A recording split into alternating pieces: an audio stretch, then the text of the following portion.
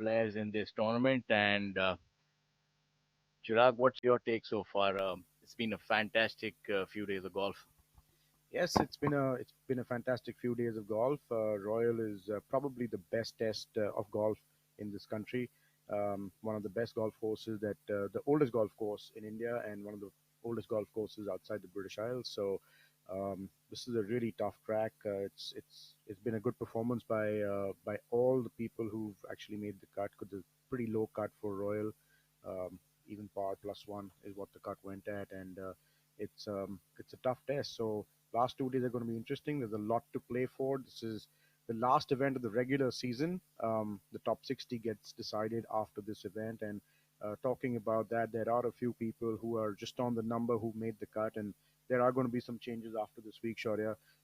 But before we go any further, just a few points regarding this tournament. SSP Chawrasia Invitational 2022 presented by Take. This is the 20th event of the Tata Steel PGTI season. So we are going to be doing 21 events in this season, which is a really, really good season for PGTI. This is the inaugural SSP Chawrasia Invitational, the last full field event of the season, which will decide the top 60 on the PGTI Order of Merit. The purse, as Shaurya said, is 1 crore. It's the second event to be named after an iconic Indian golfer following the G. Milkha Singh Invitational, which is also sponsored by Take Sports. The par for the course at RCGC is 72, um, two par fives and two par threes, a little different to most other golf courses, which have four par threes and four par fives. The tournament has a field of 126 professionals to begin with before the cut was applied. It's a stellar field for the tournament this year. Features the host, SSP Chawrasia, along with other leading Indian names, including Anirban Lahiri, Gaganjeet Bhullar, Rashid Khan, Ajitesh Sandhu, Viraj Marappa, Veer Alawat, Karandeep Kochar, Chikka Rangappa, Udayan Mane, Yuvraj Singh Sandhu. He's the current PGTI leader in the rankings. Manu Ganda second on the Tata Steel PGTI ranking, to name a few. And Yuvraj and Manu have a record 5 wins to their name this season. And they are both up there again this week. So this has been a fantastic year for Manu and Yuvraj. And it's going to be interesting to see that who wins the race to number one, which is going to be decided next week at Jamshedpur at the Tata Steel PGTI year-ending tour championship. So everything to play for this week, Shaurya. Absolutely, Chirag. That's a lot of good information for our users as we have a look at that really nice graphic which shows you, not yes, and the trajectory has been the same. Talking about the race to this number one rank, you definitely won the race in this studio, my friend. You reached 5 minutes before me, and you're always punctual. That's what we like about Chirag Kumar. He's steady. He's safe as a house. You can put your money on him. And well, I always stay true to form. And looking at some of the scores here, they've been just fantastic. And we're seeing the heavy hitters tee off. We saw Shamim Khan. He's a numero uno in his own right. He's the highest earner on the PGTI ever, and has been a number one on, I believe, multiple occasions.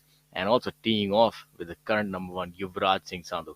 Fantastic group. And the third player in that group, just give me It a is N second. Thangaraja, I And believe. Thanga Raja from Sri Lanka. So, bevy of players, and we also have the international flavor here. So it's been a fantastic weekend to see the likes of Anirban Lahiri, Gaganjeet Bhullar. These guys are the heavyweights of Indian golf.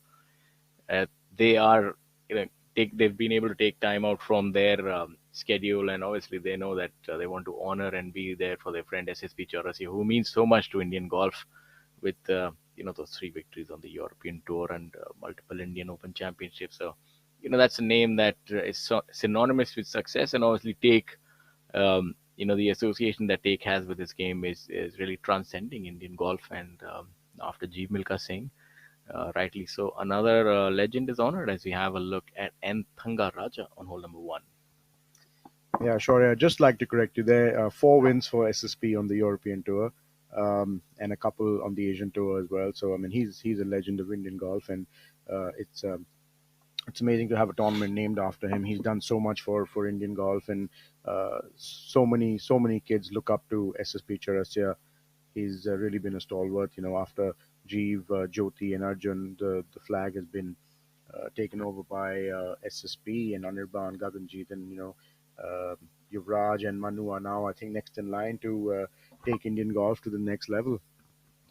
Yes, absolutely. They've taken it to the stratosphere, and now I think only great things are to come as we have a look at Thanga. This not the kind of start that he would have been hoping to have. Obviously, found himself between hell and high water, so as to speak, early in the morning. That's not the way to start your round, but as they say, you roll with the punches.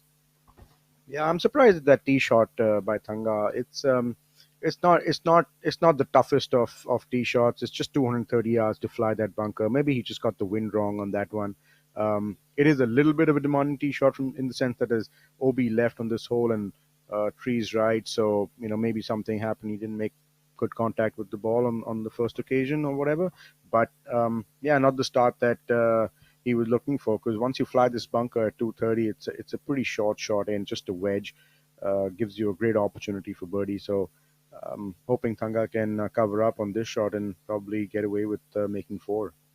But as they say, always look at the bright side of life. At least he's in the fairway now, if not one, but two. So Better late than never. absolutely, that's my motto in life, and he's right in the fairway is Thanga, and I'm pretty certain that given his game, especially from inside 100 yards, he's able to put a lot of compression on that ball. And the way this golf course is playing this week, fantastic conditions. You couldn't have a better layout for this grand event. Perfect manicured fairways, and the greens are quite receptive.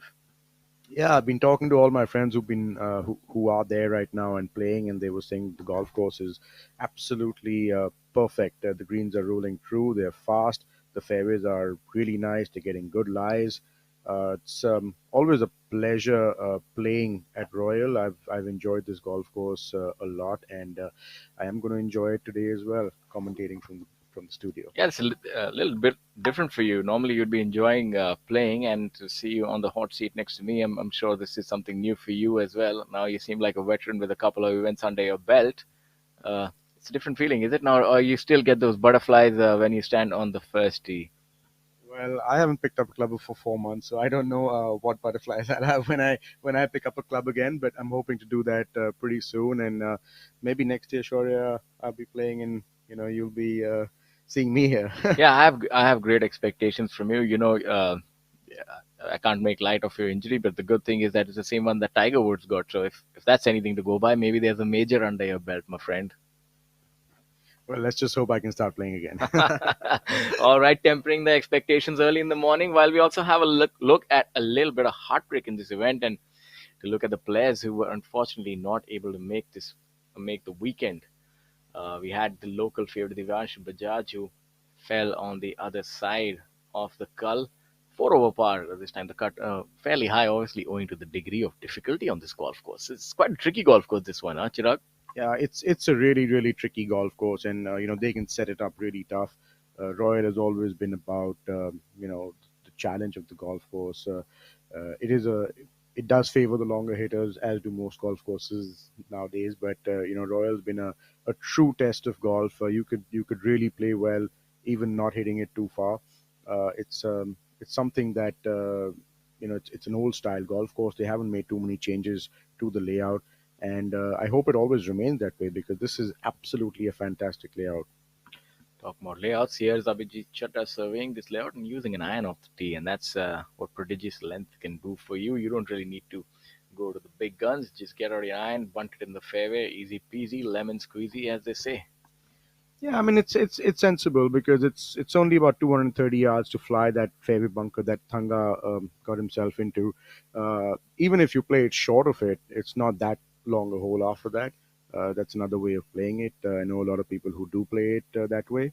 But yeah, I mean, if you fly that bunker, then you have nothing more than 100, 110 yards left. So it's really a birdie opportunity. I would think Abhijit would fly that bunker with whatever club he has in his hand. He's quite an aggressive player.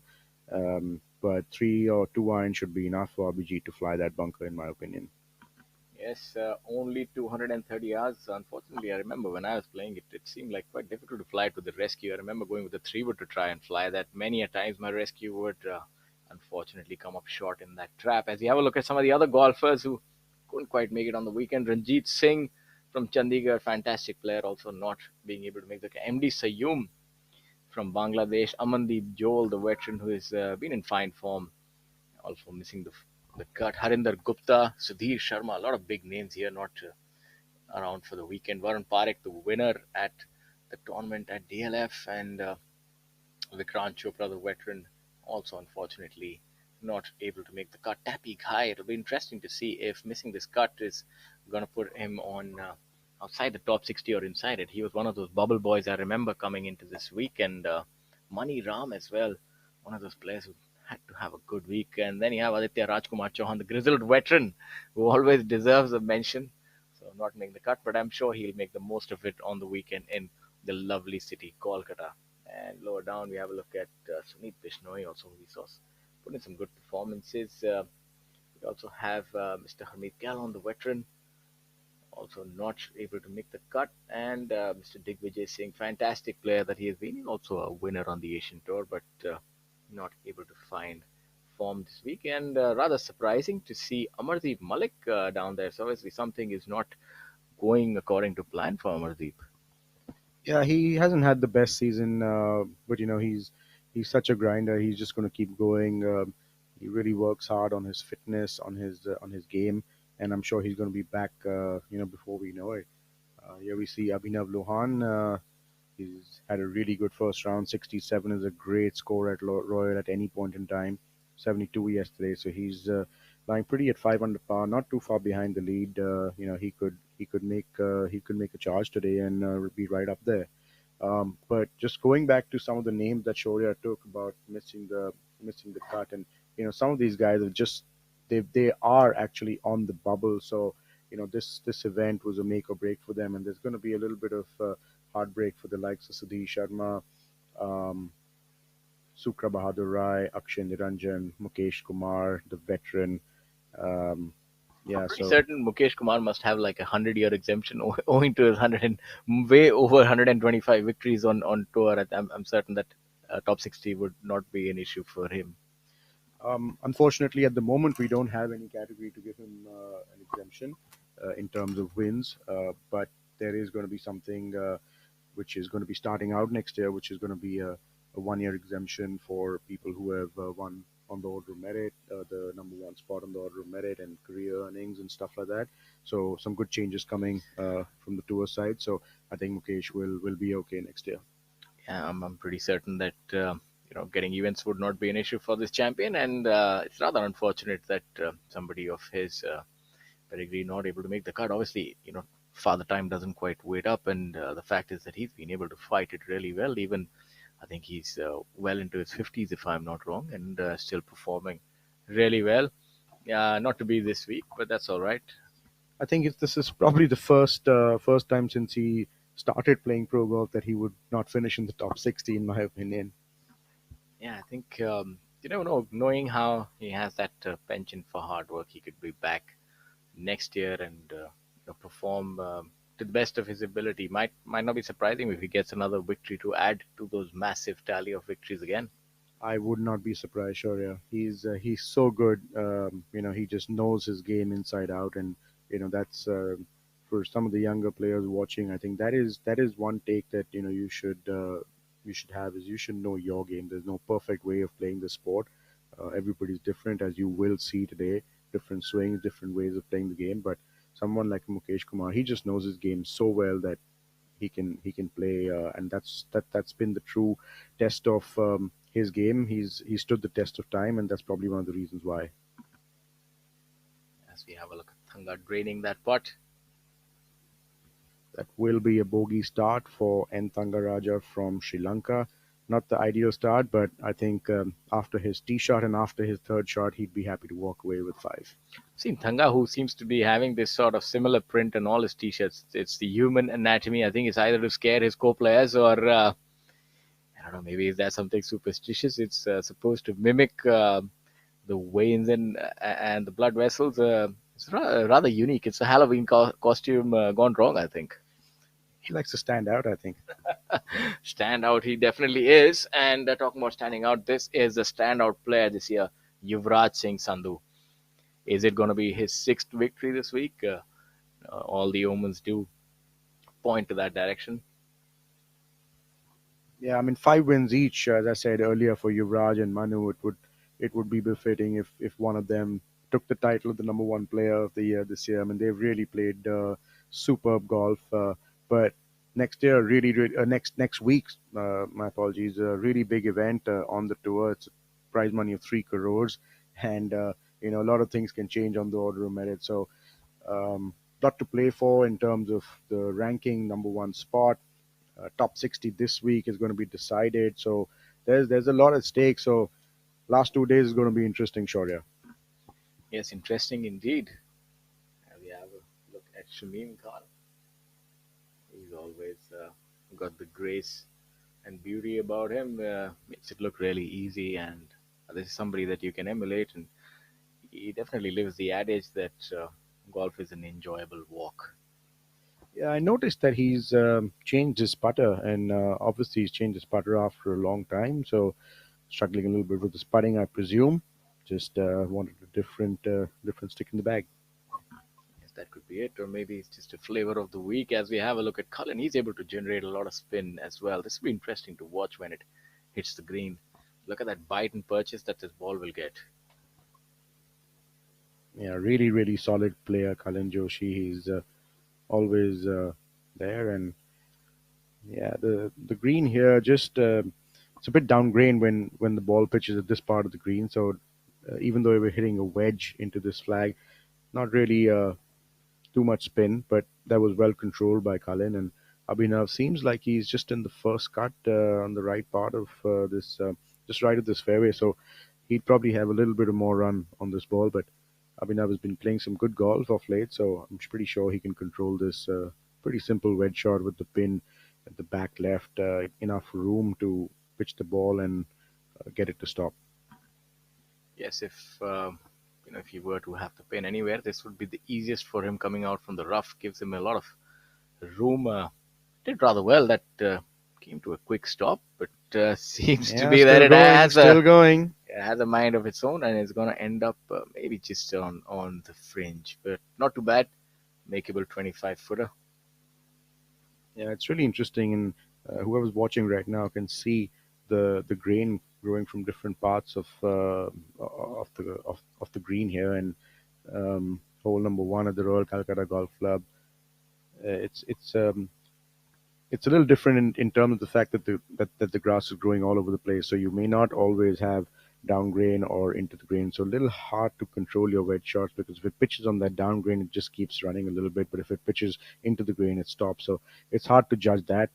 Abhijit got this ball to stop, and you can just see that it's a little into the grain where he's hit it, and a little down grain where Abhinav hit it. That's why the extra run there and a little extra stop here. And there you can understand. So the next time that your ball does run off on the green, it's mostly going to the grain, and maybe a little bit thanks to your technique and your implementation of the shot. But as they say in golf, a good golfer never blames himself. He blames his tools. So, uh, Or the green. or the green in that case. But I was just wondering, Abhijit Chadra's iron was good 50 yards ahead of that bunker. That's a monstrous iron of the tee. That 3 iron would have traveled about 270 yards, or maybe then some with the roll, because he barely had maybe about 85 yards coming in. Yeah, so once you fly that bunker, it catches this ridge which just keeps running downhill. So you can gain an extra 20 yards or so by flying that bunker. So it's not only about flying at 230 yards, the effective result is about 260 yards after you fly that bunker. As we have a look at Veer, another prodigious golfer, he's able to get the ball really out there. And on the topic of distance, it seems like the leaderboard is littered with players who like to hit the ball far. This is the creme de la creme. What a group! Manu Gandas, Anirban Lahiri. That weight, the weight of that name, the victories under the belt, and now him playing on the Live Golf Tour as well, and doing fantastic there after having played major championships, winning internationally, coming back to play his friend's tournament. Speaks volumes about his commitment to Indian golf. Yeah, it's really nice, to have the likes of Anirban coming and playing this tournament, and they will be playing next week as well, Anirban, Gaganjeet. So it just elevates the whole status of the tournament, and I think most of the guys who are playing internationally always make it a point to come and play tournaments which are hosted by their friends. So, G Milka Singh and this tournament as well, hosted by SSP. I think these are really big events, and a lot of the guys come out and play it for their friends. I like his shoes. Seems to be a little bit of a change for Veer, going with those Miguel Angel style shoes as we have a look at Anirban Lahiri, Bansta. Yeah, Anirban probably coming and playing at Royal after I would guess about 8 or 10 years. Seems like he's going with a three wood, not a Yeah, he's rescue, I probably think. going aggressive today. He wants to win this tournament. Yeah, I'm pretty certain that's the only reason that he's here, and similar shoes as well. I think this is the fashion now. Yeah, Anirban always stands out with his shoes for sure. Well, amongst other things as well, especially that ball striking that he possesses. Look at that confidence. That's a player who's an international player, just standing on the tee, executing, not really worried about where the ball goes. There is definitely an air of confidence around him. It's like watching the World Cup, and you see some of those top players. They do have something extra in the tank. But obviously, Manu Gandas is that's something that's not going to bother him. He's a man who has ice in his veins, and it's going to be a fantastic final round. My apologies, penultimate round today. Yeah, and Manu and Veer are our best friends. They've been roommates for years. They play together at the DLF Golf and Country Club. Very very good friends and close friends. So this might be a good thing for someone like Manu who's trying to win the Order of Merit, and it might work in his favor. Well, you're telling me they're friends, and as they say, two, three is a crowd to his company. So you never know if Anirban Lahiri could find himself out of this much wanted group, and they could use a few mind games on that champion. But I say all this in jest. I'm sure that they'd want to learn a lot from Anirban Lahiri and pick on his brain and try and see that they can also get some of that gold dust. And they're fantastic players in their own right. I think Manu and Veer uh, also have similar ability, if not better, to be honest. I think Manu Gandas, if you look at his ball striking, the way that he's able to carry himself and the way he handles pressure, it's just something which belies his age. I've not really seen anyone that young, and he doesn't really get perturbed. Yeah, he's quite a finisher. When he gets into the position, he never really lets it go. And so is Yuvraj actually. He both of them they've been outstanding this year, and it would be nice to see them take their game to the next level and step out and play a little bit more outside on foreign shores. And here we have Abhijit Singh Chadda birdie putt on the first hole.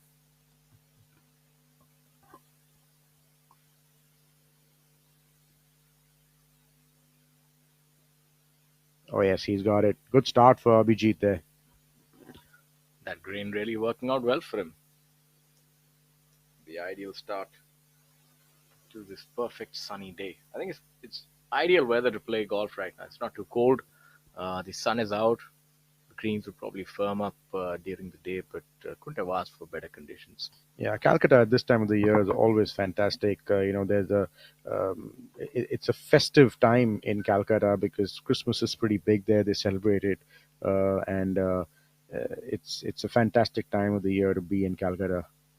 Just have a look at Abhijit's putt there again, just dropping in. So fantastic start for him, and he'd be looking to just consolidate on that start, moving to six under par, three shots behind the lead now.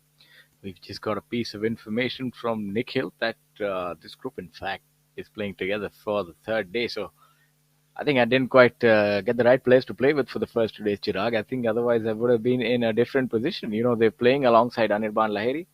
And Anirban Lahiri is also, lucky to be playing alongside such good players. And all three of them have been able to elevate their games and be in that position. So it makes a lot of difference, the kind of players that you play with and how that can affect the proceedings of the day.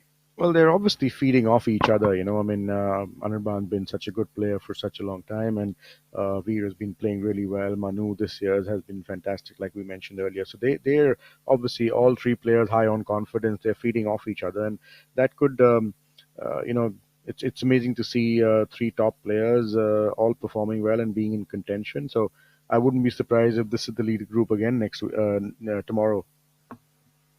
Yeah, not if the chasing pack can help, but Yeah, fantastic. This is a mouth-watering prospect. Seriously, this tournament at this time, and you're seeing that this year the leader is at such an amount of prize money. It's really a, these tournaments have provided a fillip to Indian golf, and you're seeing it going from strength to strength now. Yeah, Anirban yesterday was a little low on energy, and I think these guys helped Anirban out a little bit by giving him some bananas and stuff. So good camaraderie out there, and that's how the sport should be played. Look out for each other, your friends on and off the golf course, and that's the beauty of this sport, that you're playing against each other, but you're also rooting for each other. And this is something that we've seen over the years. And a good shot there by Manu, about 15 20 feet left for his birdie. So he would be looking to maybe make that putt or just get off to a steady start. He's not the kind of player who gets too excited. He just keeps going about his business, and he's been so steady this year that you cannot rule him out of anything. Here we have Anirban, second shot coming up on the first hole. I would think it's just about 100 yards or so left for his second shot, and um, I'll put my money on this one going close. Yeah, I think that's a safe bet.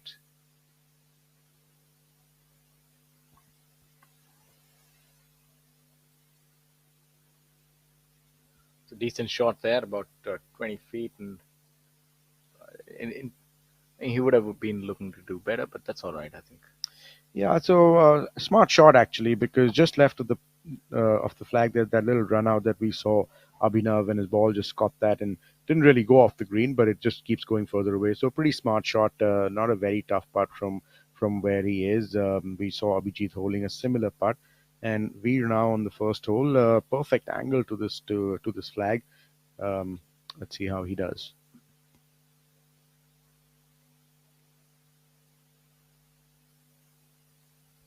We saw Abhinav Lohan get a little bit of spin from that rough, and I think he's been able to do that as well. That's strange that the ball is sort of spinning more from the rough as opposed to the fairway. Maybe the way the rough is set up right now, or something, as they've both been able to pitch it in the dark side, the grain being against. Maybe that has obviously helped them spin the ball a little more, and he'll also be able to go to school on an advanced putt there.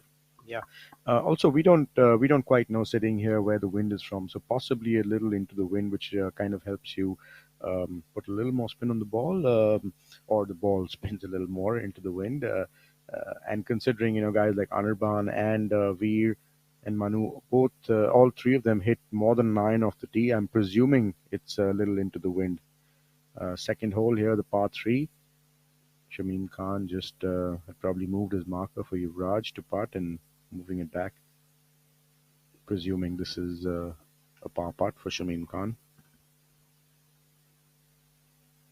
A lot of good players this week. As we just go through some of the scores, we had N Raja at 4 under par. Then you have Kalin Joshi 6 under par. The host SSP Chawrasia at 4 under par currently. We have Rashid Khan at 2 under par. Gaganjeet Bhullar, that name is synonymous with success, 3 under par. Ajitesh Sandhu, who's also was number one for the longest of time, but didn't quite play too many events, so he would be looking to wrestle for that spot again. And lower down the leaderboard, you have Chika Rangappa, Karthik Sharma, Pukrat Singh Gill at 1 under par, C. Maniappa, Indian Open champion back in the day, and then you have Viraj Madappa, youngster, fantastic player, Udyan Mane, the Olympian, Shankar Das, former number one, Adil Bedi, the phenom, who really did need a good week this week, given the fact that he was outside the top 60, should be able to secure his card. Then you have Mithun Pereira, the golfer from Sri Lanka. So a lot of pedigree, and capped off by Gaurav Ghai, the champion 26 years ago, on that shot that was heard around the world, at least around the subcontinent, at the Western Gartgill Masters 18th hole from the right hand side of the green, chipping in. That was a shot that actually I started my journey in golf, and when I saw him for the first time, it was a larger than life moment for me. I was like, this is Gaurav Ghai, the flesh. So fantastic that he's been able to roll back the years, and here he is. Yeah, what a fantastic shot! It kind of resonates in everyone's memory, that shot. And I was there watching him, and the crowds at that time were just unbelievable. I was lucky enough to get a peek at that shot, and Gaurav, such a nice guy. He's really stood the test of time as well, and he's nice to see him playing, and nice to see him playing well. Having a look at Manu Gandas's putt, should break a little bit maybe to his left. Looks fairly makeable. I guess when you see it on TV, everything looks easy. It's easier sitting here. Absolutely, that's what they say. Those who can, and those who can't talk about it. I'm obviously just talking about myself, Chirag, not about you. You've been besieged by an unfortunate injury, which, as we talk about it, injuries are the bugbear of each professional, and they just sort of creep up on you when you're going well, and it's like one of those things when you're driving on a road, you never quite know. You're at an intersection and you get hit by a lorry. It's almost like that for a sportsman's life, that it gets derailed when it's going so well, especially for somebody like you. Um, you know how you would be able to handle this time and recovery, recoup, and play again will really be determining the next phase of your career. Don't you think so? Yeah, I mean, it's too soon right now for me to comment on how that's going to go, but I'll be looking forward to coming back and playing pretty soon. Rehab is going to be important, um, so it's already started, but I've not picked up a club in 4 months, so looking forward to the time when I can start playing again, and hopefully I'll be out there competing with Anirban and Veer and Manu. Yeah, I'm certain you will be. As they say, beware of the golfer, beware of the injured golfer. But I'll change that a little bit. Beware of the recovered golfer. I'm certain that you'll be firing on all cylinders sooner rather than later. As we have a look at Anirban, that was a good putt. Give that a run. Yeah, so I think looking at his mindset today, going with a 3 wood off the tee and then the pace on that putt, getting aggressive, his mindset is clear. He's going for it. He's wanting to make a charge early today. I think for him, this would just be an easy outing and just looking at just enjoy the game of golf. That's another thing. It's he's playing at such a high level and he's coming back here. Obviously, he wants to win, but I often wonder how players deal with that pressure as well. When he's so good, he's supposed to show up and show your best. It's like when Tiger Woods came here, I think about 7 or 8 years back in Delhi Golf Course. One thing that struck me that at the end of the day, you're still human, right? You might be a great golfer, but you're a great player. You hear everybody is expecting fantastic things from you. That puts pressure. And if I remember Tiger at Delhi Golf Course, I mean that's if you're talking about a conundrum, that's you can think of Delhi Golf Course. You land up, you're looking at a golf course which is tree lined, which the fairways are narrow, there's bush on either side, but still he played a stupendous round, 8 or 9 under par, and that day I realized that this guy is something else, hitting drivers on those narrow fairways, and that's just shows you that the best actually know how to take their trade and perform anywhere they go. Yeah, well, a golf course like that, sometimes when you don't know where the trouble is, it's a lot better. I'm sure he would have played it slightly differently in a tournament than what he did. But I think he made 10 birdies that day, shot 9 under par. And the only bogey I remember he made was because he didn't have a line to hit on because there were so many people standing on the 11th tee that he had to take it out a little right. So that was the only bogey he made. Took a penalty drop and made five. So it was amazing sight to see. But yeah, coming back to how this conversation started about Anirban coming back and playing over here, he's a competitor. He wants to win wherever he's playing, and that that's just his nature. He never gives up. He's such a fighter, always has been, and he wants to win. He just wants to win. Yeah, it's unfortunately there are a lot of other players who want to win, and the one with with the ability, the perseverance, and the skill and the pedigree is the one who's gonna emerge on top. So it looks like Anirban Larry definitely thinks and wants that to be him, but it's not gonna be so easy. The other ones, Manu Gandash is understated confidence. He's a man that doesn't really let up and doesn't really show much, but believe you me, he's like Rocky Balboa in Rocky Four when he's going up against Ivan Drago. So he's definitely the underdog right now when he's facing up against Anirban Lairi. And there are a lot of other contenders, mind you, Abhijit Chadha. This man can hit that drive 350 yards. We saw him winning that long drive competition, and that was a fantastic drive by him. 318 yards on the fly. So that kind of distance, having that in the tank, will really come in handy on this golf course. Royal is a long golf course, only two par five, so that's quite a unique characteristic here. Makes it difficult for the players to really score on this golf course. Yeah, that's one of the reasons why scoring is a little higher than some of the other golf courses, because the par fives, and especially now with the way people are hitting it, present an opportunity to always make a birdie. And Abhinav draining that long putt in on the second hole, so good start there for Abhinav Lohan. Par birdie, he moves to 6 under par alongside Abhijit Singh Chadda, and now in third place. We're seeing that. I don't know if my memory serves me correct. The second hole back in the day used to be a different green. I mean, there are two greens here on this hole. So are they changing and playing different greens, or have we just moved to this one for good now? Now, this is the green that's played for good. This is the left green, slightly tougher hole, slightly longer hole. Tough tee shot actually to keep it on the green, and a very, very narrow front part. So this is a relatively easier flag today, Shaurya, on this green. I think tomorrow it's either going to be front left or it's going to be back right over the bunker where there's really not much room. So I think this is a pretty accessible flag today. I know it's a little early in the day, but if you were to pick a champion, who's it going to be for you? Who are you going to put your money on if you're looking at all these players? I know that Anirban Lahiri might seem like the prudent choice, but if you were to go with a player, and if you were to go with a number, I know I'm putting you on the spot early in the morning, Chirag, but that's what commentary is all about. Well, I would say 15 under.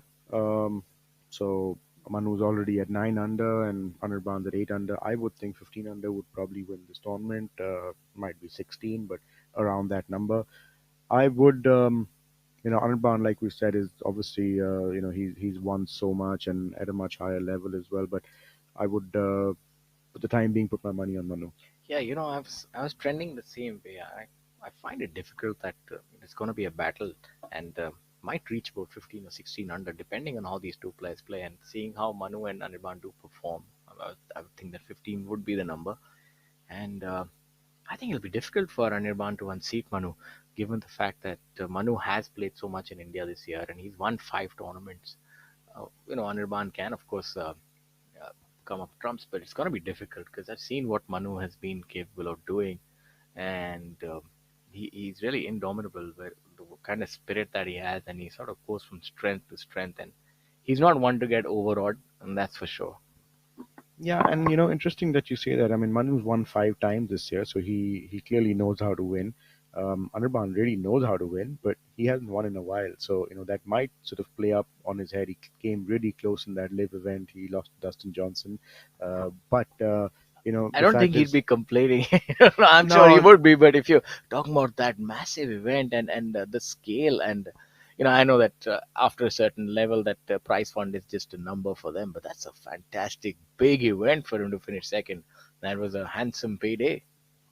yeah, a little different format, so but talking about winning, you still have to finish it off at whatever level you sort of play at, and not taking anything away from Anirban. But like I said, Manu's won 5 times this year, so he's on a high. He really knows how to finish it out at the moment. It's going to be tough to hold off someone like Anirban, but my money currently is going to be on Manu. The dark horse, my apologies, dark horse is going to be Yuvraj Singh Sandhu as well. I know he's a little further behind at 4 under par, but knowing that how he has the ability to really turn it on when it's required, that he could be there in there as well in the thick of things. He really does have the ability to reel off bunch of birdies. He makes them in droves when he does.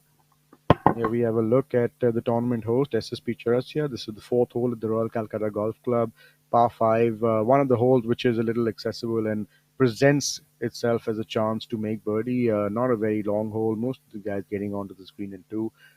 So this is the hole that you have to take advantage of. SSP, new technique of reading greens there. I think he's been employing the aim point method a little bit. And seems to be a improvised sort of technique with maybe semi squatting over it, and I think anything that works, and it's his home golf course. the diminutive man from Kolkata, slightly built, but does pack a punch. Still able to hit the ball a decent distance, and that's something because he has that fantastic swilken swing. He really does rotate on one axis, and when he's on song, there's no better iron striker in sight. Yeah, he's worked hard on his fitness as well. For those of you who are seeing him after a while, you'll notice that he's a little more muscular now than what he was. So he works hard on his fitness. He's put on some kilos in the gym.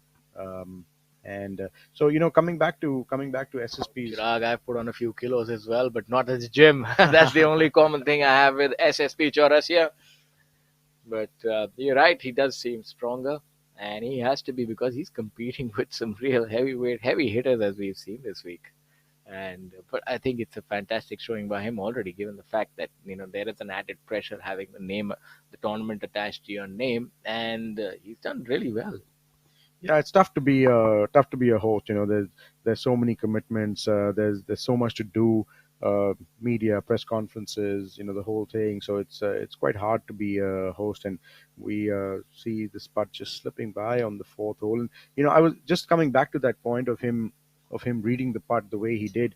I mean, Shaurya, what's your opinion and what's your take on this? I mean, this is probably his home course, or for any other player, playing a tournament at your home course, and then all of a sudden, you start emphasizing on the read where you would, kind of know the break, with your when you get there, you already know how this putt's going to react, and then all of a sudden you start seeing the line, and do you think it kind of plays in his head or any other player's head? Yeah, to be honest, that thought did come across my mind, but I thought that he's such a good player that maybe that's a comment that best I reserve to myself. But I feel that when you're playing on your home course, it's kind of just it's like the back of your hand. You just stand there, you know it, but maybe that's a routine that he wants to stick to.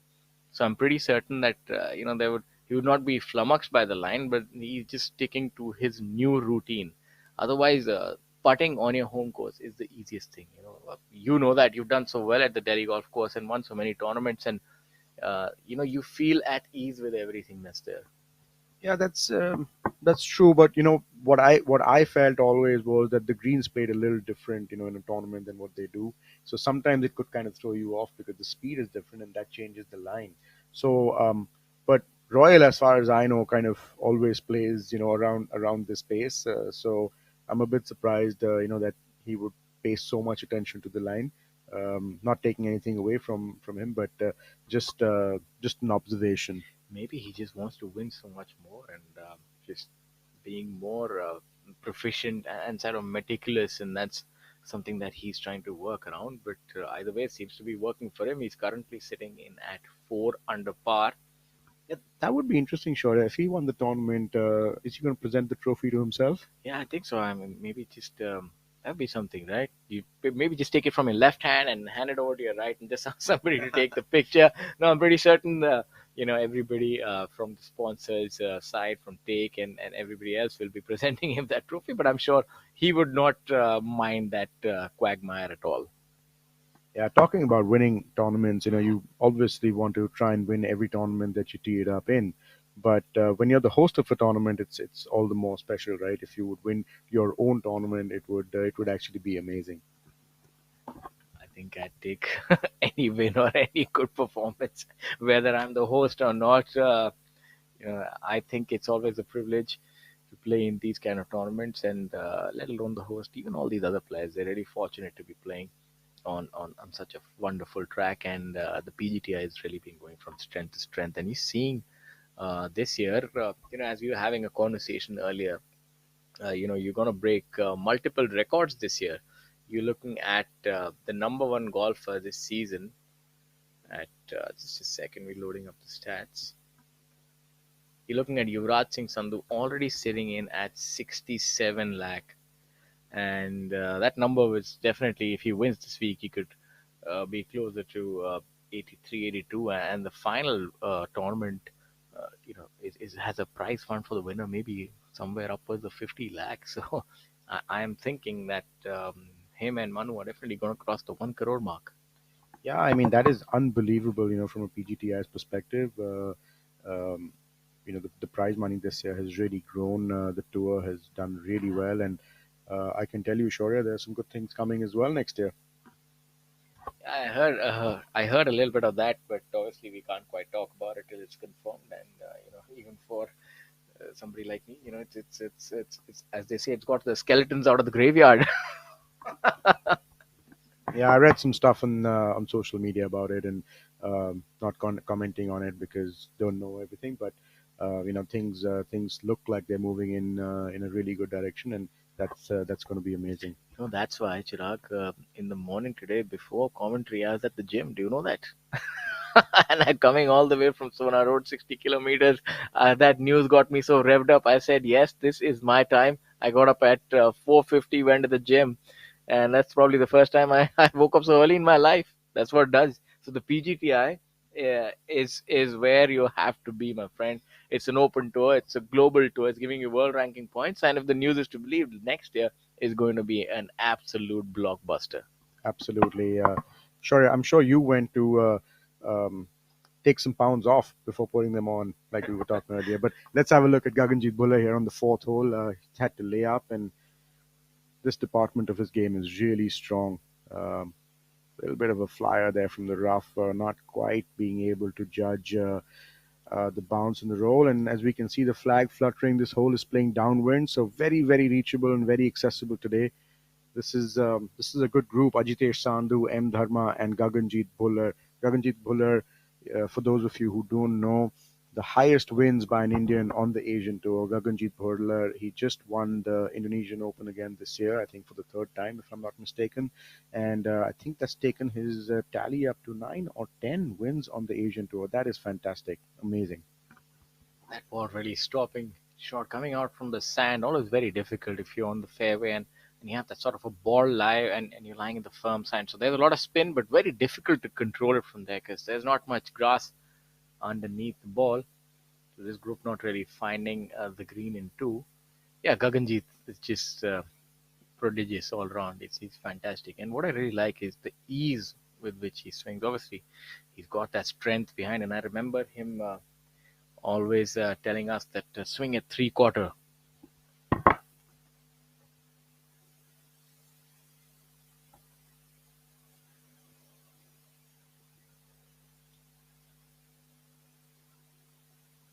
Just having a look there again at Gaganjeet's third shot on the fourth hole. Just maybe caught a little bit of a flyer from the rough and not being able to predict how quickly this ball's going to stop. But birdie chance, nevertheless. Wouldn't be surprised if he rolls that one in. Yeah, that's a good shot. Nevertheless, it's maybe inside 10 feet. I would say that he executed it rather well. And the green's obviously a little firm, quick. Uh, but I think that's probably 9 on 10. What will you give that from there? I mean, I'm sure he would have liked to leave it short of the hole, give himself an uphill chance because this is going to be a slippery left to righter for birdie and not the best putt for a right-handed golfer. So I'm sure he was looking to leave it just short of the hole and give himself an opportunity, an uphill cut. But nevertheless, you can't write that putt off, and you can't write him off from making that putt. Look at that replay for M. Dharma. That lie, a little bit of a mini explosion, almost like a bunker shot, and see how quickly that stops. Obviously, he I wanted that to release a little more. Talking about fitness, Dharma also looks like he spent a little bit of time. He's looking in fine fettle. He's definitely looking at a lot fitter than normal than usual. So obviously these players are putting in the time because they know these two events are the one. I don't think you can ever remember a time where 2 weeks on the trot you're playing for a prize fund of 4 crore. That's a lot of money if you're talking about the Indian context. I mean, I know it's a little bit of an exaggeration, and I might wax on eloquent about it, but this is the best domestic tour that is open internationally as well, right? Only a few, maybe the Korean tour, but that's still. I mean, how would you compare it with some of the bigger tours globally? So, firstly, for any tour to have world ranking points, it needs to be open. And Korea, Japan, they've been open to us for a long time. Um, but it's amazing to see the PGDI moving in that direction, and the prize money is growing, the number of events are growing, and you can see that some of the top players are coming back to play these events, which is great for Indian golf, and that's how the sport's going to grow. Yeah, I mean, there is obviously the pull of competing amongst the best, but the good prize fund never hurt no one, as they say. So they know that if they play well, there is a good payday in the offing. Yeah, and I think that's important from the perspective of the youngsters as well. For them to get a little more focus, for them to get there's a real opportunity out here now, and it's only growing. So it's amazing to. I'm excited about what's going to happen with Indian golf in the next few years. He's talking about exciting things. This man, really, he's the he's the epitome of grace, and the way he swings that club, effortless. It's always he sort of improved over the years. Very measured, calculated. He reminds me of his swing. Obviously, reminds everybody of Adam Scott and the way he carries himself as well. Obviously, I think he's been able to sort of get that persona, and he seems rather cool under fire. I've seen him, especially in difficult circumstances in tournaments when things have not gone his way. He never gets too flustered. I remember myself or anyone else, if you make a double or triple, you really do get angry, get down on yourself, maybe throw a club or do something, but don't quite see that. He's still in the same form. Yeah, always been very calm and composed. Ajitesh really manages himself well on the golf course. Let's have a look at that birdie putt of Gaganjeet's left to right. As he got it, oh, just slipped by. I think a little extra pace on that. Didn't quite turn. So an opportunity missed on this fourth hole, playing downwind, and Gaganjeet with the kind of power he has, he would have been. He'll be really disappointed with not making birdie here because it's probably nothing more than a long iron for him today. Yeah, I'm certain that he would be really thinking about this golf course. When you look forward to the rest of the holes, they're not really birdie holes that you think of, and you can't really comfort yourself that maybe on the back nine I'll have a few opportunities to make birdies. This golf course kind of takes that away from you. Mentally, it's a lot more challenging because if you think about it, I mean, there are not many holes. There's not a single given birdie hole where you can just stand up, even a long hitter, just hit a big drive, and yes, it's guaranteed. So it's very difficult. Even if you look at a hole like five or six, six is such a tricky hole. You have to fly that bunker, and then that green is narrow. So I found it one of the most difficult golf courses Royal in India. Yeah, yeah, absolutely, without a doubt. But talking about the holes presenting themselves as opportunities for birdie, I think there are just a few more on the back nine there are on the front nine. So I think if you can uh, get away, on that stretch from 6 to about 11, you've done well. Those are the tough holes, and 13, of course, one of the toughest par threes. M Dharma making bogey, unfortunately making a three putt, and that's that's going to be a really big blow. Yeah, he really made a meal of that hole.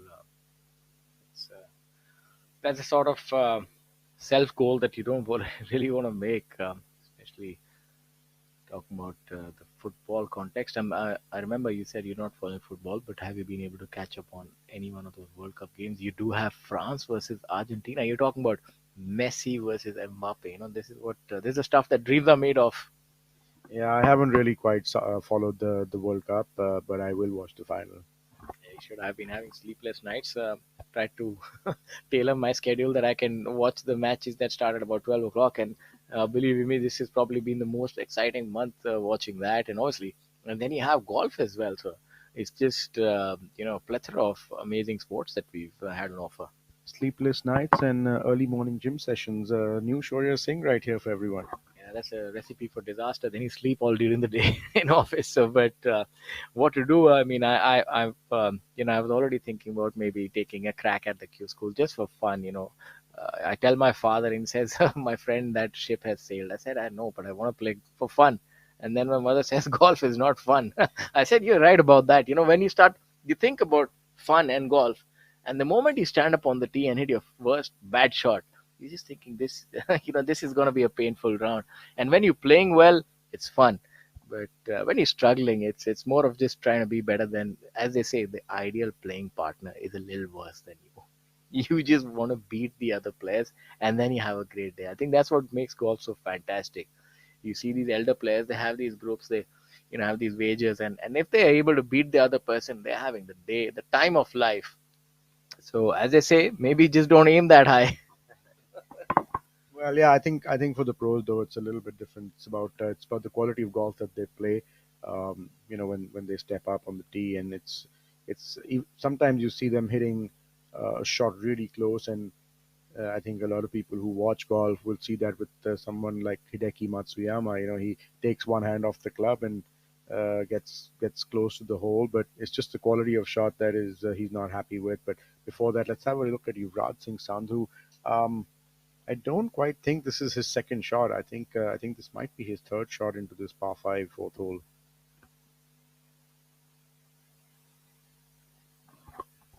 I think might well be his second. He's coming up from behind that hazard. No, Actually, no, you're right. he Because can't he hit it was that far off the tee. That he. that hazard is really beyond anyone uh, anyone's reach.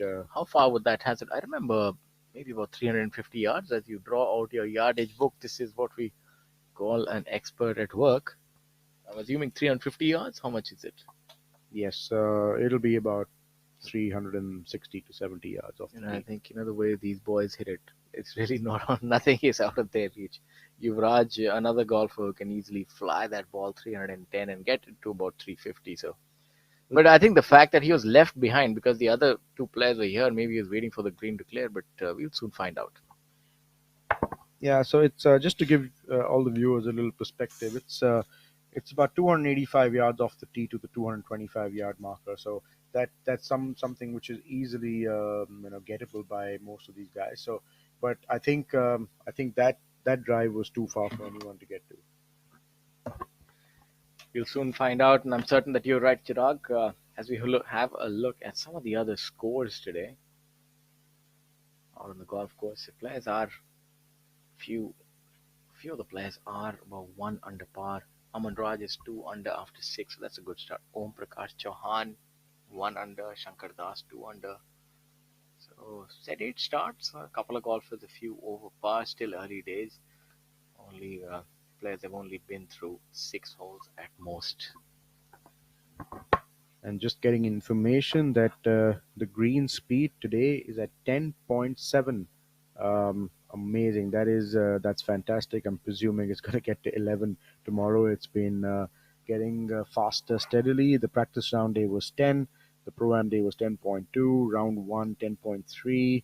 Round 2, 10.5. And round 3 is 10.7. So I'm pretty sure the guys out there at RCGC are looking to make it at 11 tomorrow, and that will be just amazing to for the players to play on and for the viewers to see. I mean, we don't really see speeds of 11 around this part of the world, so that'll be really really amazing and commendable. For the all the people working on the golf course at Royal Calcutta Golf Club.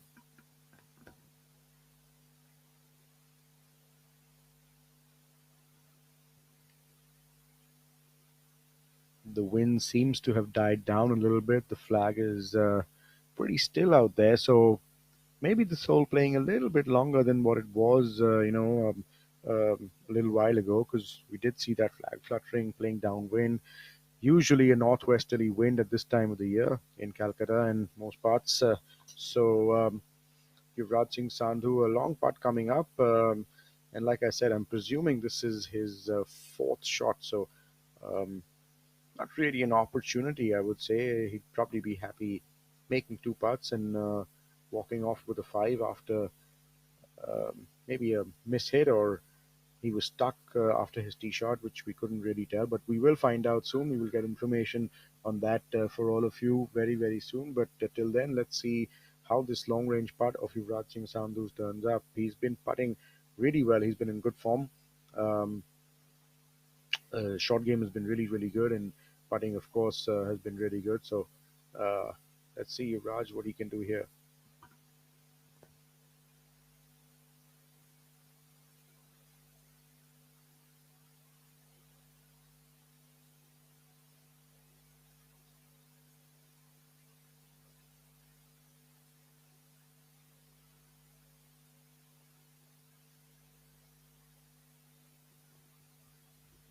So still hitting his putts, and that's a key. You got to be still while hitting your putts. If you move around too much, changes impact, changes speed.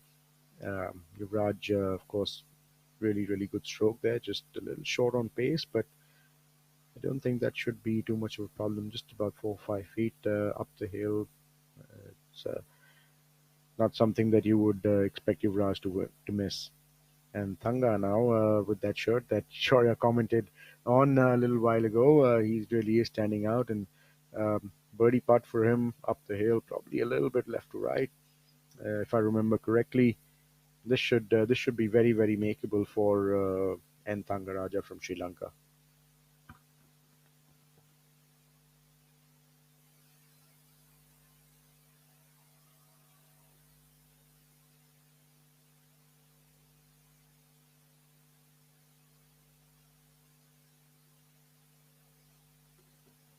Just a little just a little quick there, for Thanga. Just hit a little too hard, a little quick on pace there.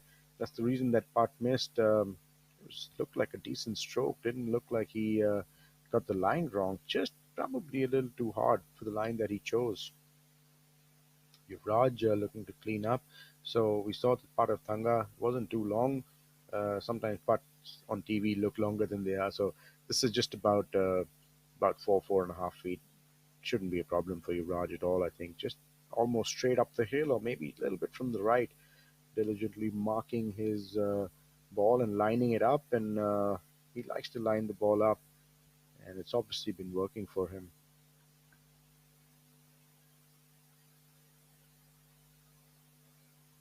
Just look at how still he'll be when he hit this putt. Just take a look at his knees. He'll keep them so still. Look at that. Yeah, well done.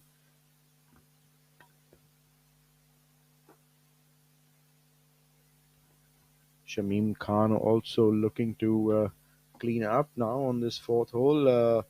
We will get information on Yuvraj Singh Sandhu very soon as to what that putt was for. But Shamim Khan looking to clean up on this fourth hole with his new putter in the bag.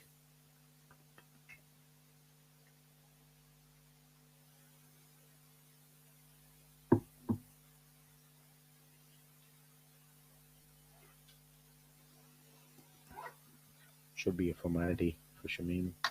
Yeah, there we go. We just saw Abhinav Lohan in the background. Seemed like he's hit a big drive in the middle of this fairway. So Yuvraj Singh Sandhu has dropped another shot.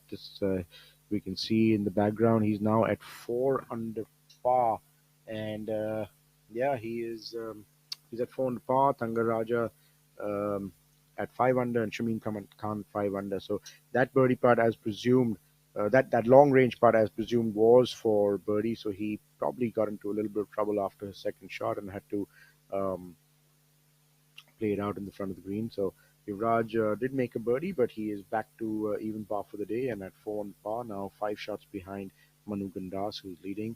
Manu Gandas 9 under par, started off with 2 pars in the first 2 holes. Starting off with 2 pars, Abhijit Chadda and Abhinav Lohan are the only ones who've made a little bit of a charge, 1 under through the first 3 holes starting out. But the guy who's really making a charge is Karandeep Kochar, 66 on day one, 77 unfortunately yesterday, but he's 3 under par through 6 holes. So really looking to make a charge today, and it is moving day here at the Royal Calcutta Golf Club. And that's us, ladies and gentlemen, your commentators. We're trying to bring you our best coverage. Yeah, excited to be out here, and we're getting to see some really good golf by all these guys playing at the Royal Calcutta Golf Club, the oldest golf course in India, and it is really playing well. I think this week really does promise a lot of exciting stuff as we're looking at some of the scores and we're looking at the golf course, how it's getting a little firmer as the day wears on. Not many birdie opportunities as we've seen a few players a little under par.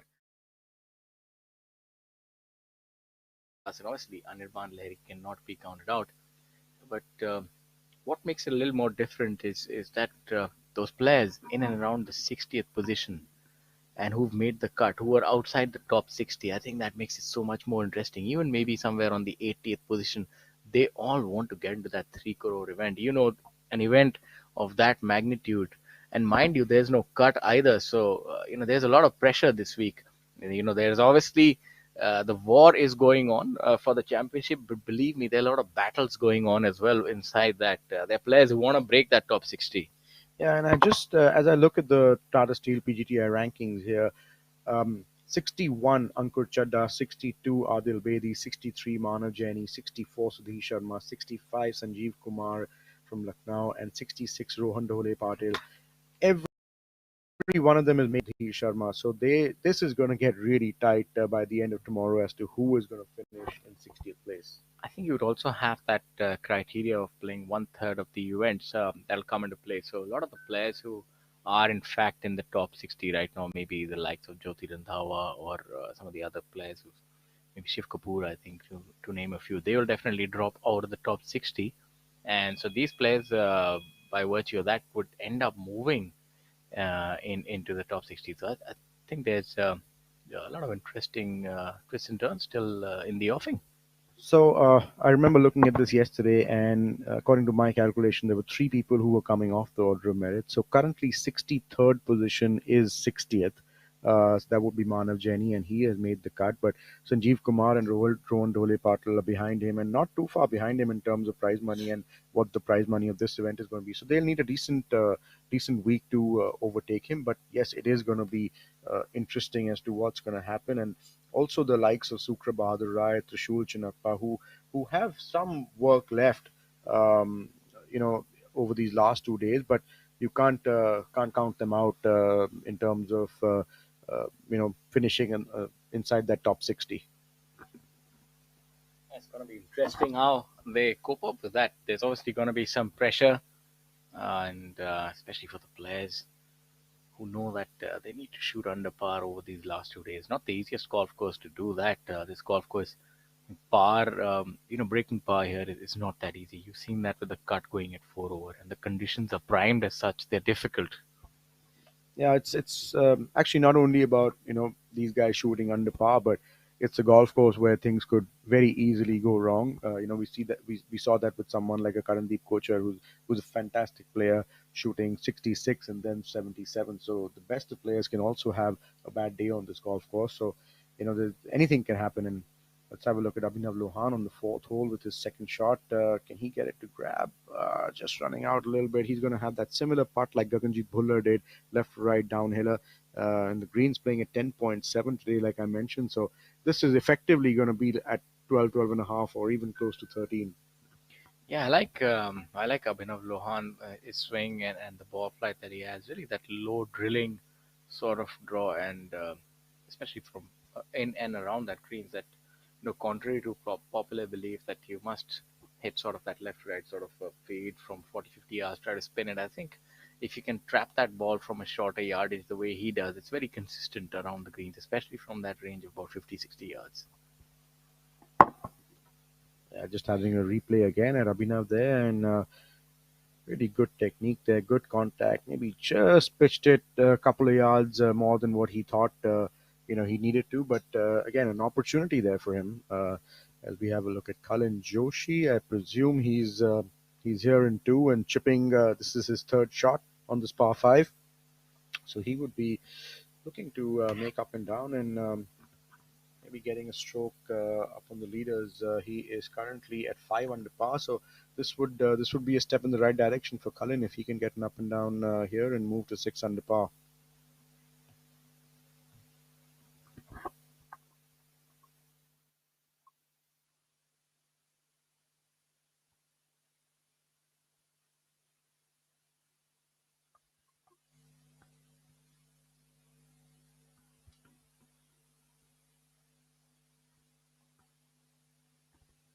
That's a good chip shot there by Cullen. Yeah, that should just be a formality for him. He's probably not even going to mark it, clean it up, and move safely to six under par. So Cullen Joshi making a little bit of a charge. He's doing really well there.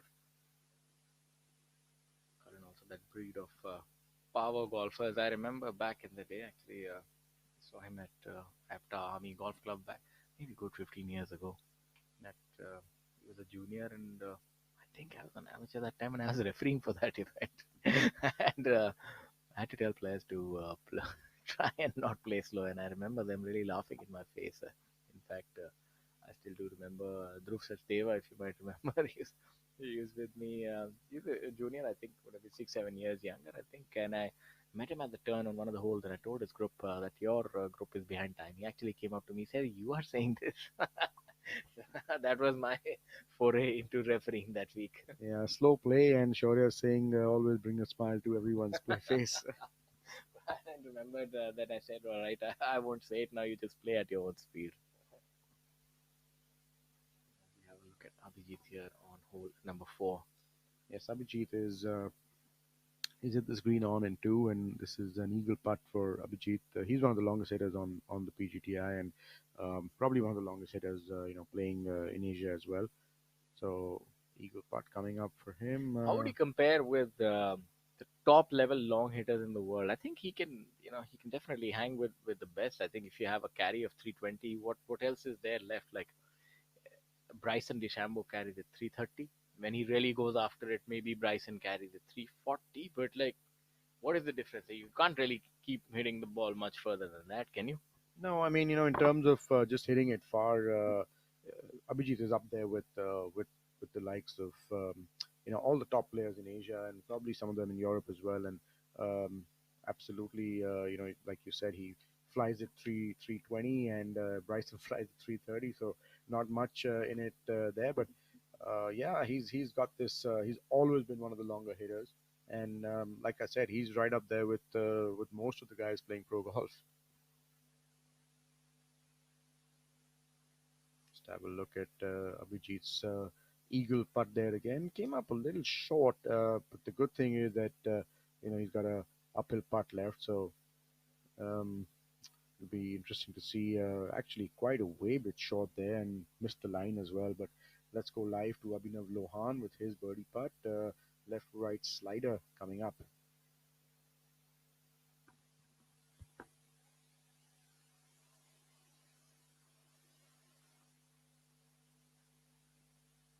Very diligent there with his routine. Always has been Abhinav, and he's actually a very good putter. Chirag, there is what we call the commentator's curse, and you seem to have done it to your friend. Are you happy now? He's a good putter. He just got up very early and out of that one, so obviously wasn't comfortable with the way he was set up, or he just didn't make contact the way he did, or something off with the rhythm of the stroke there. But you knew as soon as he hit that putt that he wasn't happy with the way he did it. Yeah, that can happen, and it does sometimes happen on left, right, downhill putts. Those are quite difficult to hold, especially if the green is quick as well. Because unless you really strike it perfect and with the speed, so it makes it quite difficult. Those kind of putts for them to drop, you really need everything to go your way. Abhijit Chadda lining up his birdie putt, and just interesting because if he makes this putt, he actually moves into second position alongside Anirban Leri. Anirban has dropped the stroke on the third hole, so he's now at 7 under. Manu has taken a two-shot lead early in this round. So Abhijit looking to looking to move into second place alongside Anirban Lahiri with this putt. Yeah, Anirban having unfortunately dropped a shot on hole number 3.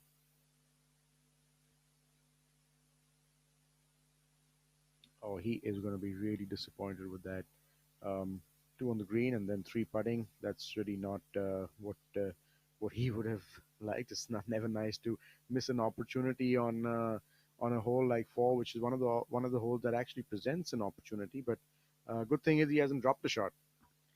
Yeah, I'm sure he's feeling like he's dropped a shot. You can see he'd be a little hot under the collar, and if I were the golf ball, I'd be yeah, a little scared right now on that hole number 5. That ball is going to be hit hard now. All that anger is going to be taken out by virtue of a long drive, but I mean, still it's early days. Abhijit can make a lot of birdies, but I'm certain that he'll rue that miss. Rather unfortunate.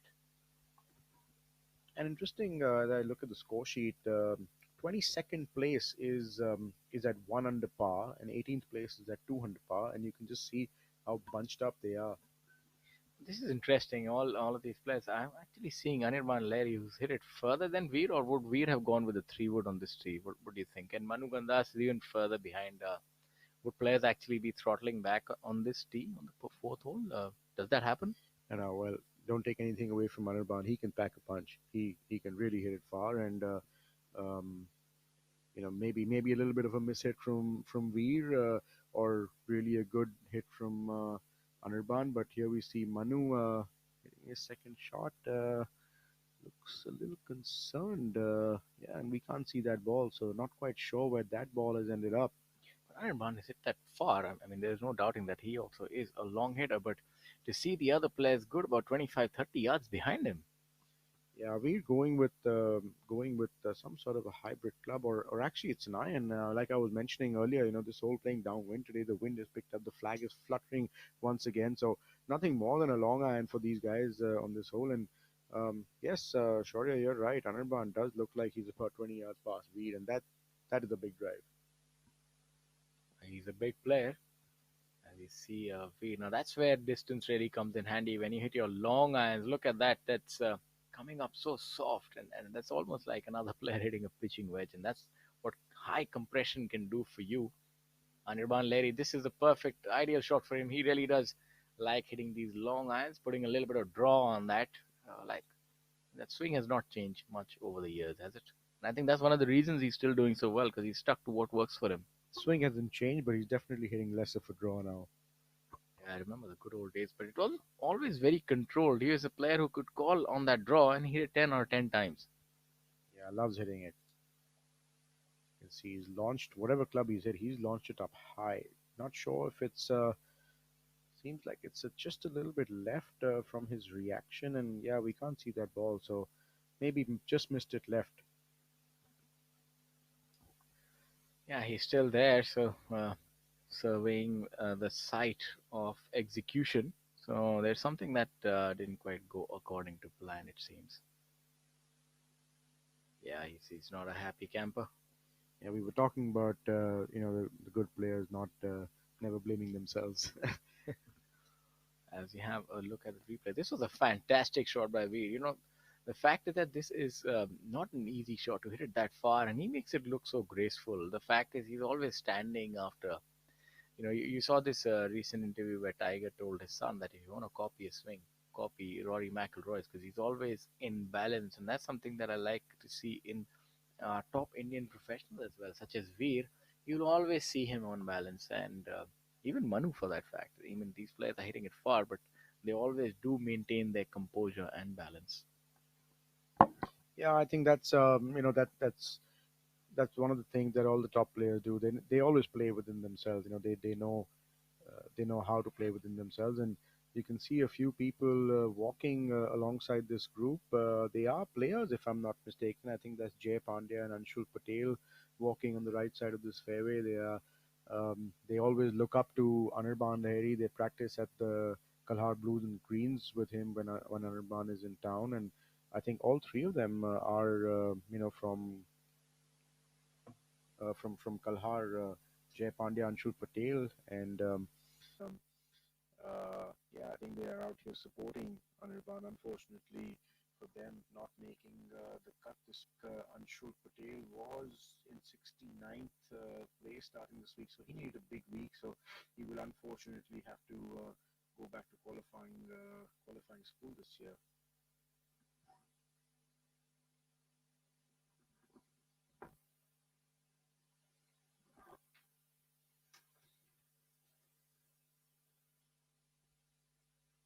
As we have a look at the players walking up towards the fourth green,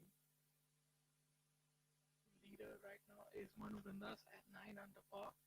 And for those of you who joined us just now, I'd like to tell you that we're live at the SSP Chawrasia Invitational 2022 presented by Take. This is the inaugural event for this championship, and it's being played at the Royal Calcutta Golf Club at Kolkata. The prize money for this week is 1 crore with over 16 lakh going to the winners. Some of the top players, top international players are here in attendance, led by Anirban Lahiri, Gaganjeet Bhullar. You have international stars like N. Thangaraja from Sri Lanka. You have Mithun Pereira, Jamal Hussain, and a lot of other players as well from overseas who are playing this week. This is the penultimate event on the calendar year. You'll have the Players Championship the week after this, and that is a no-cut event for the top 60 and invite. So the players, this was the final opportunity for those players who were outside the top 60 to secure their playing rights for the next year. And those who've been able to do that would get the opportunity to play in that season-ending event as well. So interesting times. And here on our screens is our leader, Manu Gandas. Manu currently sitting at 9 under par, and also that the fact that he's won 5 tournaments already this year, and alongside Yuvraj Sandhu, both of them have won 10 tournaments between the two of them. So more than 50% of the tournaments have been won by these two players. It's been absolute domination by these two, and it's the likes of something that we've not quite seen in the past, that you only maybe have one player having that sort of a breakout year. We saw Udian Mane the year before last, and how well he did, and how that helped him qualify for the Olympic Games. Yeah, I think he won about 4 times that year, and seeing Manu and Yuvraj almost trading blows like two heavyweight champions, and winning so many tournaments this year. Manu here coming from the right hand side of that 4th green, so you have a little bit of roll on this one. Will come on a little hot.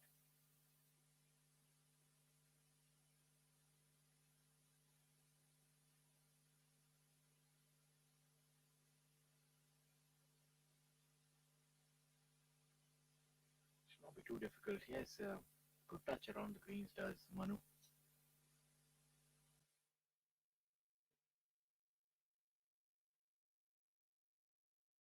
Release now and then roll up to the stick. That's decently, fairly well done. You would have wanted to maybe have that a little closer, but the good thing is that he has an uphill putt right to left. Yeah, definitely the correct side to be chipping towards this flag. It's tougher to hit a chip shot on this hole from the left side. The green is a little bit uphill, a little elevated, and you can't really get a stop. So Manu definitely on the right side of the hole, and a little bit of a. I think he probably wanted that ball to release a little bit, but he's left an uphill putt for himself. So I think he wouldn't be too disappointed with that shot.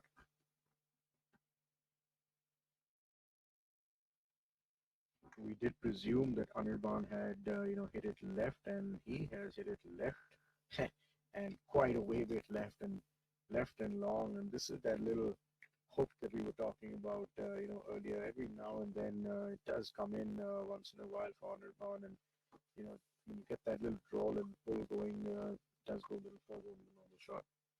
Yeah, but knowing him, how good he is from around the greens, let's see how he manages. Maybe that was not the best of lives for him. Yeah, really tough shot. Tough to. I mean, it's tough to get that ball close. I think he's actually not done too badly putting it where he has, because now he has an uphill shot coming up and might be able to save par from where he is right now.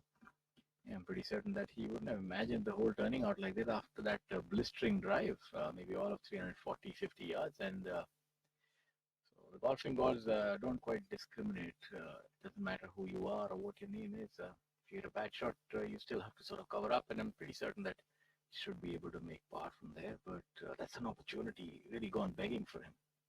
Yeah, and just bogey the 3rd hole, and he's got to work hard to save par on this 4th hole. So not ideal for Anirban. And we mentioned earlier that he was a little low on energy yesterday, as we got to know. So maybe there's something going on, a little bit of loss of energy and leading to a little bit of loss of concentration. I think not that easy to travel. I mean, it's one thing being a professional on the Indian tour and just traveling between cities, but when you're playing in different continents, I mean, he's traveling from America. There's jet lag. There's time zone difference. It does take a toll on the body. It's not that easy to be performing at a high level, and kudos to him. He's still doing that. So it's fantastic what he's doing thus far. He was in Indonesia last week playing the Indonesian Masters on the Asian Tour International Series event, and he did finish 2nd last week. So he's obviously in good form. He's been around in Asia now, and I think before that he was in Dubai. So not really traveling from the US. I don't think it's really the jet lag, but always tough to repeat a good performance with a good performance. It drains you out a lot playing at a high level and competing to try and win a tournament. So maybe he's just a little short on energy right now. Yeah, the cumulative travel when you're going between continents, he's playing on he's playing on, I was about to say the PGA Tour, he's playing on the Live Tour, and that does take place all over the world now. Their types, and he's still having to go between different time zones, traveling countries. So it's not the easiest. You know that better than anyone else, especially with those long flights, and that does take a toll. I know that he's a seasoned campaigner, but maybe we're making an excuse or two for him. Let's see how the rest of the round pans out. Sure, did it take a toll on your body traveling from Delhi to all over India? No, unfortunately not, but my body already had a toll from all the golf that it played. I rather enjoyed it, to be honest with you, but I think when obviously what he's doing is at a different level. But when I do, my only long travel is for holidays, and there's a little bit of jet lag, and I can imagine that these kind of top professionals, it's not easy to travel all over the world. Something that Ernie Els did, trying to be a global player, and I think that's the mold that a lot of our top Indian players also follow. They play on the European tour, they play on the US tour, then they support the Asian tour. Then they also come back home and play these tournaments. So that's something that is rather unique. You see a lot of the American players, they just like to play on that North American continent, and that makes things easy. But I think for the international players, when they travel all over the world, that's difficult. So you see somebody like Anirban, he has great finishes on all continents and victories. So that takes a lot, I guess. Yeah, he's also really a global player. He's played in India starting out, and played a lot in Asia, then a little bit in Europe, and then he's been on the PGA Tour for the last 7 or 8 years, and now playing the Live Golf Tour. So he's played all over, and really, like you said, performed well all over the place. So it does take a toll. I was just I'm going back to when I was playing, taking these red eye flights to Asia, and then it takes you a day or two to sort of recover from it. And so yeah, Anirban's had a rough couple of months in terms of travel. He's been traveling a lot and playing a lot. So yeah, something there. But I think all the travel, the blow would have been softened by those big checks. He's playing fantastic golf, so I'm pretty certain. And I believe he's also got very diligent trainer and puts a lot of effort and time into that side of the game. And I remember even from our amateur days that he was very diligent about the mental side. He used to work with a mental coach, and that really did. In fact, I used to take meditation and yoga a lot more seriously than we did. In fact, we used to chide him over that and rather take the mickey out of him, to be honest. We were like, this is a game of golf. This is not yoga, my friend. But obviously, champions do things differently. Yeah, getting away on the fourth hole at the end of it, not dropping a shot, made par there. So that's a really good recovery by him after where his second shot was. But he'd be looking at it as an opportunity missed. But after his second shot, I think he's looking at it as a shot saved. We're lining up his birdie putt now on the fourth hole. Yeah, they say as a golfer, you must have the memory of a starfish. You can't quite rest on your laurels and think about that big drive. All he had to think about was extricate himself from that spot of bother, and he did that handsomely well.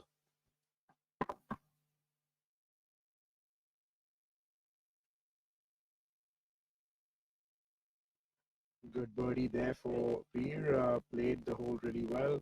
On and two putted. He's moved to 7 under and now in second place alongside Anirban Lahiri. So as it stands, Manu Bindas is at 9 under, Anirban Lahiri and Veer Lawat in second place at 7 under par. So this is tightening up there.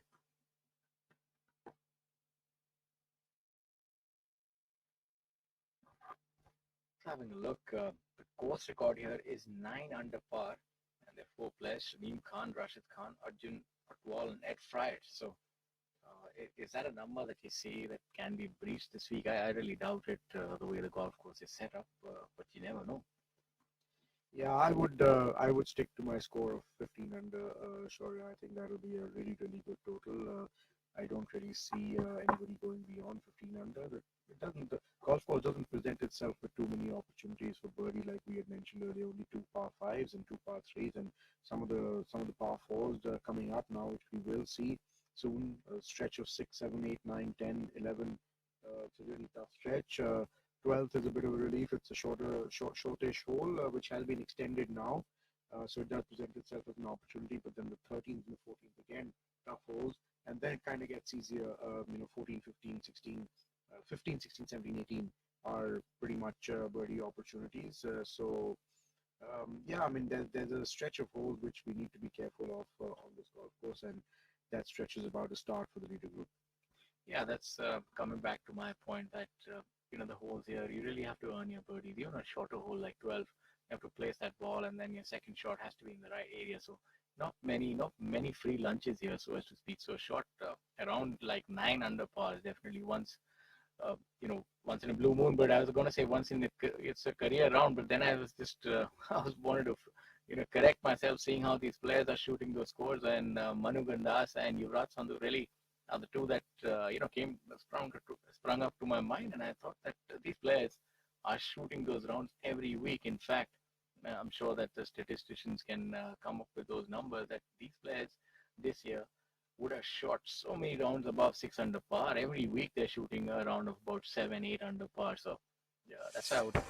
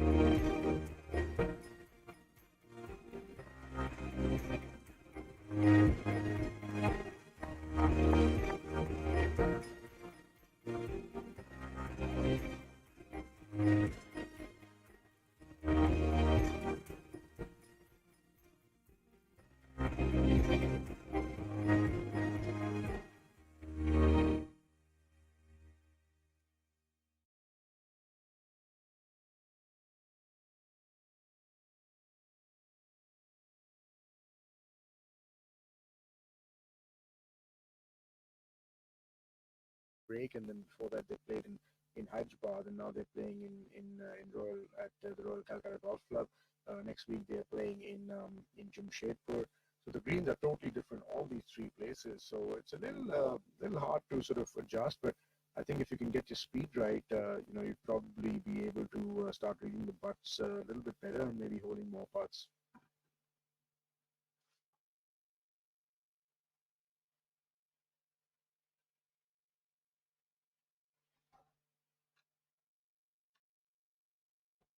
Not much changing on top of the leaderboard, but we do have Shamim Khan, who is rolling back the years. He's birdied hole number 4, hole number 5 and 6, and now he sits at 7 under par.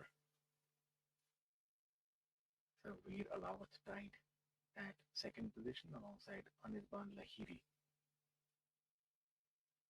And have a look at M. Dharma here at hole number 7, a very difficult hole number 7.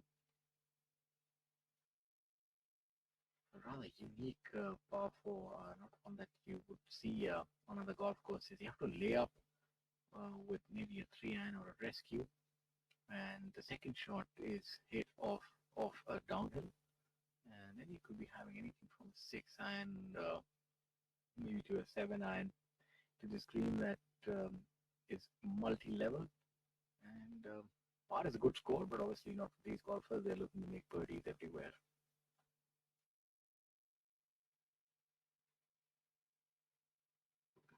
This is the second par 5 on this golf course, the 15th hole. Another opportunity that presents itself on the back 9, and this is really where the easiest sort of stretch starts. 15, 16, 17, 18, a pretty easy hole. So somebody who's just hanging on the first part of his round and just being consistent could actually end up making 3 or 4 birdies in the last 3-4 holes, which do present themselves as opportunities.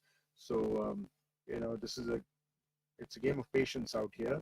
You got to really play patiently and wait for some of these easier holes to come in.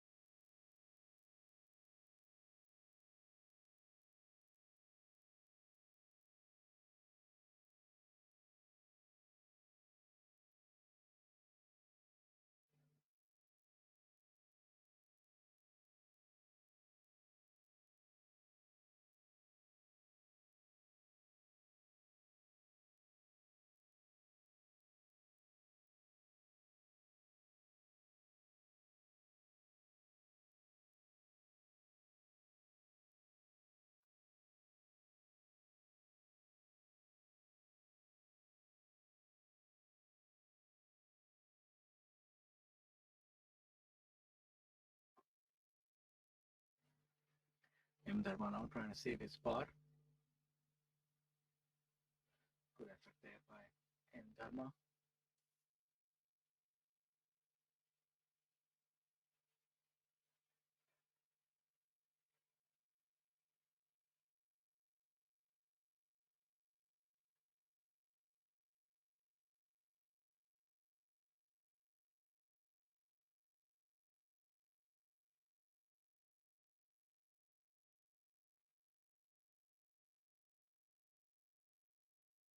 Kavanjit Pungal walking off to hole number 8.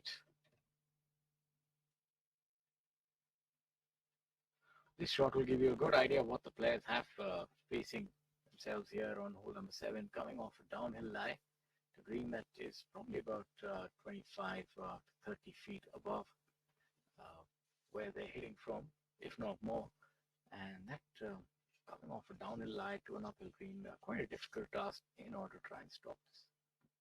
Just to give our viewers a little perspective on this hole, this is probably one of the toughest holes on the golf course, and probably one of the toughest par 4s that you would come across. Not for Thanga though. Yeah, he's hit a good shot, but just that little tank that you see right there in the middle of the hole, you have to play it short of that sort of penalty area and that little tank. It's 258 yards from the back of the tee, so these players really laying it up a long way back. It is playing right to left into the wind today, so making that hole a little bit tougher as there's Obi that lurks left of this green, and tabletop sort of green. Everything slopes away from you. Shamim Khan looks like he's hitting some sort of a wood into this hole. It is 3 or 4 yards uphill, so 258 yards to get to the tank, and probably another 150 odd yards from there to the front edge of the green. So I would presume these guys have hit it about 200, themselves with another 200-yard shot into this green. So not a really easy hole. Yuvraj slightly further up, going with an iron, but Shamim hit some sort of wood, as we just saw. Raja is a good shot in. Yuvraj would be looking to hit today. That was the one which is really not accessible, especially the way this hole is playing, and we would probably see that tomorrow. But a flag anywhere down is the easier flag. You can see the flag, the wind blowing from right to that much harder as the OV lost on the left hand. Yeah, I remember back in the day playing, and many of the players would find themselves magically teleported on the other side of the wall. It looks like a rather benign tee shot, but believe you me, when he's standing over and that OB does sort of lurk towards the left-hand side. Second shot, maybe not so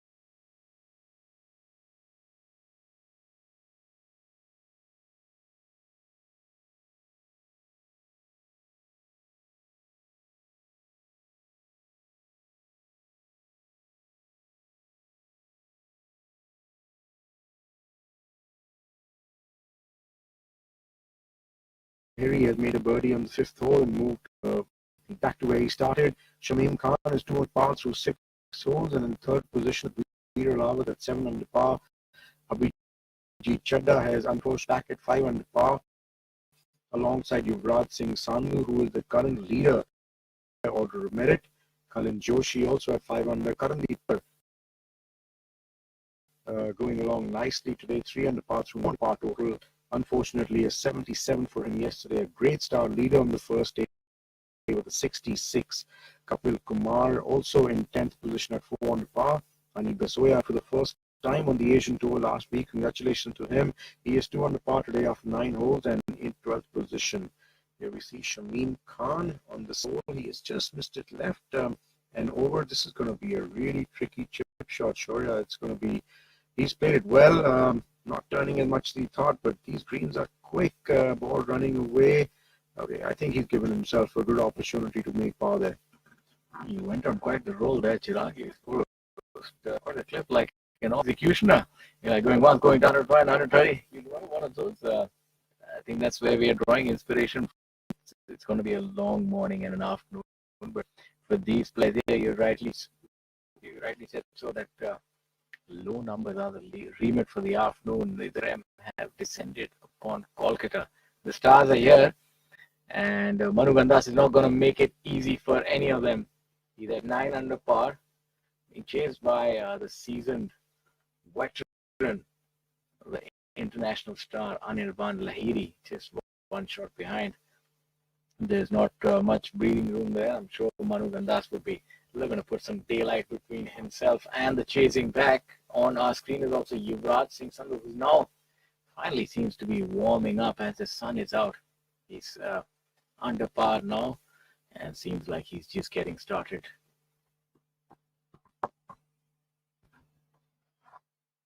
Shaurya Singh always finds a way to get under people's skin, yeah?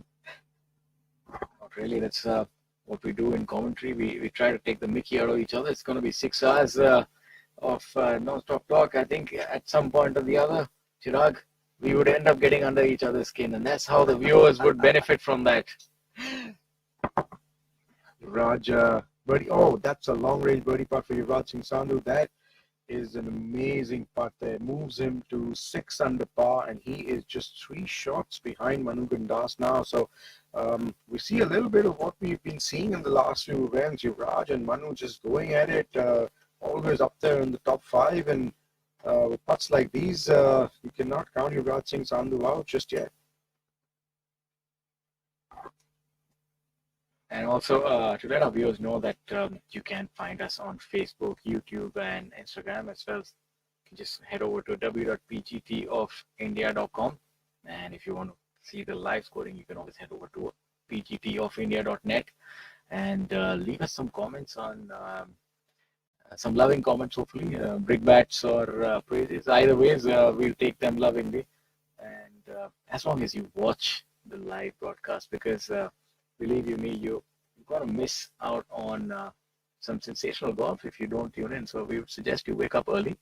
And we just see that sensational birdie there from Thangaraja. What a good putt. 2 birdies out of 3 players in this group. That really does speak volumes for the way these people are playing. One of the toughest golf courses, one of the toughest holes as a par 4 that you would see and play for all the viewers watching. And Shamim Khan has a par putt, but Thangaraja and Yuvraj Singh Sandhu have both birdied this hole. So that's really a shot on the field for sure. Yeah, this you want to be gaining a shot on any other hole. I think this is the one. And going back to our viewers, definitely do look us up on social media, and that's where you can also find a lot of these players. It's very easy to guess their Instagram handles. Just add golf in front of their names normally, and if that name is taken, then just add golf 1 or golf 2 or put Tiger in there. That's as easy as it gets. And coming back to our point that we are in the commentary booth and we tend to get under each other's skin. I've been accused, in fact, the last time at our good friend Dipankar's marriage. In fact, unfortunately, I had to withdraw this week. So Dipankar, we know about that injury.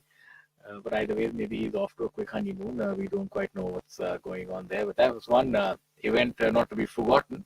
I was accused of maybe being maybe being too soft on our players. So maybe, now we'll have to come up with the other side as well. But believe you me, Chirag, I think these players are so good, and no one other than you would know that so well, being a winner on the Asian Tour and playing alongside a lot of these players, that what they are producing week in, week out is really praiseworthy.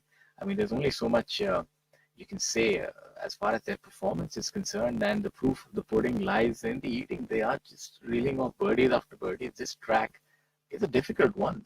Even a 1 under par round is great, and I think soon you'll see our players when they compete on international tours. They are as good as any. Yeah, absolutely, and it's heartening to see that Indian golf is in safe hands now. There's so much depth in our field. There's so many players that can go out there and win and compete.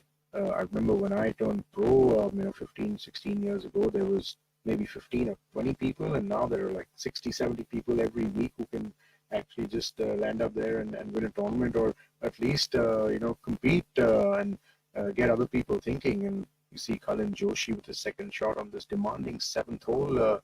Can't really see where the ball has gone, but it's trundled off the left side, just about missing that green to the front left, I think.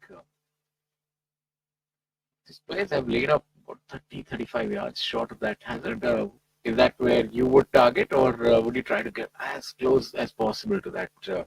Well, the thing is that I think this hole is playing a little bit right to left into the wind today, and it's quite hard to actually hit a long iron off this tee when you're trying to lay up short of this tank, and that's probably one of the reasons why they haven't been able to get all the way up there to the tank, because there's always that fear with a longer club that if the wind doesn't catch it, it might just go that little extra, and they don't want to bring the tank into play. So I'm sure they were looking to go a little bit further up than what they are right now. But yes, I mean, this is the ideal place to sort of play it, because that's where the flat lies. As soon as you start getting closer to that to the tank, it is a shorter shot, but then you never get a flat lie from that fairway, so it always makes it a little bit harder.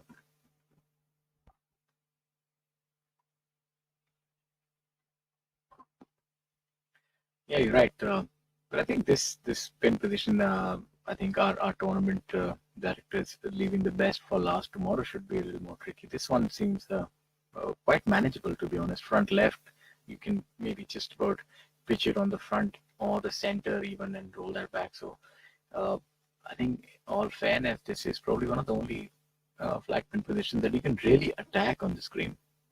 Yeah, the bottom left flag on the screen is probably the easiest place, or where it is today, right in the middle of it. And I think one of the reasons why these flags have been put slightly more accessible today is because the greens have become a lot quicker. We'll see some big numbers if the flags are tight with the greens getting almost up to 11. It'll be really hard to make up and downs if you start missing greens. So I think great setup all in all. So far for whatever we've seen, and we see two golf balls there on the green and presenting themselves with makeable opportunities there for Abhijit Chadha and Colin Joshi. I think Abhinav Lohan might have just missed the screen on the left side, or was it Colin Joshi? Well, we'll get to know very soon. But all three of these players going along well. They're all at 5 under par, and they're all even par for the day so far through 6 holes. So not a bad start.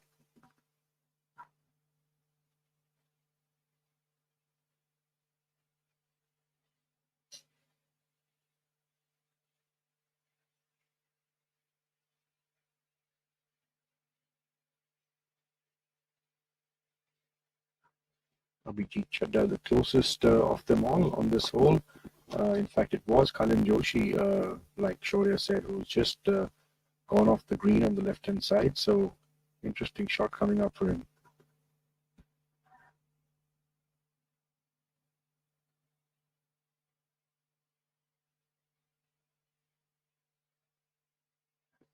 Oh, my apologies. He's got the putter out in hand, and he's marked his golf ball. So he is obviously also on the green. We were not able to spot that ball from where we are right now. But yes, all three players safely on the green on this hole. All three will have birdie opportunities. Colin Joshi being the first to go ahead, and Abhijit Chadha being the closest. So consistent golf by these three players. Like I said earlier, even par through their first 6 holes, which is not too bad at all. As we have a look, we've also seen your dear friend Manav Jenny has also made the weekend round, so he'd be able to secure his card, and that's good news. Next week, the big week that he can actually move up maybe into the top 50, top 45. And what are some of the benefits that you'd like to tell our viewers that those rankings, if you reach the top 60 and then maybe the top 45, what are the certain levels that allow you to get into the bigger events? And we're obviously not talking about the ones that are still in the pipeline, but we talk about the European Tour or the Asian Tour, the ones that you have. What kind of ranking are you looking at? Well, ideally, you want to be in the top 25 or the top 20 after the season is over, because that kind of guarantees you into every single event, including events like the Indian Open. And there are really events to look forward to. But first and foremost, if you're around the bubble and haven't kept your card, I think that's more important than thinking about playing some of the bigger events. So for someone like Mana, this is a big week. He was 63rd on the official order of merit before the week started. So like I said, 2-3 people are going to be coming off, so that would make him. He's pretty close, and the only thing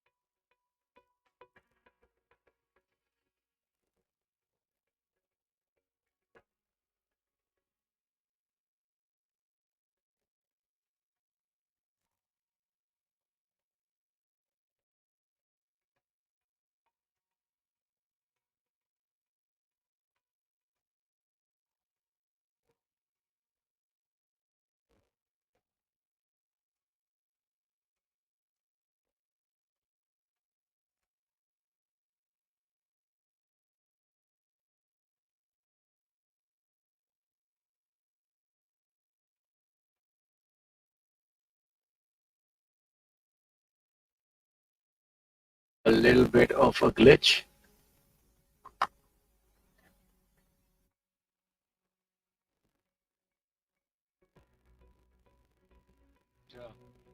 On using that rangefinder. That's one of the new changes that have come in over the last few years, that players can actually use the rangefinders. But there is a catch. They can't use the slope function.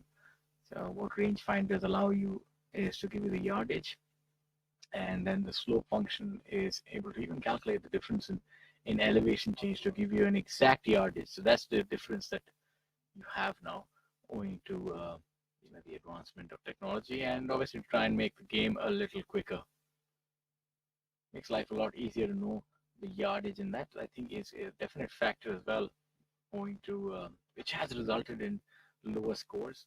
Takes out the mystery. I mean, to be honest, in my opinion, also takes out a little bit of the artistry and you know that whole effort of it was something that you were accustomed to seeing the players walking up to the white chalk yardages and then sort of pacing up and down and discussing that with the caddy. So obviously a lot of that has been eliminated, which does result in faster rounds and more certainty.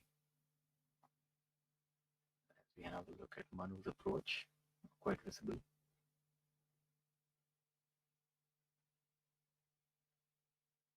Manu Gandas has moved up to 10 under par with a birdie on hole number 6.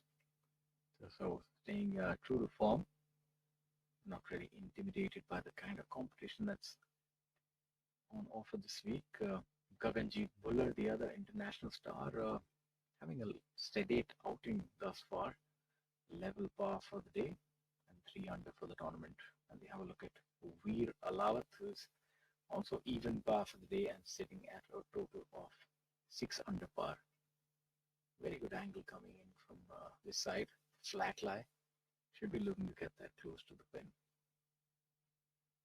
Missing it a little to the left. And that's fairly well done, leaving himself with about a 25 footer for birdie.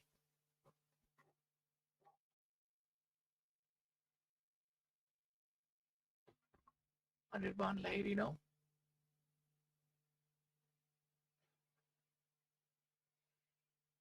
This shot may be all of 165 yards.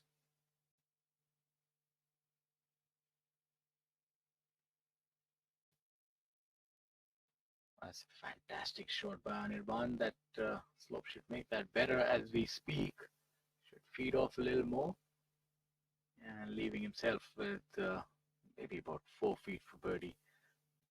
It shows you that's where the best players are able to separate themselves with their approach shots. And Anirban Lahiri has just hit an absolute peach here at hole number 7.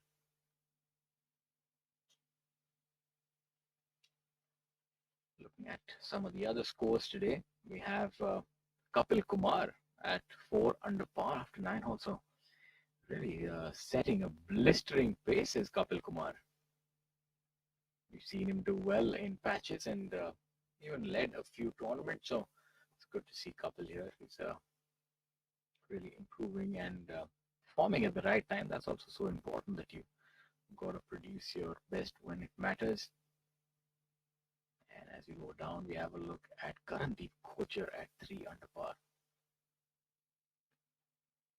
We have Viraj Madappa as well at 3 under par, making an eagle on the par 5 15th. That seems to be the solitary eagle of the day. So this shows you how difficult it is on this golf course to try and make more than birdie. The golf course doesn't really give you many opportunities, and if it does give you any, then the players best lap them up. And as you go lower down the leaderboard, you have Shankar Das also, who's lighting a fiery trail at 3 under par. Few good numbers out on the golf course, but all in all, seems to be a difficult day for scoring thus far. A lot of the players have gone through about a few players have gone through 12 holes, so it is you don't really expect to see a lot of red numbers here. So given that, I think the golf course is staying true to form today. Just going back to the order of merit in the top 60, there will be 5 people coming off the official order of merit. because of not having played the minimum number of events. So 65th position currently is the 60th position, which is Sanjeev Kumar L, and he has also made the cut here this week. So I think he will secure his position um, in the top 60 and will play in Jamshedpur next week at the year-ending tour championship. Only person who can affect the order of merit a little bit right now would be Rohan Dhole Patil, who's 66th position. Trishul Chinappa as well, who is in 72nd position. So they need these two need a good week, good last couple of days. And as we see Manu hitting it out of the bunker on that seventh hole, he's left himself a long putt for par. Not the best of bunker shots, unless he really had a bad lie there. But pretty straightforward bunker shot actually. So I'm surprised that he not able to get that one closer.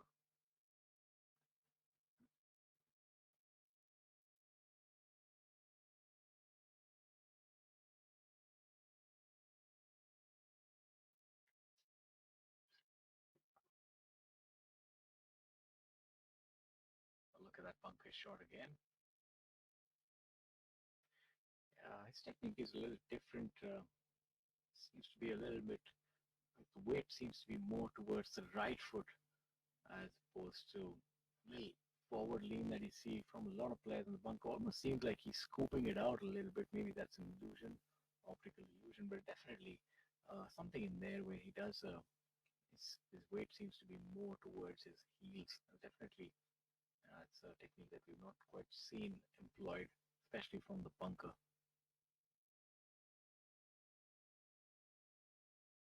As we have a look at Veer with his birdie effort. Veer and Abhijit Singh Chatta, very similar build, tall, athletic build. And that's the ideal build if you were to try and manufacture a golfer who would hit the ball far. You see Dustin Johnson also, 6'3", 6'4", athletic, lean athletic. So they're able to generate speed, utilizing all that height and fast twitch muscle fiber to really extricate everything out of their frame and hit that ball far. Something akin to what Tiger was in his peak. I would think that when he just burst out on the scene in 1997 when he won the Masters, at that time he was hitting the ball really far. He was tall, very lanky, obviously put on a lot of muscle later, but I think muscle gives you stability, but the speed that some of these lanky players have is really a lot. You look at somebody like Rashid Khan, pound, he might be the longest hitter, might only be weighing about 130 pounds when he light, but he has a lot of power that he generates. Yeah, wiry and just a lot of speed. I don't see him going to the gym too often though, to be honest. And Manu, two guys who really worked hard on their fitness, and they've gained a lot of yardage, and they've really been consistently playing well. Also, helps their bodies hold up, with all the travel that they've been doing. I think, yeah, Manu Gandas is metamorphosizing into like a middle heavyweight boxer. He looks like he definitely does mean business, and we've seen that change happening over the last year. He's definitely been frequenting the weight room a lot, and that does help, especially hitting those irons out of the thick stuff and compressing the ball.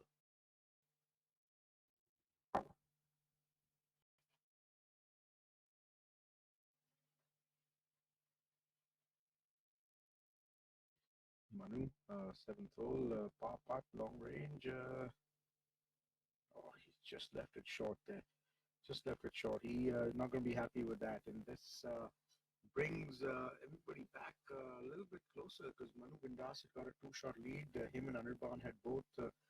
Manu had birdied the 6th hole, so he had moved 10 under par, but he will drop back to 9 under par. And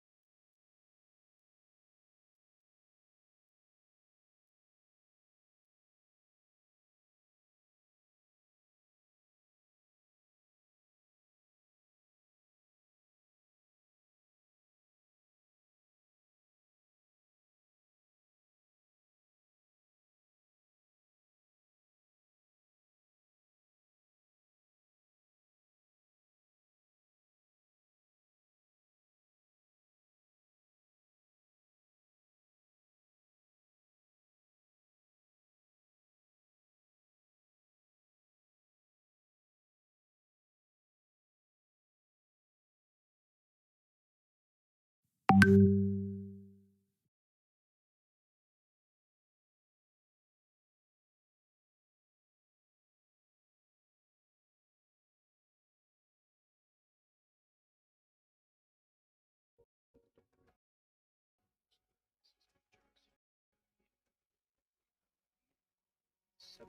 lining up is a short par putt. This should just be a mere formality for Veer.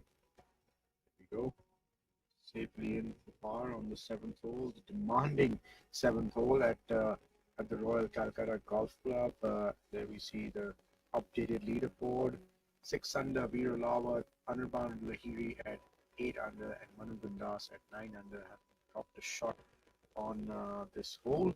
So the lead is now down to 1. That is where the lead started, or the score started rather, beginning of round 3 of the SSP Chawrasia Invitational. The tournament host is there. SSP Chawrasia, what a legend he is. 4-time winner on the European Tour, 2-time winner on the PG, on the Asian Tour. My apologies, and of course many wins on the PGAI before he trading on the Asian Tour and the European Tour. Amrit Lal from Chandigarh playing alongside tournament host SSP Chawrasia. Amrit Lal going along well also. He is currently at 1 under par through 9 holes, and 10th hole, and he nearly holds it. So he will say par on the 10th hole, and he will stay at 1 under par. He's currently in place. A really nice hole, this 10th hole. You got to hit a left-right shot off the tee, and pretty long hole also today, the way the wind is playing. So Amrit Lal, good chip shot there, and really holding it.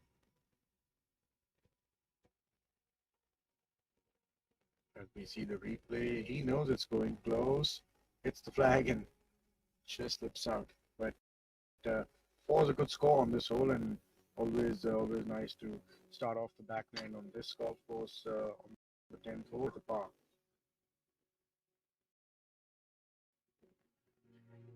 Amrit Lal, also one of those golfers with the swing that unorthodox as compared to the other players. Not the classical swing, but definitely works really well for him. Yeah, here we see Manu on the 8th tee. This is a pretty straightforward hole. No trouble really. Shortish hole, 400 yards. There is a little tank that comes on the left side of the fairway, but it's really not in play. Most players hitting a longish iron or a fairway wood off the tee. So I have a memory of this hole. I remember back in the day playing East India, and I think Himmat Rai was player playing behind me or ahead of me, and I remember him making a 2 on this hole. He had a match play, that was a match play championship. I think he was playing against Ranjit Singh Rathore, who now obviously is, I believe he's become an amateur and playing really well, still winning a lot of tournaments, enjoying his golf. I believe he's teaching as well, and so I think they had quite a battle under the sun, I remember, and the eventful tournament that was. Yeah, there have been some really good events here at the Royal Calcutta Golf Club. I remember playing a lot of amateur golf out here, and East India was one of the tournaments. RCGC Cup was the other one that we used to play here. We used to look forward to go to Calcutta every year for this stretch of few events, and we have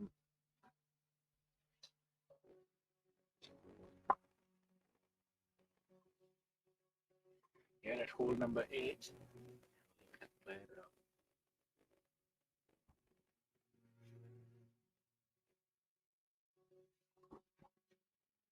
Bit of a curler from right to left as he got it, just missed out.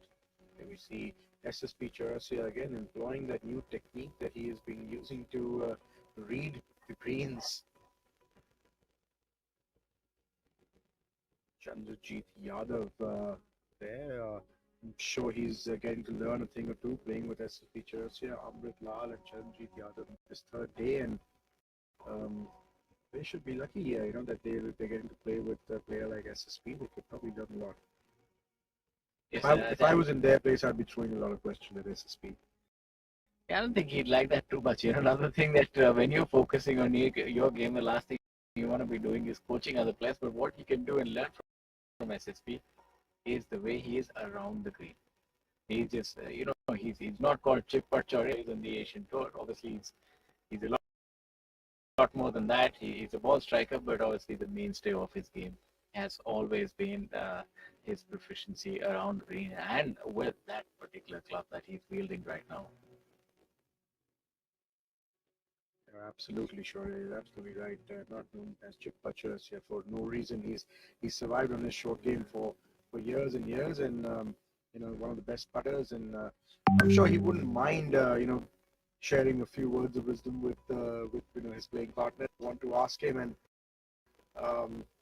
not to sort of derail him in any way whatsoever, but it's always up with the likes of SSP, and you should take advantage of that. Yeah, absolutely. I think anytime you're paired with a player who's better than you or better at a certain facet of the game that you want to improve, try and see what they do and learn a bit. Whenever I got the opportunity to play with another player, I know how they would feel. That would be a long round, but that wasn't my worry. But I would always try and learn and really revel in that. I have a very interesting question for you, Chirag.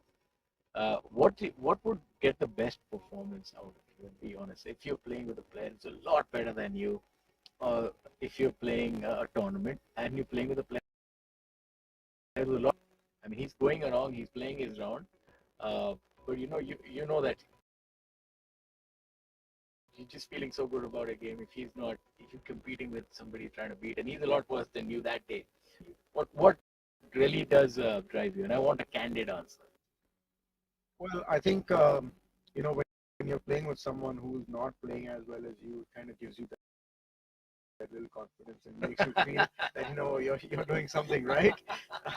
But again, you would in a positive way, you would want to feed off players who are playing better than you, and that would sort of. I'll give you a good story when we talk about that.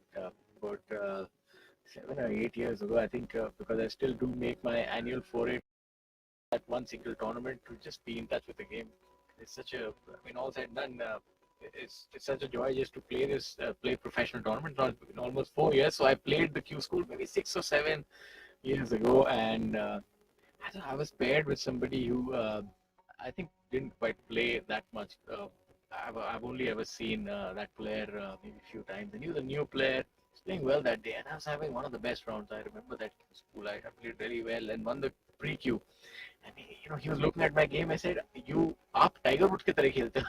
I said, "Obviously, you've not seen any other player, but to be honest, that gave me such a shot in the arm. I played really fantastic. So I realized maybe when you play with somebody who's worse than you and you think that you're the best player, that really does give you a boost. So if you just magnify that by about 20, by a factor of 20, you realize that a player like Anirban Lehri coming here, when everybody knows, he's a guy he's the it guy.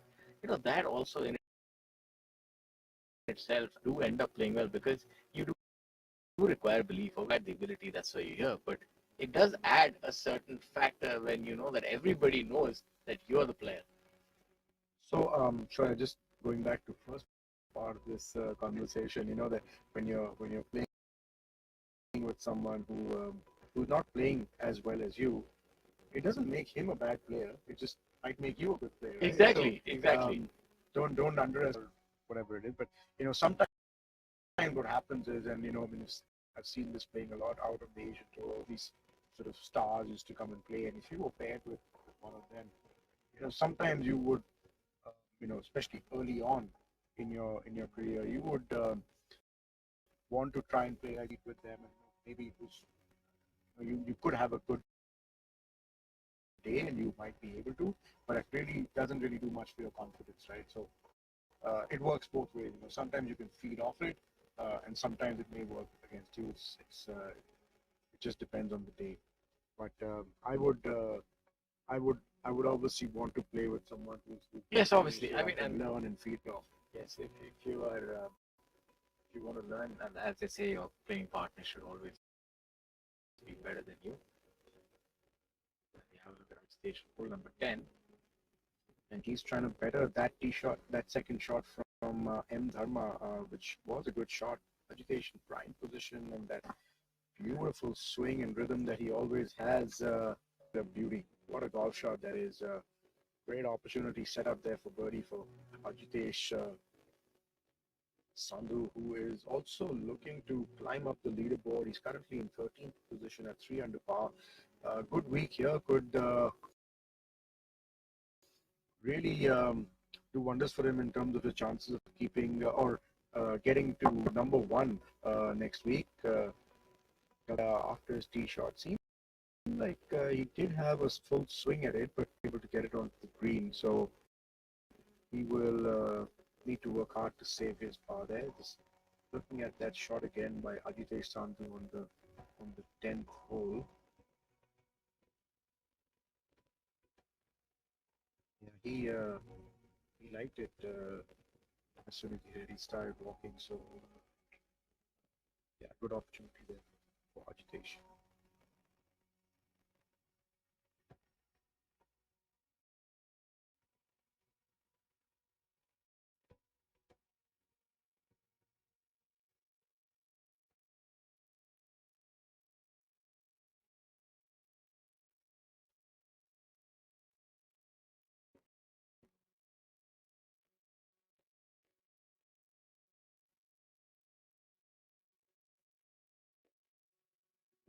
Miller gets out of this 10th hole and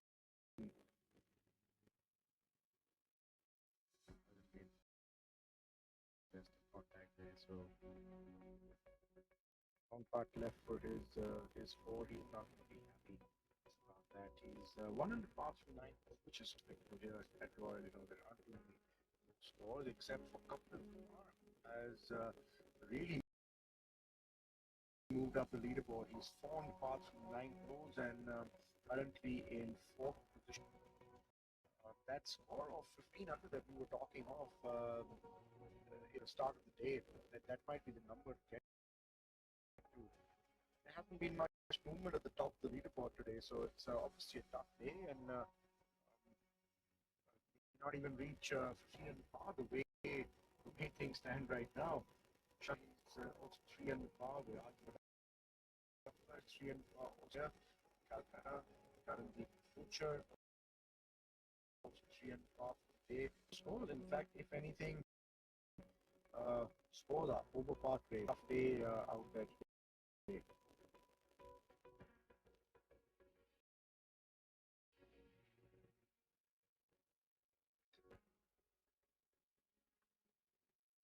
Fuller just getting ready for his par putt on this 10th hole. Should be a quickish putt from the right, if I remember correctly, Shaurya. It's good, to be honest, and they are slick. But you look at the texture of the greens, it doesn't seem to be a single impediment, so as to speak, and golf course committee have done fantastic work. They look fantastic, so it's totally missed that really quick putt. As you can see, it just keeps going, and he's got a little work left there for a 5. I think he was looking for that to come back the other way, but obviously not. That he'd be proud of. He obviously misread that one. Right, coming back maybe 2.5 feet. Usually a very good.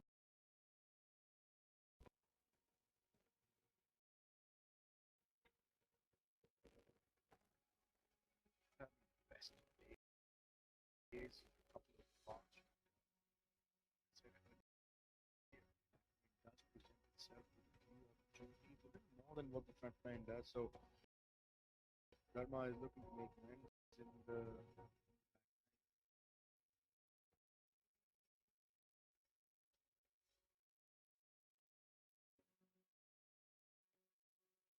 All in all, I would say that top 15 players have been rather sedate to start their rounds. You're looking at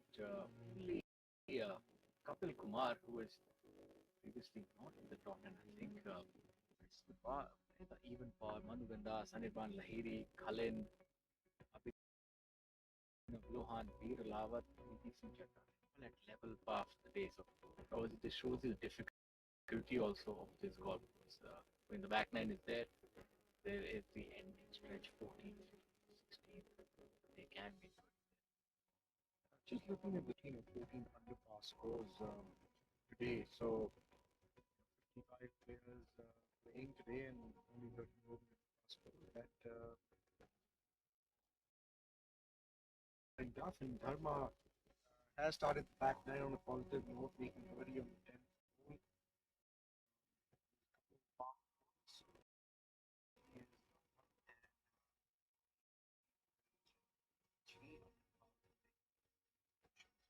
Not totally out of it yet, M. Dharma, but things can happen on this golf course. Make a little bit of a charge coming in. Yeah, you'll have to rekindle that form that we saw last year at Jaipur, where he reeled off a couple of 8 under pars back to back. I think it was the first and the second day. So he does have the penchant for going low. Sadhu currently even par for the day at 3 under par. It's the birdie putt. And that too not coming back like Gaganjit Bhullar right in the end from left. That's a birdie opportunity that is missed. That's an opportunity gone begging for Ajitesh. Pretty simple, but not much line there, and he's not going to be happy about it. But let's have a look at it again. I think he was just expecting it to turn back to the right and just not turning. So a little bit of a mystery there for Ajitesh, Aji, as he's called. For me and Gaganjit Bhullar for that bogey, so he will drop shot. So he will drop 3 and pass. So not a great hole for Gaganjit here. See in the background the wind is starting to be easy. Look at the flag there. It's fluttering a bit from the right at the moment, but I don't think this hole is playing right to left. I think this hole is more left to right downwind than anything else, according to the prevailing wind. So it does make that tee shot a little bit simpler. You have to leave it out to the left ball, the left-right fade on this tee shot. Opens up the hole after that, but tee shot is the one which is really a tough shot.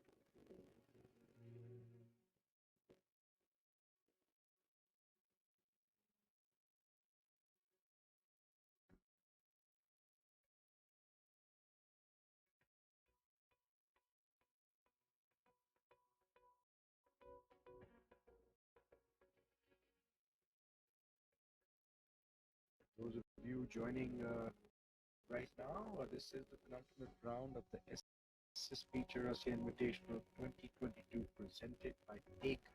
We are live from the club, and as things stand, no surprises. Manas is looking by one shot over Anirban Lahiri, up to Kumar in third spot alongside Raja Veer Lawal bunched up there. It's going to be an exciting 18 holes tomorrow and 9 holes to go, and as we can see, the wind is really interesting in back there.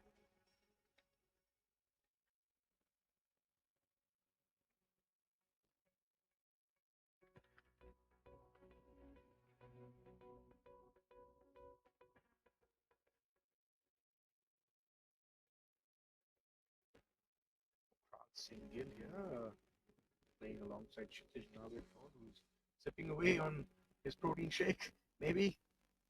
I think that might be electrolytes or protein, depending. I think if he wants to hit it as long as Pukhraj, it might be protein. Oh, there you have it. Birdie putt there for Vikas Pukhraj Singhil, excuse me, and he is one of those guys who is trying to get into that top 60. He unfortunately missed a few events in the beginning of the season.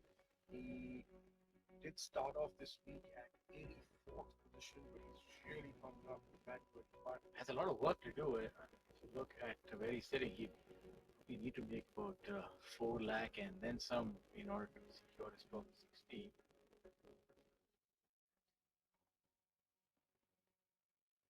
One is currently at he'd need a good week, sure. He'd probably make a top five. Yeah, Kraj currently at 2 over so he has his work cut out, to be honest. He has to stay off that with 2. Sanjeev Kumar, who is currently in 60th spot, taking out whoever has to come out from the local there.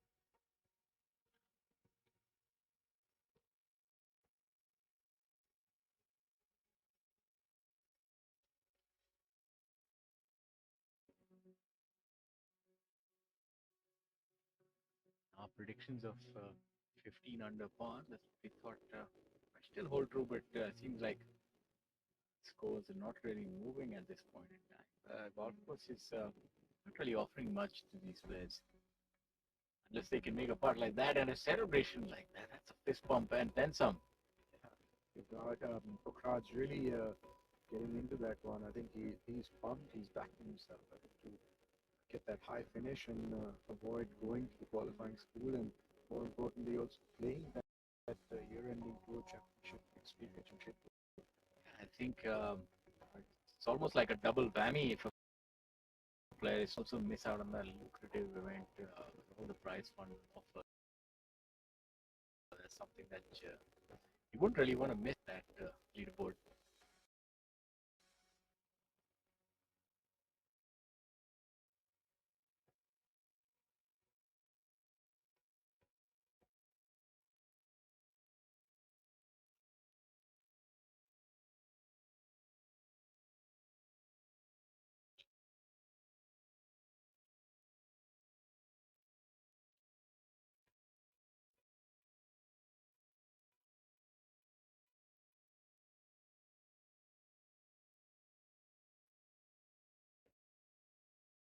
Here on the par 5.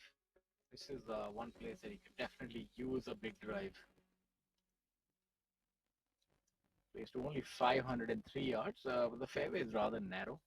But if you can hit the fairway, these players would get nothing more than a short iron, I presume. Back in the day, that even I could get 9, maybe a 4 or 5 at times. So with these long hitters, they could end up getting maybe a 7 iron also. Really depends on the bounce which you get off. Sure, left side of this fairway. Take it down to the left side. You can gain a little bit this tee shot, but it is playing a little bit into the wind. Not playing as short as it actually can, but not a problem getting home into for all these guys. Yeah, these 2 par 5s here are pretty similar in character. Both of these par 5s are short. They do give these players an opportunity to make birdie, and it's much required because none of these other holes are particularly short. Maybe apart from 16 hole, which is a short par. 17th used to be one that back in the day we used to fancy with the driver, but now with the water which is flanking the entire left-hand side, that option has been taken on the player's hand. Even that has become a layup course. The golf course has changed somewhat the characteristic. It has been lengthened, made a little bit more difficult as well over the years. But you're seeing the scores are still low. That's obviously, thanks in part to the quality of the players that you have. Yeah, they haven't really changed much with the design of the golf course. They redid it with some of the fairways, maybe a few years ago, and 1 or 2 greens. So the 17th, like you were talking about, slopes now, which make the hole slightly longer because you don't get that little cutout that you used to do here. So early off the tee, you would get nothing more. I was trying to remember the time when that hazard wasn't there. Do you remember all of us used to say driver over the left, a high drop? And a lot of the longer hitters would actually get the green, if you remember. But that hazard was probably, it's been maybe a decade that it's been there now. But in our amateur days, that hazard was not there. The 17th used to be a birdie hole for our players. I was never one to go par 4s in one show, yeah, so the whole play is the same for me. I think it's added to your advantage. This is an idea. So what happens when we join them? Something iconic. Like the Bandra Worli Sea Link, an engineering marvel that connects 2 parts parts of a thriving city where Tata Steel's state-of-the-art LRPC strands have played a role, inserted in the concrete deck and anchored to support the vision of New India. Tomorrow is shaped by imagination and steel. Tata Steel. We also make tomorrow.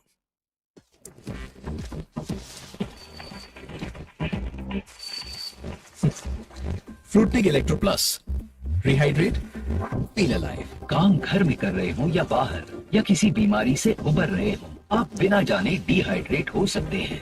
रोज जरूरत है Fruitnik electro plus rehydrate. इसका अनोखा R3 formula electrolyte restore करे, glycogen replenish करे और muscles का तनाव कम करे, तुरंत एनर्जी के साथ। Frootnik electro plus rehydrate.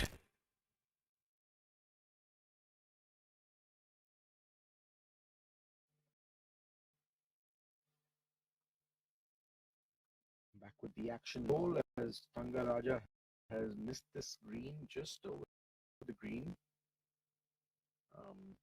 Don't think this should be too. With soft hands from Colombo.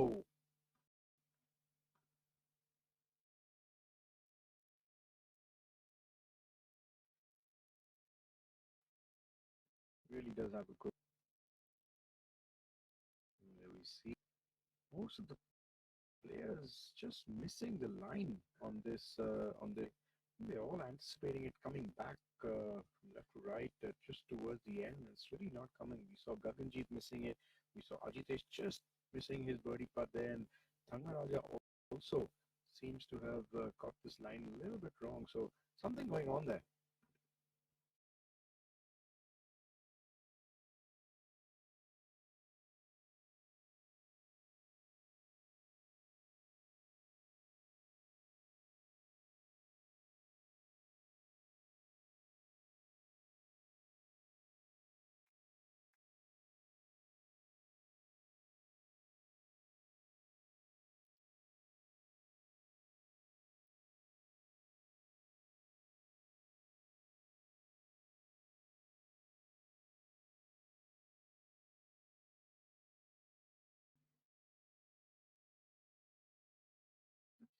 You can see blowing onto the green, so that does mean that the wind is up a little bit. This is going to get a little bit harder as the back nine progresses for these players who have not all played a few holes.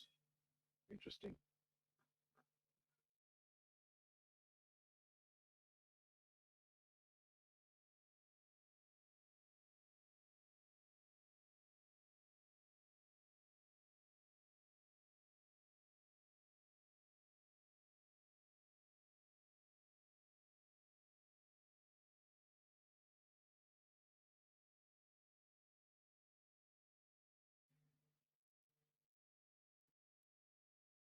Shamim Khan lining up his putt here and just a little disturbed by all these leaves flying across his line, and that can really be quite unsettling at times. I presume this is a birdie putt up for him, and he would be seeing this as a good opportunity to get a couple of maybe move up a couple of positions on this leaderboard. Currently in 8th spot, and this is a birdie opportunity, and if he does make it, he shall move to 5th spot. So a lot at stake here. And Kapil Kumar is now the leader. Manu Gandas has actually made a double bogey on the 8th hole, and a three-way tie at the top of the leaderboard with Kapil Kumar, Anirban Lahiri, and Manu Gandas, all three at 7 under. So they've actually brought entire field back into the game. Manu Gandas had taken a 2 or 3 shot lead a few holes ago, and he has seemed to hit some sort of a roadblock. Manu Gandas, quite unlike him to be dropping shots in a hurry. Kapil Kumar has got the best round of the day going. He is 5 under par and now at 7 under par. And the other person who's really making the charge is Viraj Mudappa, also 5 under par for the day. He's now at 4 under total at 8th position. So some good scores starting to come in, but it is getting windy, as we can see.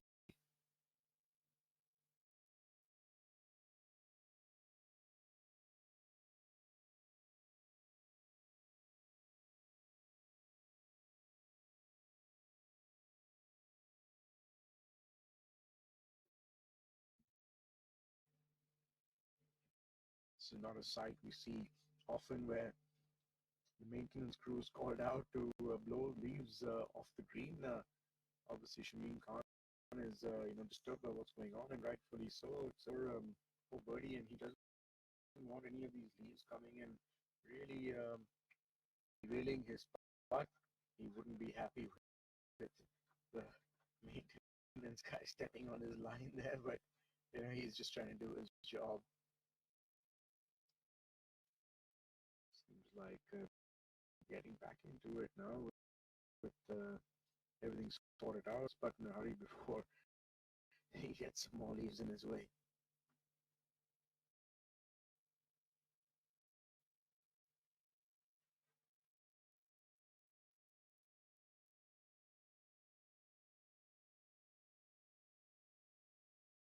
Middle there, actually, by the looks of it, he never felt comfortable when he went back. Probably had too much time to think on that putt, misreading it. Obviously not happy. Not quite sure whether that putt was for birdie or for par, but we will get information on that pretty soon. Thanga Raja, we do know this is his putt for par on this 10th hole. We should have from just over the green. Seems like the wind is really picking up now.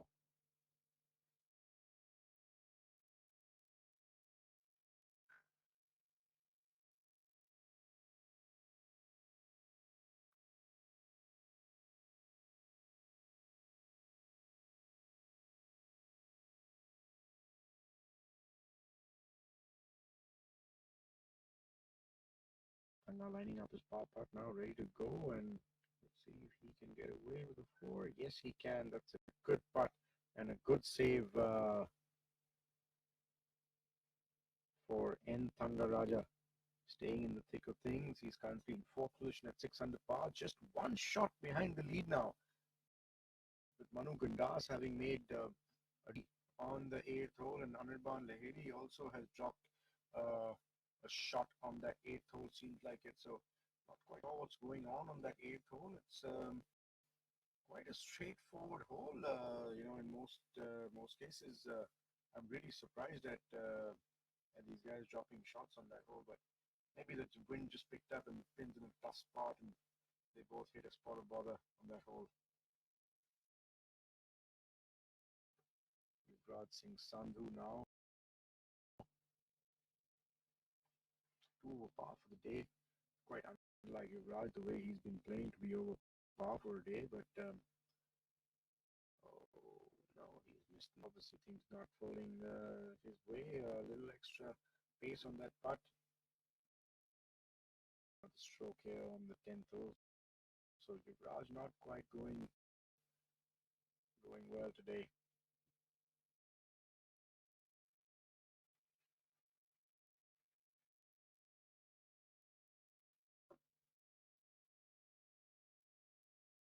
Leader of the order of merit, the PG currently, Yuvraj Singh Sandhu.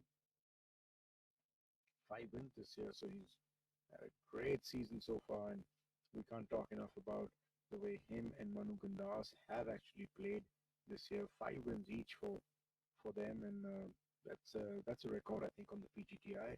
Nobody has won more than that in a year.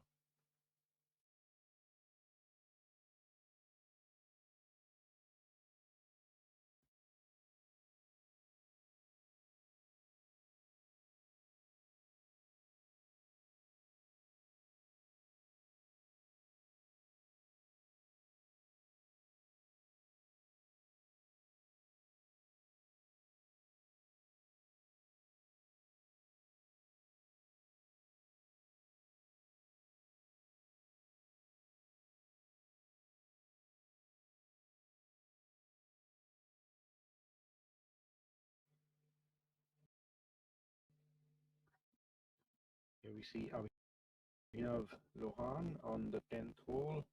Second shot. Well, there's a ridge that's going to bring the ball slightly closer now. It keeps coming down. Yeah, that's a good opportunity there for Abhinav. Isn't going to be much line on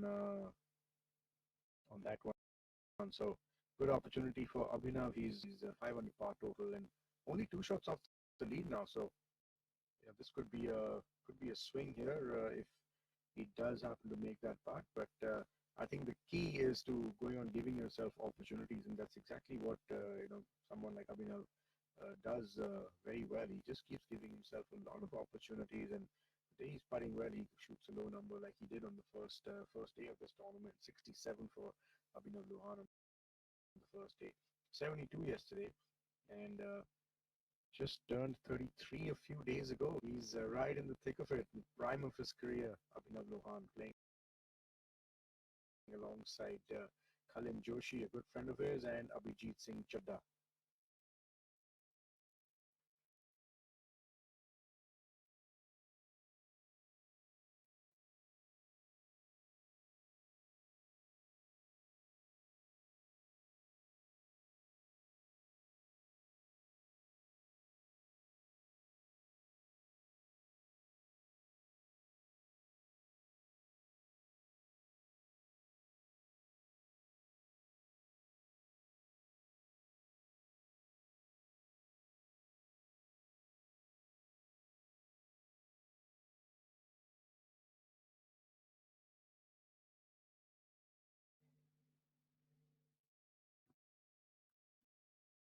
An intense conversation, Khalil Joshi and Abhinav Lohan. Wonder what they're talking about.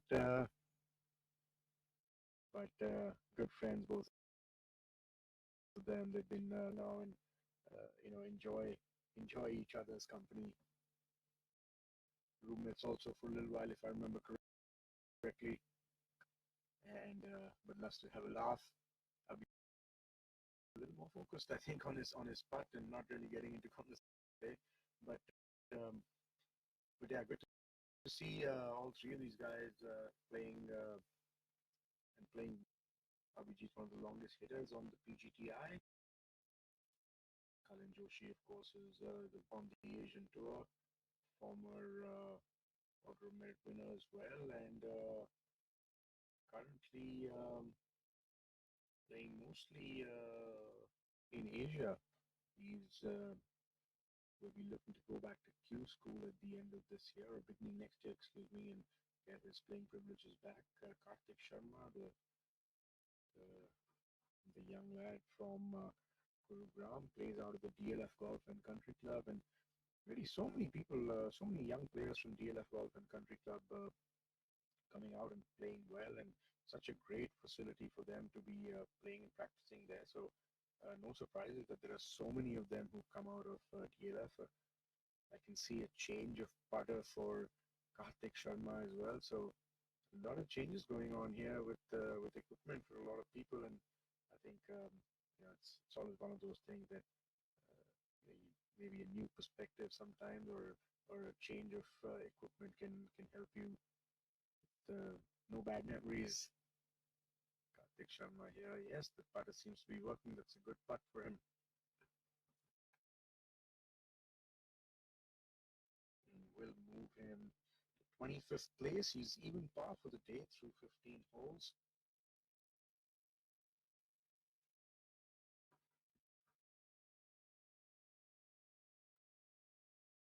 Just sneaking into the left side of the hole. This is the 16th hole at Royal, and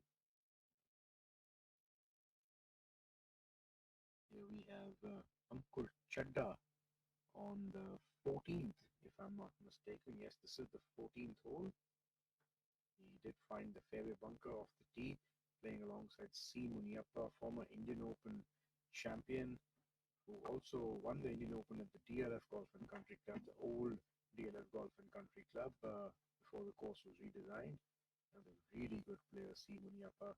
Had his fair share of injury troubles as well, with issues with his back and stuff, so he did have to take some time off, but another really, really good player.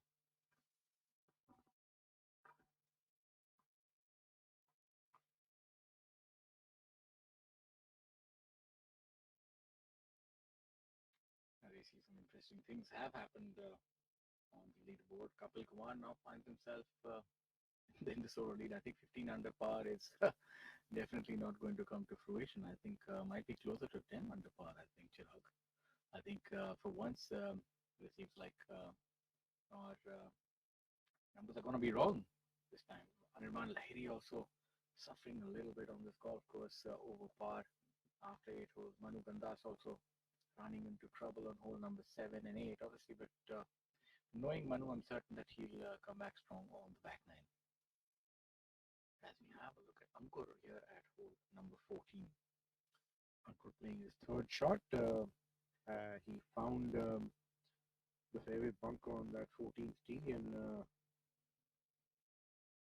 trying to get away, somehow saving par. Well, he's given himself a good opportunity there, so never know. He might get away with 4 on this hole.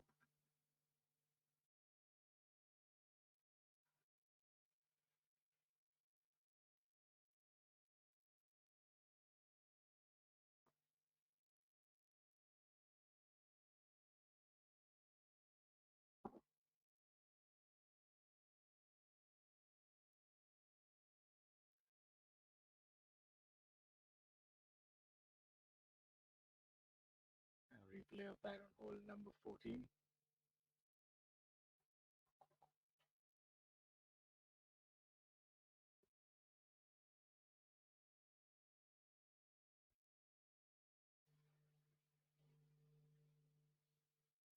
First look at Rashid Khan. Yeah, I was wondering where he is. He's usually in the thick of things as well, but obviously he's played a lot of golf over the last couple of months. Look at his shoes, electric blue, and design is similar, I think so.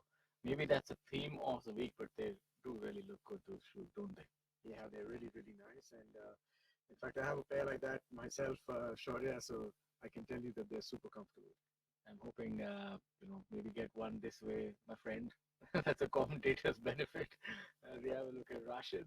Look at that. He's so nonchalant and casual. I thought he maybe would have missed this shot, but he's almost hold it. Tell us a little bit about that attitude of Rashid Khan. Yeah, I mean he's one of those guys who's kind of got no fear. He just goes out there and he plays. We see that putt from Abhijit Chadda. There was no fear on that part. He just rode it in right in the middle of the hole. I wanted to make a point that what has happened thanks to Manu Gandas's missteps and Anirban also dropping shots is that this tournament is now wide open. It's open season. You're looking at a total of 20 golfers within 5 shots of the lead. And these guys are realistically in this tournament. So as we speak, it could be anybody's tournament. And Yuvraj Singh Sandhu also at 2 under par. So if you can just hang in there and maybe get to about 5 under for the day, you never know. Yeah, absolutely, Shaurya. And I think 7 under par now, and Manu had actually got it all the way up till 10 under par, and then making a little bit of a mess on the 7th and the 8th hole. Uncharacteristic of Manu the way he's been playing. And the fact that he pointed out that the 8th hole is fairly straightforward. To be honest, there's not much difficulty on that hole. You just lay up with an iron 3-iron or a rescue, and then you have an 8 or a 9. So that's what they say in golf. Any hole can sort of catch you unawares. And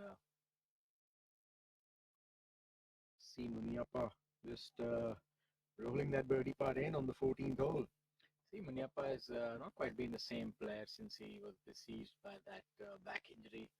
And after winning that Indian Open with a real dip in form, I thought that would be sort of his watershed moment. Now it's almost back 12 years ago. I think 2010 or 9. What year was it? I think 2009, if I'm not wrong. 13 years, and he's just he actually really went down south for him after that. He was such a good player. Prior to that victory, he used to be in the top 10, top 5, and even playing on the Asian Tour. And as soon as he won that Indian Open and got that injury, it's just been a shadow of his former self.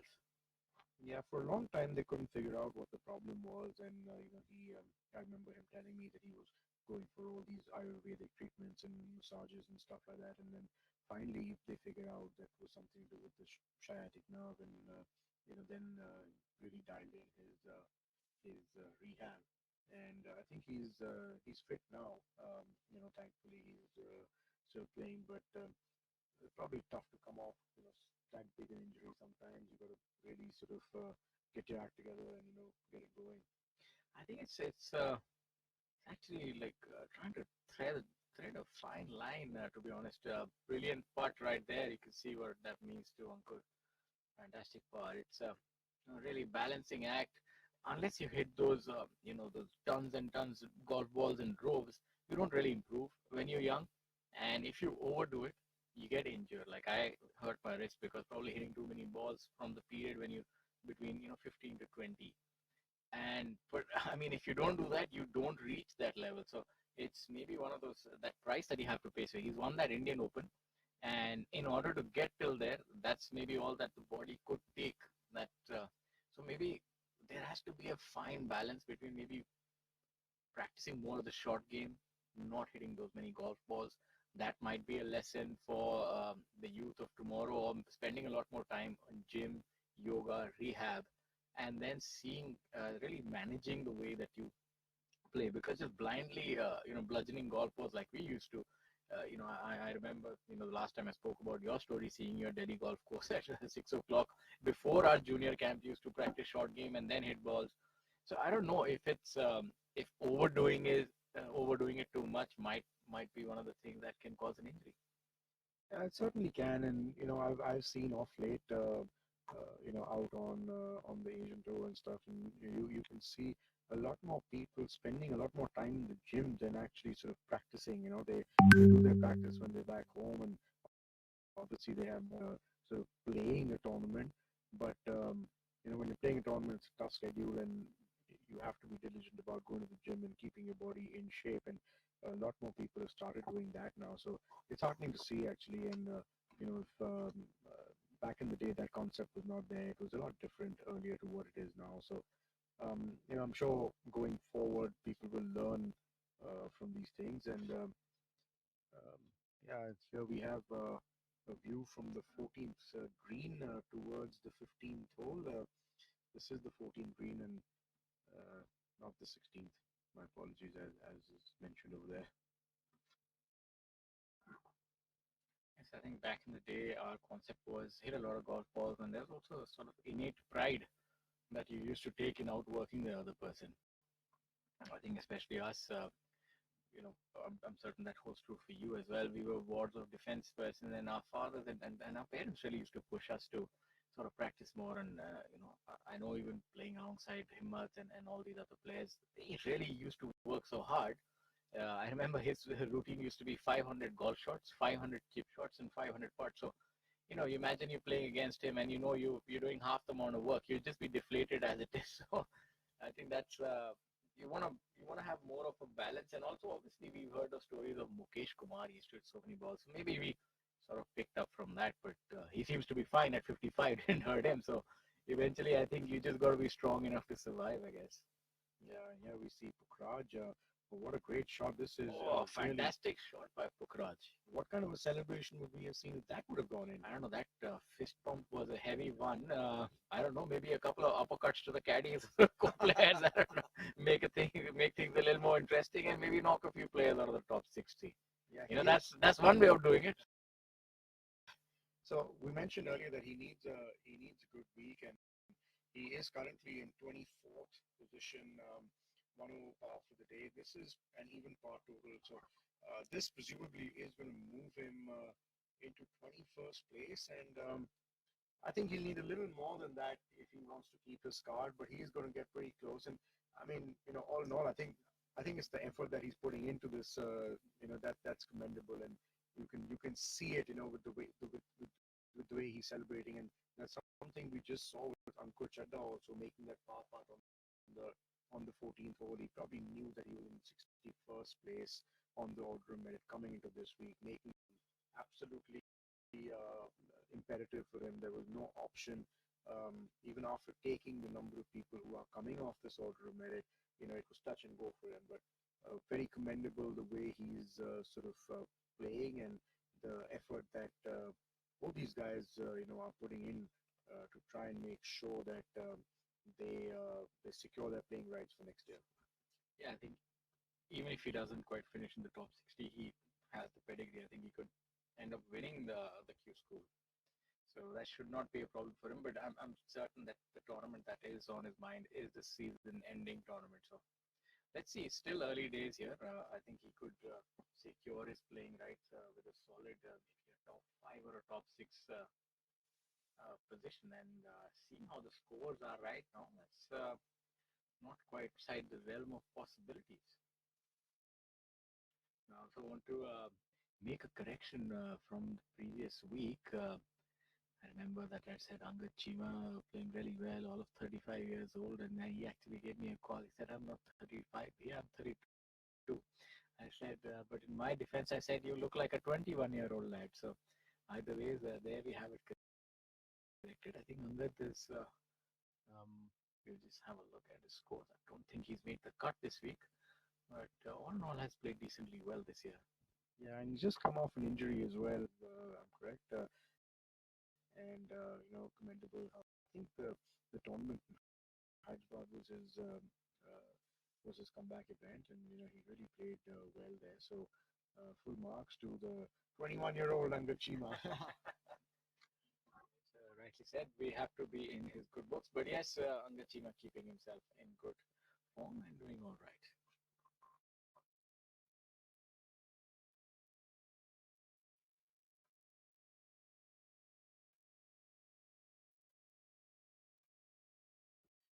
As presumed, there would be a lot of people watching them play.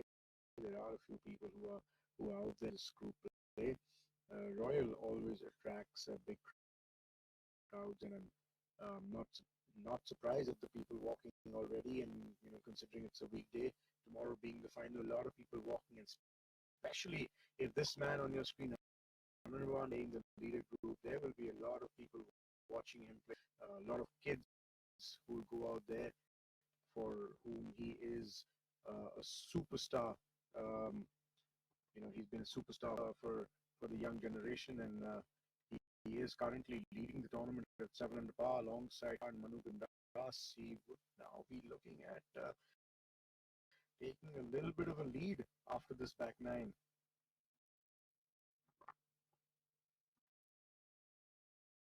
Left side there, so not the greatest of shots by Anirban, and not coming with too long a club by the looks of it. So he's not going to really be happy with that.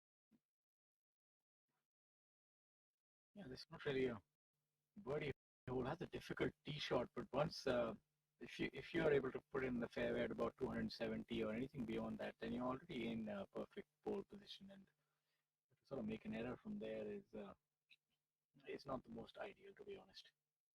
Yeah, by the looks of it, Anirban didn't have more than a wedge, coming into this hole, just the way it looked. So he's really going to be disappointed with that. Pretty accessible flag, actually, to be honest with you. It's going to be tougher tomorrow. I'm sure it's going to be top right or top left. And here we have Pukhraj Singh Gill setting up his birdie opportunity. We saw his chip shot from the left side of the green. And do we have a fist pump coming up again? Come on, Pukhraj, give us that fist pump. A little more restrained on this occasion. Obviously, already knew that he's going to make a birdie, and fantastic by him making those birdies and moving up the leaderboard.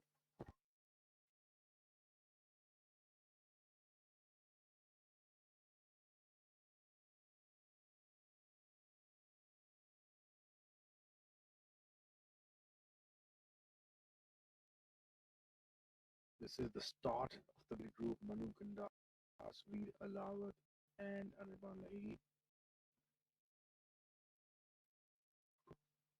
Kapil Kumar going from strength to strength. 5 under par through 12 holes. He's really having the round of his life, actually, to be honest. So, Shaurya, here's a question. Start off the day 8 or 9 or 10 shots, or the leader. All of a sudden, you're 5 under par through 12 holes, and now you're leading the tournament because the others are sort of slipping up. What's the mindset you think that Kapil's got right now? Is he going to continue going the way he is, or is he going to just back off a little bit and not try and protect what he has? I think he'll have to continue in the way he's playing, because he would not really be aware. I mean, he'd see the leaderboards and be aware, but he knows it's still a long road to walk, and he knows the pedigree of these players. So he'd just be thinking of shooting a low number. So it's a little bit of a lucky thing that has happened that he finds himself in the.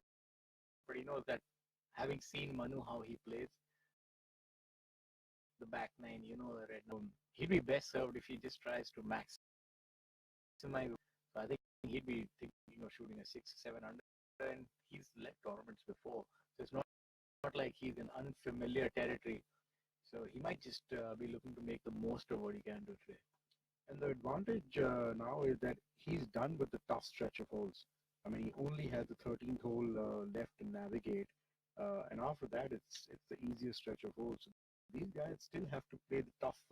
They haven't really gotten done with the tough stretch, and Kapil has the easier stretch coming in now. So it'll be interesting to see how this plays out. I think if anything, he should be looking at the course record, to be honest, because he's just 4 shots away from that, and he has 6 more holes to play, so you never know.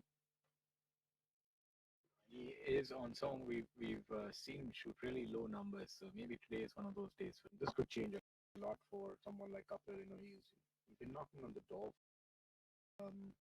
Hasn't managed to pull off a win, but it's also on the back of his head, and that it's never really easy to get your first win. So he's wish him all.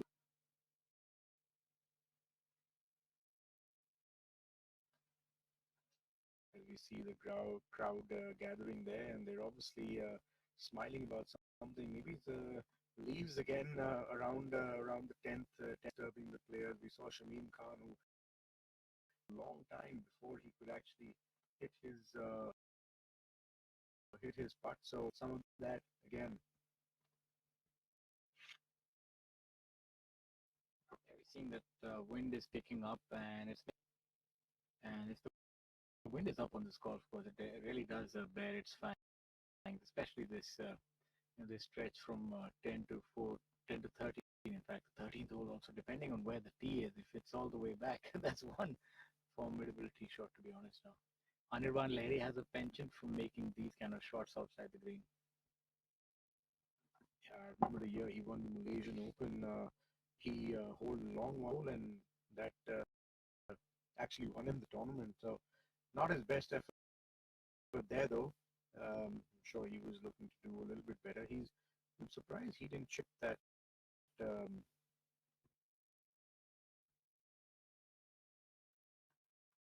Is wearing colorful clothes and colorful trousers. Anirban, since he was a teen, yellow, blues, and pinks and reds, always in his wardrobe.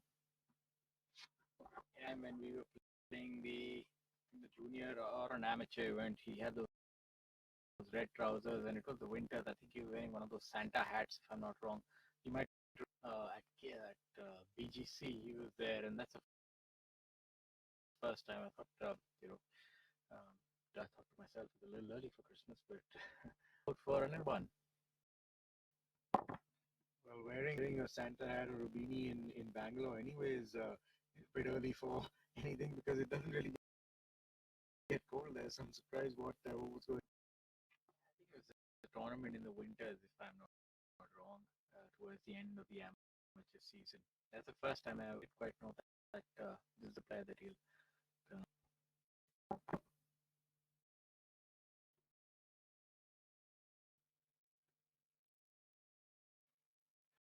Veer Alawat, long range birdie putt here on the 10th hole.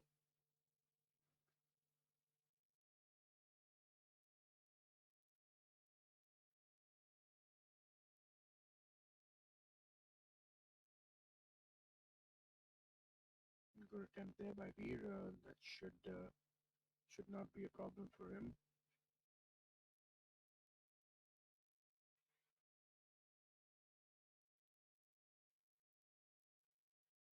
We're also one of those players who's using those multi-compound putters. I never quite, I can understand innovation and all of it. When it comes to the putter, I feel how much can you do? There are advertisements where they say it's a stabilizing putter. It's anyway stable because moving so slow. I think obviously marketing also has to keep up with technology, but I feel with all of the clubs that make sense. But putter, it's eventually the shape and the feel of the putter. Yeah, you see the best putters Tiger Woods, Steve Stricker, they never really changed their putter. In fact, there was this recently, and it had Steve Stricker's old Odyssey White Hot. I forget the model number, but it said this is the second highest winning putter, highest earning putter in the history of golf after Tiger Woods. So obviously these guys don't change their putter. So yeah, you're right to it. We don't really know how much technology suits. Obviously his putter suiting him, Manu Gandas making that putt. I think it might have been for a birdie, that putt. No, quite know looking at him if it was a birdie or a bogey. Doesn't quite give much away, does he? As poker league, this is the play you're looking for. If this putt like that warrants a celebration like Pukrat Singh Gill's. Yeah, I think two different personalities altogether. Manu Gandas, a very even-keeled, not emotive at all. He's one that you want to emulate if you want to play any sport. He can look at defeat and he can look at victory, and he treats both these imposters the same. He's just fantastic the way he goes on about it. And obviously Pukraj more like more like a football player. He wears his heart on his sleeve. That was well put, Shaurya. Absolutely, Pukhraj a little more animated than Manu, and I think they're polar opposites. And we can see a few people now coming in watching, and I think the supporters for Anirban Lahiri just to come and see his game. He always has a lot of people coming and watching on the 14th hole, the tournament host, SSP Chawrasia. To be honest, it's always nice to see somebody a little more emotive, because golf has often been accused of being a boring sport. I mean, take nothing away from the fact that it is one of the most complex and fun sports, but to the layman, it does look like a sport which is rather sedate, and you need these changes happening in the way that golf is played. Newer formats. You also have which would definitely be playing right now for SSP. How to play, maybe have those kind of elements. Obviously, golf, it's sort of steeped in history and the way it sort of goes on about it. But there are a few changes in terms of format, shootouts and whatnot, because you need to add that element. I think that's one of the things that's perceptible difference. Like I told you, I like to watch football. The excitement that you feel over 90 minutes is incomparable to anything else. And in low-scoring games, that's a very big difference. In low-scoring games, the drama and intensity stays throughout the 90 minutes, because one mistake could be could be a defining factor. So golf, obviously, it's a longer format game. Tournaments take longer to finish, and moments of triumph are maybe just for one player at the end of 72 holes. Because the way the game is played, you might make an eagle on one hole, and if you get too happy and emotive, you lose your focus, make a double bogey, so it counts for nothing. So that's why I kind of like match play more, because it's like sort of going toe to toe with your opponent. Yeah, and you were talking about music earlier on. I remember walking down this hole, the 14th tee and the 15th tee. There would always be some music in the background. There are a lot of those houses in the buildings right behind. Always end up playing, these really petty songs. One would wonder, how do you concentrate? Trying to hold this putt right now and trying to hit the tee shot, but somehow, it is music to the ears. Yeah, you need a little bit of that. I'm seeing that changes to rules of golf are happening in terms to make things quicker, but obviously there'd be more elements, and I'm certain that the rules committees and whatnot, and USJA and everything, RNA are not done yet. At the end of the day, everything has to sort of evolve as time passes on. You've seen players have become more athletic, scores are lower.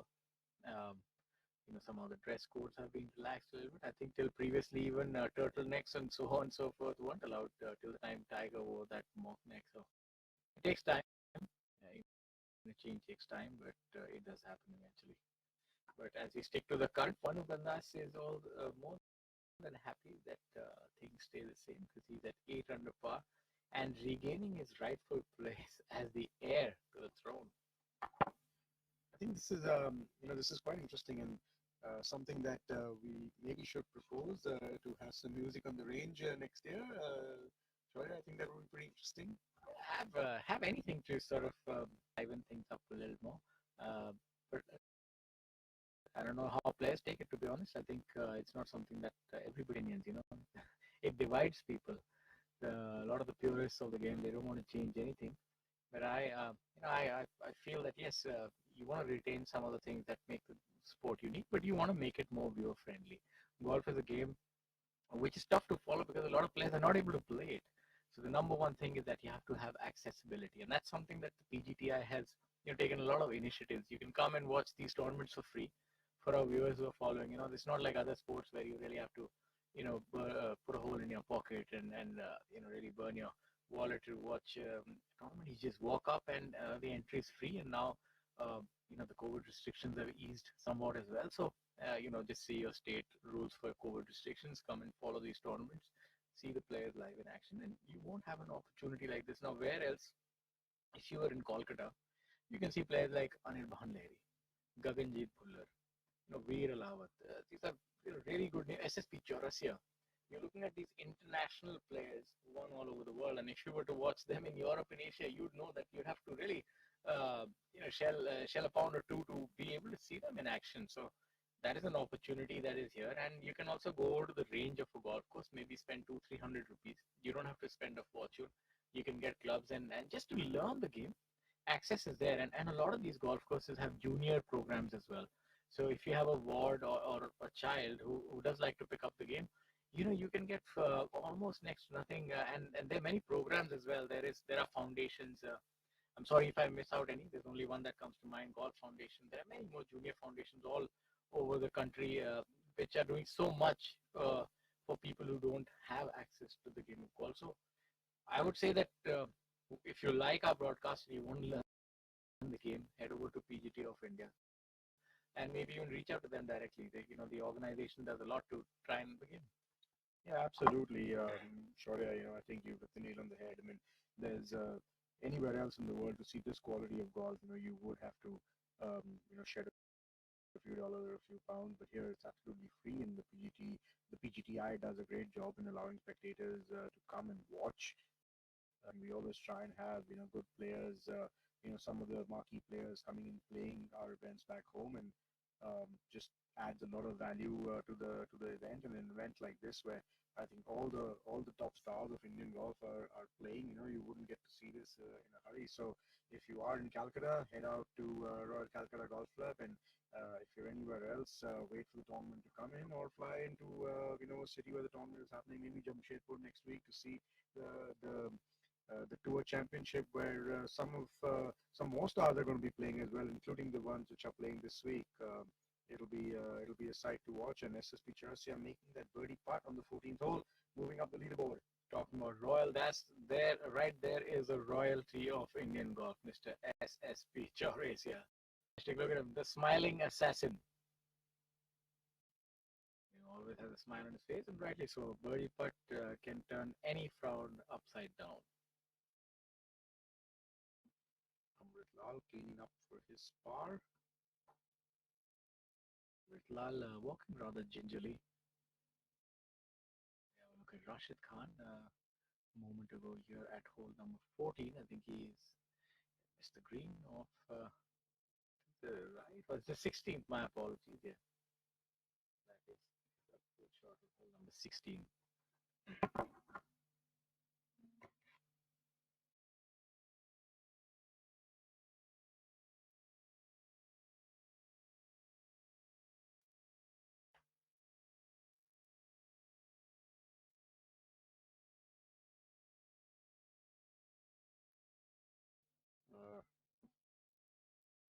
Good young player from DLF.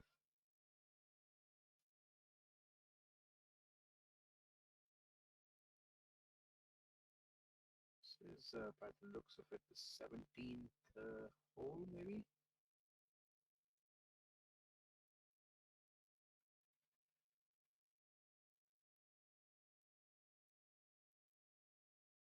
It's getting windy out there. We can see the trees, and these are old trees, and if thick branches, if they can get moving, that means it's really getting windy out there.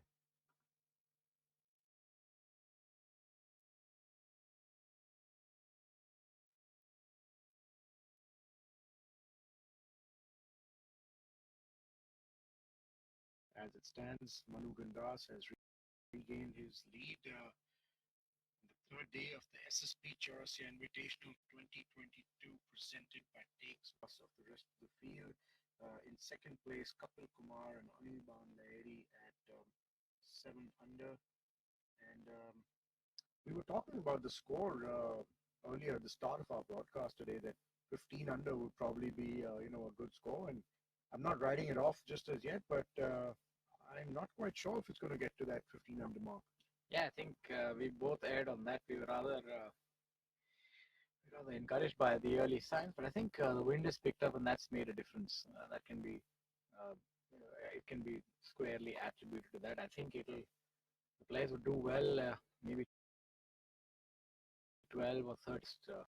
But I would still say it all depends on how Manu Gandas plays on this back line. Obviously, Anirban Lahiri is there and can shoot the lights out in any moment, but Manu has the penchant of going low, and you've seen that he signaled his intent on hole number 10. So if he can make a couple of birdies end the day at 10 under par, then anything's possible. As we have a look at this very difficult, I'm not quite sure where the tee is. Are they playing from that back? I think not. They're playing from the front tee.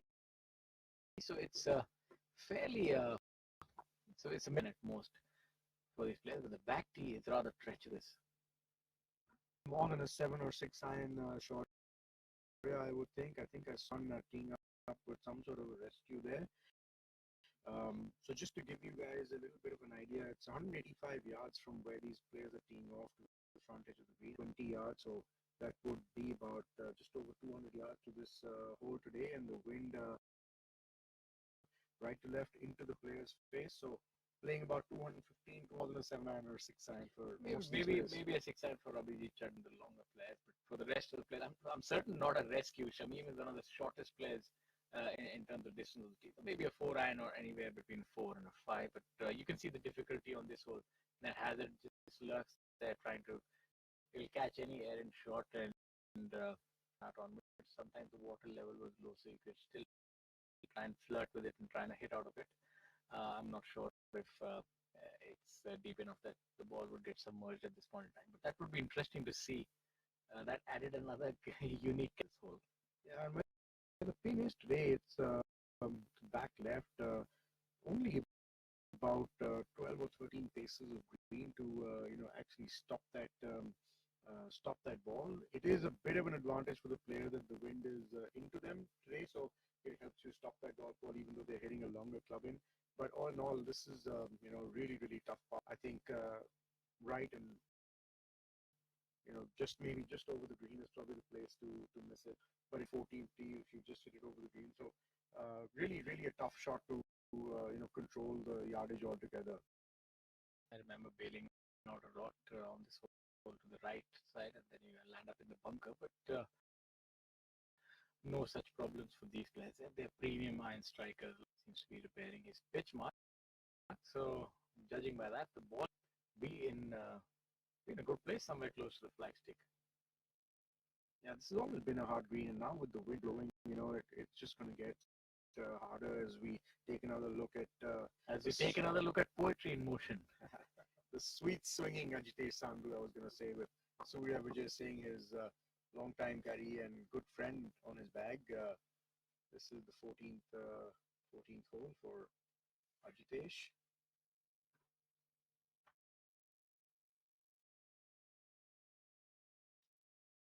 One over par for the day so far.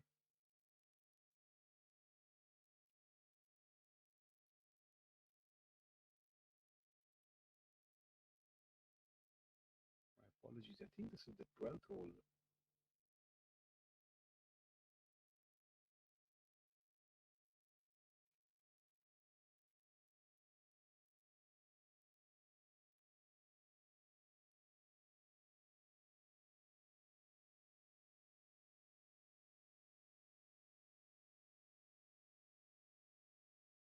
M. Verma setting up for his second shot.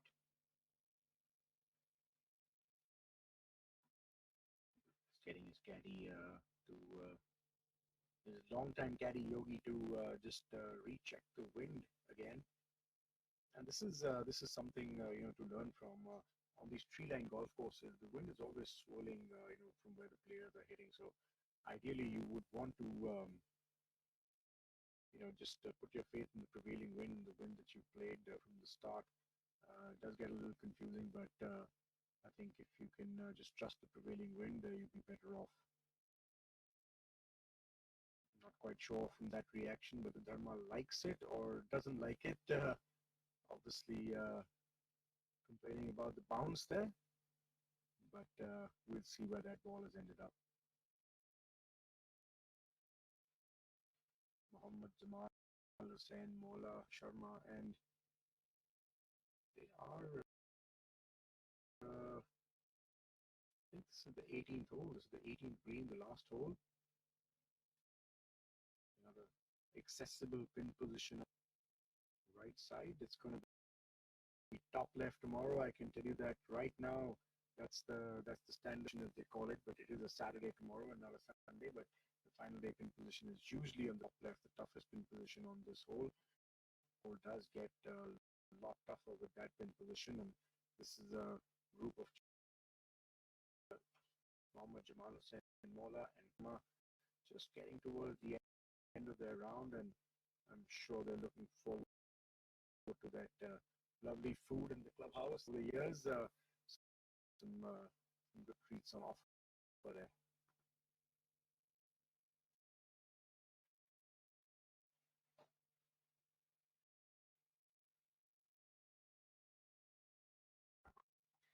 Yes, who could forget? We always used to visit this golf course around Christmas time when the East India Championship, playing 2 tournaments always when we used to come to Kolkata. So I think not much has changed from that perspective. Used to be the RCGC Cup followed by the East India Championship. Yes, if I remember correctly, we had met in the East. I'm not too sure if you remember. I think yes, one time. If memory serves me correct. Who won that match? The man standing next to you, my friend. No wonder I don't remember that. On hole 15, I still remember I made pars all through. I didn't make a single birdie that day. Well done to you again. Did you buy me lunch? I think so. We remember. That was a bit of a tradition. Yes, I remember the East India Championship. It was quite a tournament. I think the year that Himmat won it. There was a Himmat, Calcutta local for the final. Sanjeev Mehra. No. If you play Sanjeev Mehra, our shouter, the legend from Kolkata. I remember a lot aren't really go on air, but you do remember if you were playing against him that it would not be easy. One of the things, he's lovingly called the legend, and rightly so. When you're playing against him, you would just hear a roar somewhere, and you're trying to see what's happened, and that's him. He's missed a putt or made a putt, and he was a master of mental golf. I remember some friend of mine was paired against him, and I finished my match, and I just went to see the entertainment value in that game. Yeah, he loves his golf. Let's see some observers. We saw them on the 10th hole. We've seen them again now.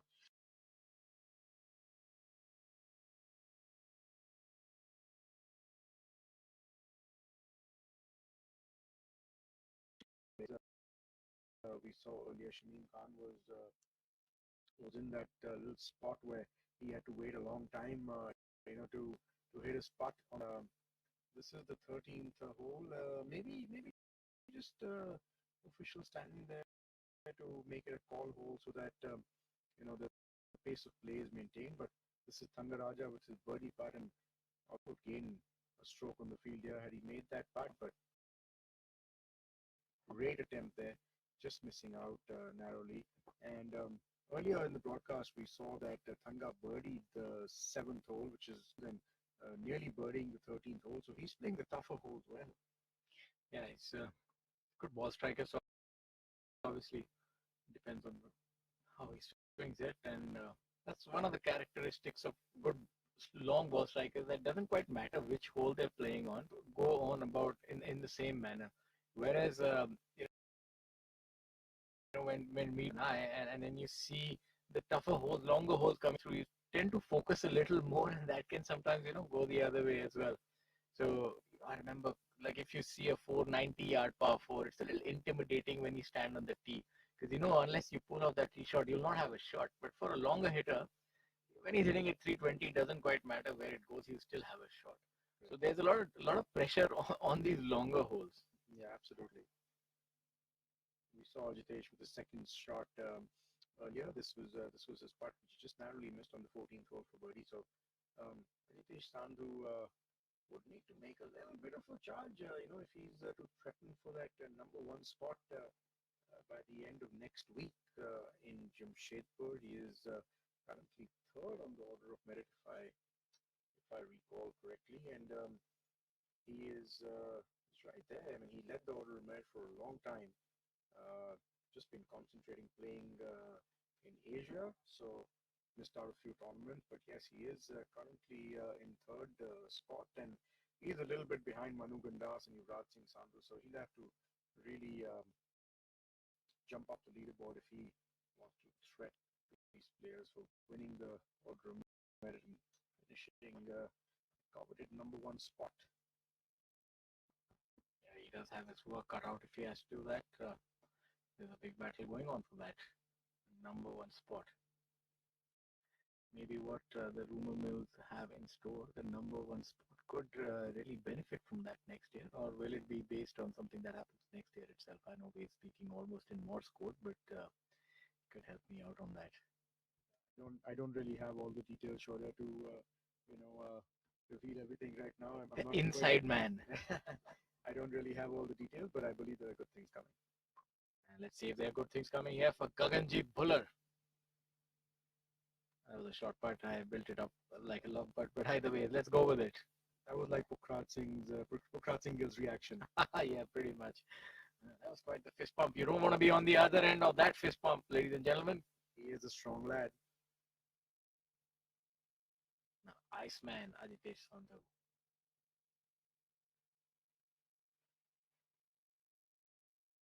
His stance seems to have changed a little bit. The putter seems to be a little further away from the body than what I remember from previous years.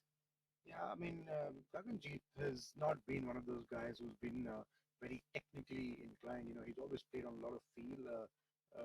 From a technical standpoint, may not have the best sort of swing or stance or whatever you want to point out. But he's just very effective the way he plays, and he knows his game very well. Always concentrated a lot on stability, whether it was in his short game or his long game. You see his knees are really still when he putts. Just keeps his full swing. He just his key, I think, has always been his stability, and he doesn't really bother too much about other aspects of the game. So yeah, I'm not quite sure he's too bothered about him standing further away from the ball or very close. He just needs to make putts. He's not technically inclined, but I think his natural ability, the way he swings the club, seems pretty technical. So he seems very orthodox, especially when he swings when he hits the irons. The only thing is that maybe he hangs back a little bit. That's the only thing that you can maybe look correct. But apart from that, he's never really required to learn the swing, because his natural swing is just worked fine. As we have a look at somebody who is a very technical golfer from the Mike Bender Academy, and would love to bend a little from the right to left, suit his shape that he likes to hit it. Yeah, I mean, I know Abhinav really well. He's a good friend of mine. He's been working a lot, on his swing, and it's improved a lot, over the last couple of years. He's not really anymore, but works a lot on his own in flight scope. So he's really fit, and it's showing him, and he's playing well. Just going back to the technical side of things. I think there's so much information available now that a lot of players get too sucked into it at times, and it just doesn't really help. And I think that's one of the reasons someone like a Gaganjeet and Anirban, they really stood the test of time, because they don't get too technical at all. They just know what they do, and they sort of keep doing the same thing and repeating it, and keep inventing the same things.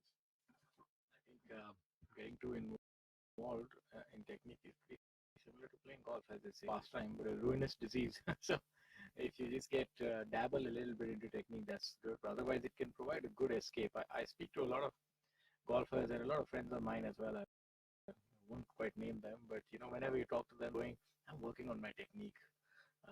That's all well and good if you work on your technique, but you still have to keep performing. Unless you're Tiger Woods and who's revamping after your world number one, otherwise limited. And if you're going to go play tournaments and you're not ready, that's maybe the wrong time to bring your technique. You best do it in off season, and that's an excuse that you just can't quite have. I feel even as the best golfer, you can't be saying that I'm working on my technique. You can, but then you have to optimize it during tournaments. Yeah, another one of those guys who's technically very good but doesn't work too much on his technique is Ajit. Just on basics like alignment, posture, those things. I guess he doesn't really need to work so much on technique because I think such a natural swing. He's always been gifted that way, that the way he swung the club. Yeah, and by his reaction, he didn't really look too happy with that tee shot on the 15th hole. I think. And now we have a look at the man who is making a charge, Kapil Kumar, 5 under par through 12 holes, and this looks like this is the 16th hole, and he's got another one. Look at that, a birdie. Yeah, it sure seems like it because he did acknowledge that part. So that's not much of a reaction there either. Yeah, that would move him to maybe 9 under par. We'll get the updated score soon, but at least at the least 8 under par. So the scores would generally come up after hole number 15 because they're every 3 holes for a lot of these players. So there's a chance that he's actually birdied 15 and then the 16, and he might move to 9 under par. Find out what he's done on those other. I think he's going along really well, and that's a great playing that way and competing. The feeling of just I feel golf, especially professional time, you're playing under par and playing well. That's a good feeling, and a lot of players finish their round and then realize what they've done. But somehow, if you can enjoy it while it's happening, that is what would separate the best players. They like playing golf. A lot of players, like the results, like to compete and beat other players, but there are very few who can actually play a round of 18 holes alone. I think that's like a litmus test. If you can play a round of 18 holes alone and improve your skill, then you don't ever do it. I found it so boring to play 18 holes alone. I had to play with somebody, compete, bet, or do something. But the best of nobody was you can play a round of golf alone. If you can do that, I think you really improve as a professional because you have to be alone most of the time when you're playing professional golf. And if you compete with yourself, like Jeev Milkha Singh's stories when he used to play with 2 golf balls and try to beat the other one. It's one way that you beat boredom. What about you, Chirag? Well, I agree with you. It does get a little boring to play alone. When we used to play in practice at Delhi Golf Club, we were playing 5 holes rather than 9 holes. So we would go out in the evening after our practice and then try and inculcate whatever we learned in our practice and play 5 holes, maybe hit a couple of shots, which just try and make sure that everything is in order. Which hole would you tee off on? Normally, what would be was the most played? Because 10 to 14, then you would kind of have to have a long good walk back to the clubhouse. So 1 to 5 would probably the most played holes for anybody who's coming from BGC, and the other place that I practiced growing up as a kid was Air Force Club, and anywhere when the golf course was empty. So you played 3 and then maybe move to 7. So play 5, 6 holes.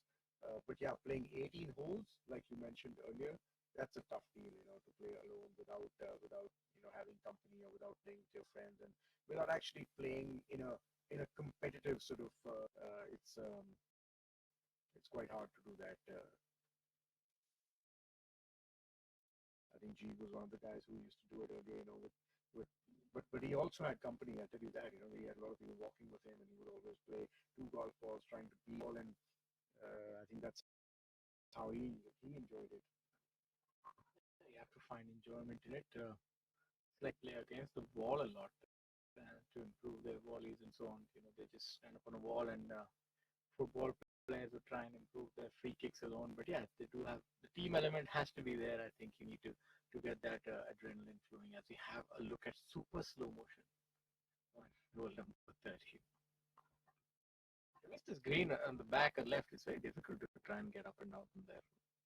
So how long do you think it would take if you shot here in super slow motion to take that hold? I don't know. I think we'd still be here the next day.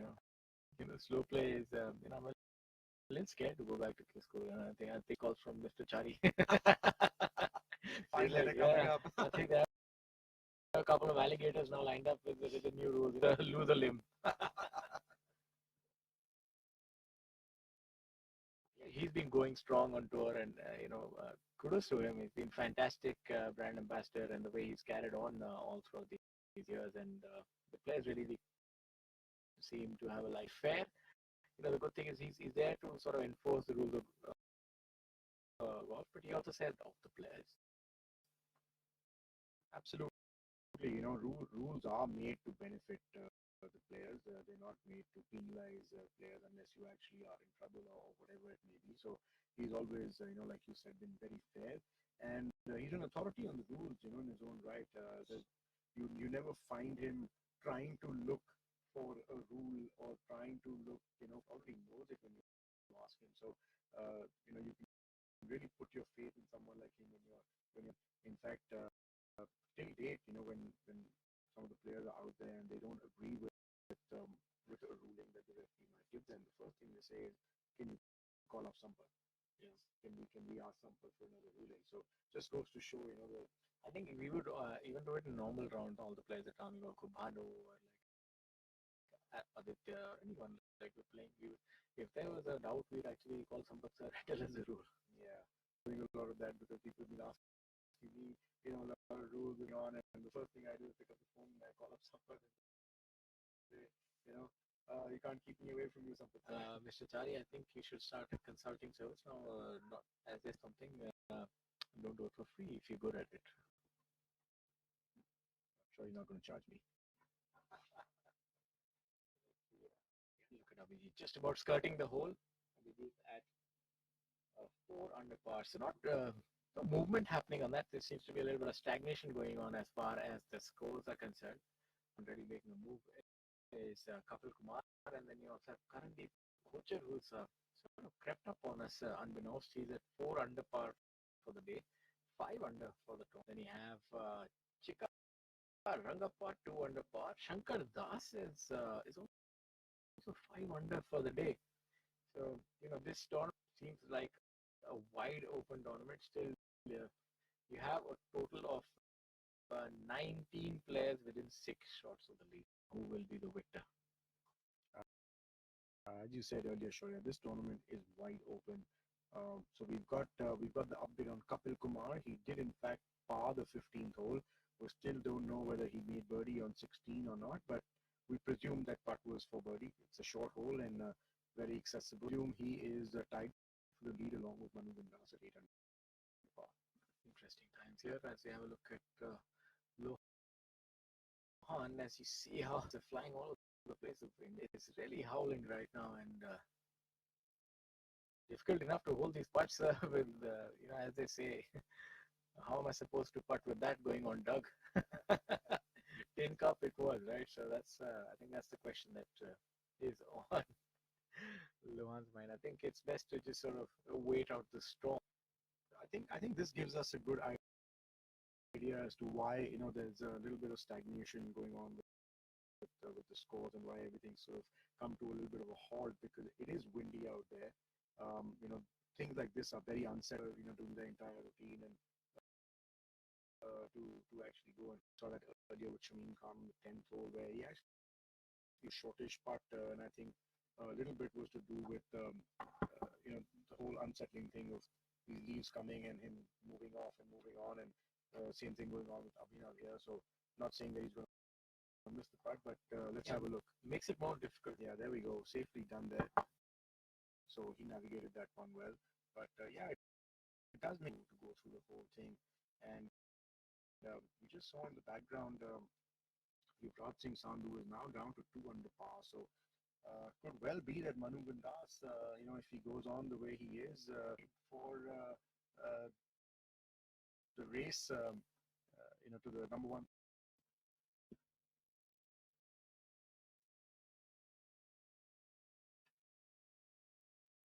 Vijay cleaning up the par.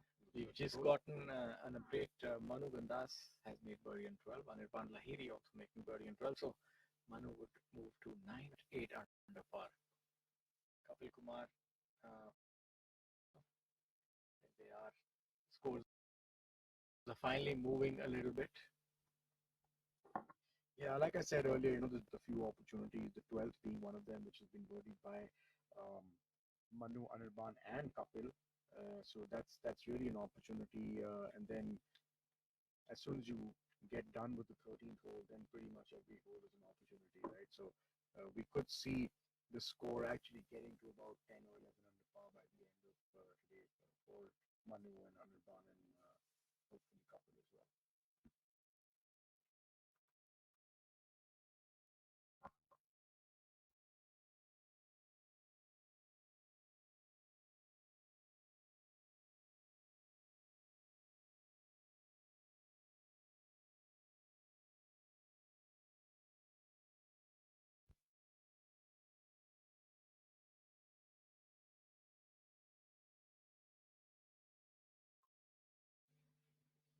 Back at hole number 15 with that unmissable t-shirt. That Raja from Sri Lanka. Good player, doesn't really mull about it all. That's like a sight for sore eyes. Maybe something that professional golf likes. And professional golfers like to play with. Players who really just like to get on with it, and he's one of those. All smiles even after that miss hit, and that's the kind of attitude you want. They have a look at Yuvraj, who's found an innovative way to take off his glove.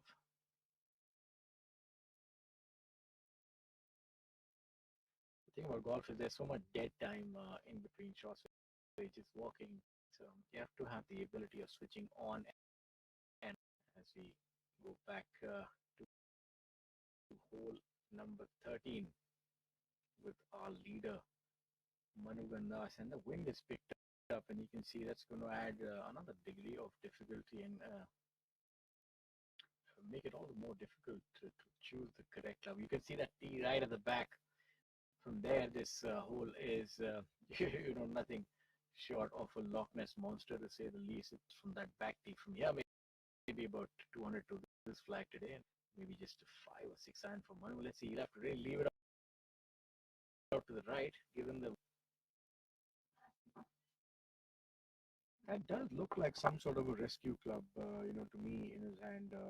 He's Just be maybe that's owing to the wind, and yeah, it just seemed like the hole is playing quite long, and he's just hit it over the green there. So just by the looks of it, from here, it looked like he's hitting some sort of a rescue club. Anirban going with some sort of a long iron there. So this hole is playing tough.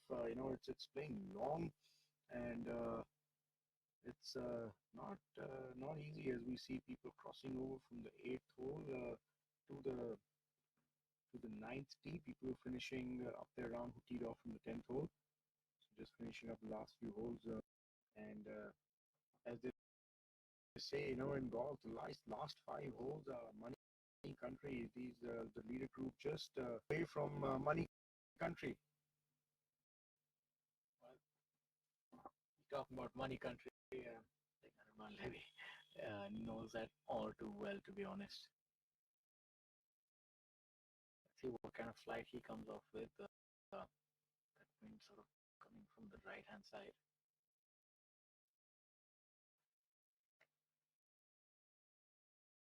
Should be Larry, given that he likes to favor a draw me the right edge of that green. Let's see how that goes. That's worked out decently well, but because that green does have a steep embankment towards the back left side, so not too bad from there though. Should be able to get up and difficult this hole has gotten today. Veer now. benefit from these sort of conditions, given the fact that he really does have a lot of compression that he can impart on that golf ball owing hard, and that's how he can negate the wind and a distinct advantage over the other players. Let's see how he does on this hole. Pitching it like too much club, and that's where Chirag had stated earlier that the ball can roll off to. Now he has quite a difficult shot and make par of this hole.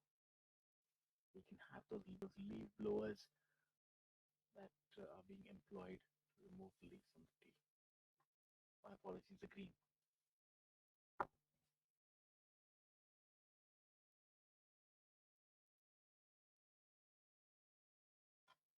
It's interesting thing, Shaurya, and this is always a topic of discussion when you've got a wind, say on this hole, right to left, little into the wind.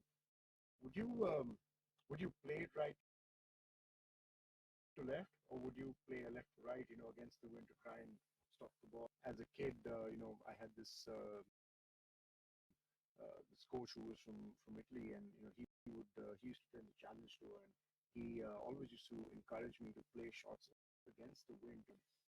What are your thoughts on that? Yeah, it's interesting that you brought that up. I mean, that's how purists of the game would say that you hit it against the wind. But I realize you require to be an striker to try and hold it up against the wind, especially if you're trying to hit a fade into right-left wind, because the wind is going to take it. So I've seen that over time, unless you don't have space on the right-hand side, like if you can't start that ball to the right, then you obviously have to hit against the wind. But given the option, it's always sort of better to play with the wind, because it's more certain what the ball would do. So on a hole like this, just leave it on the right-hand side and let the wind do the rest.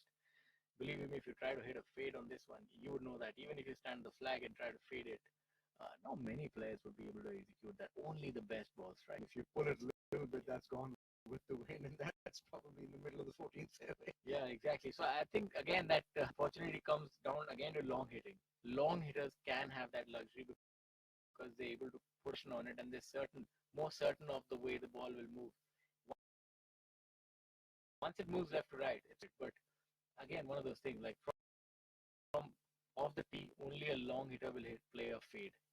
That's just one of the rules of golf. You'll see like people hitting drive will hit a fade with the driver. Medium to short hitters will try and maximize their length by trying to hit a draw. So many times that is a luxury of power, I feel.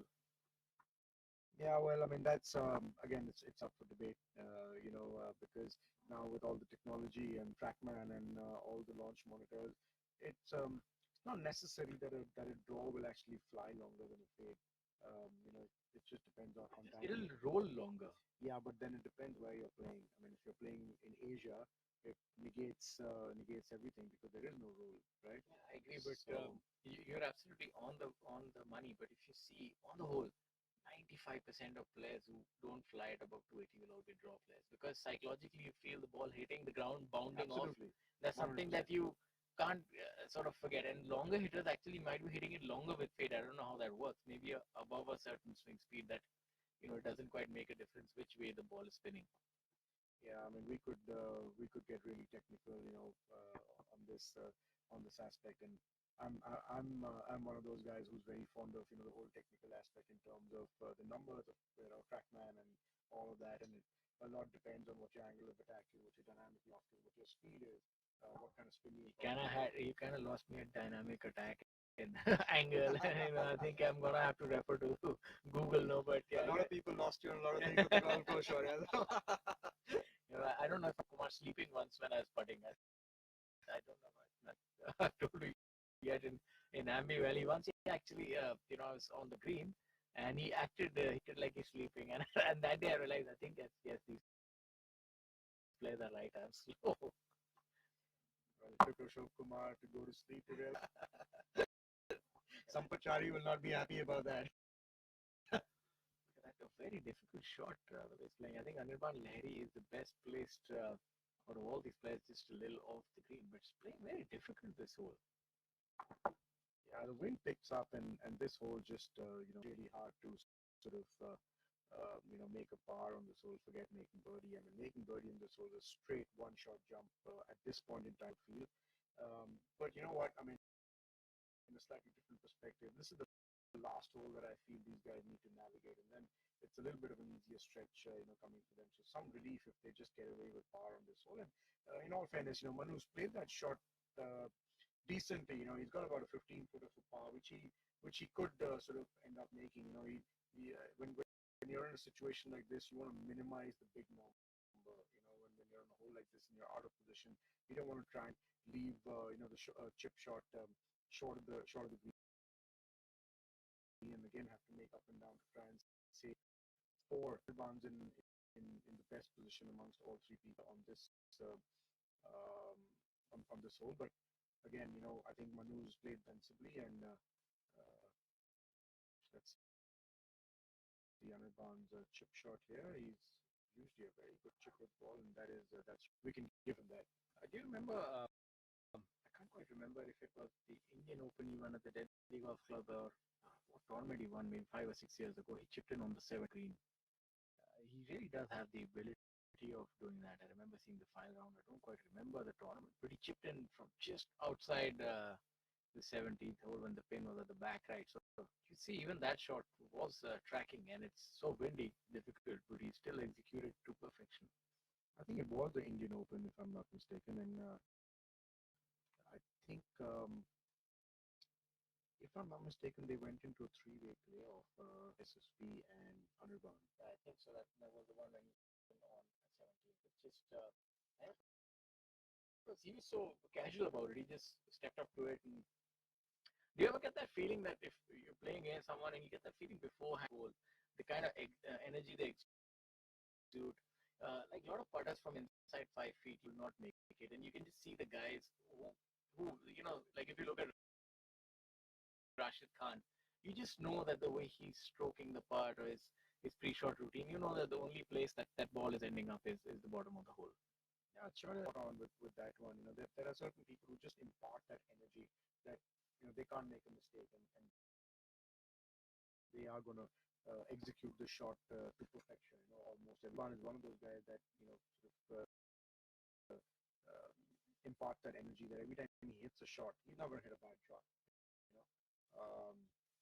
Obviously, we're all human and we all hit bad shots, but there is a lot of these good top players have that they do give it that little energy that you feel that they're not going to end up hitting a bad shot. And I think it's all the more evident on the green where there's players who are not too certain. They twitch a little more and they exude. And look at Manu Gandha. That's what I'm saying. You see him, and they treat each putt with his gun. Look at him. That's a big putt he's made, but you do well to get a reaction out of this man. Yeah, and this is what I was saying. Some of the players who are in form and who are playing well, they do exactly what Manu has done. They play a conservative shot and give themselves a chance. They don't want to maximize errors. They want to minimize errors, and they back themselves in making that putt. And the slow motion replay. Look at it. Can you see any emotion from him? Maybe a little bit. Yeah, just maybe acknowledgement. So this is actually going to be a turn because he has turned that negative sort of energy into a positive sort of energy. Now the momentum is going his way. So well done, Manu Gandas.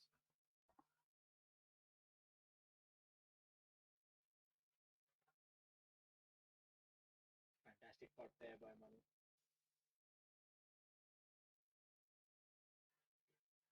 Look at Abhinav Lohan. This putt is one that should break from left to right, downhill putt.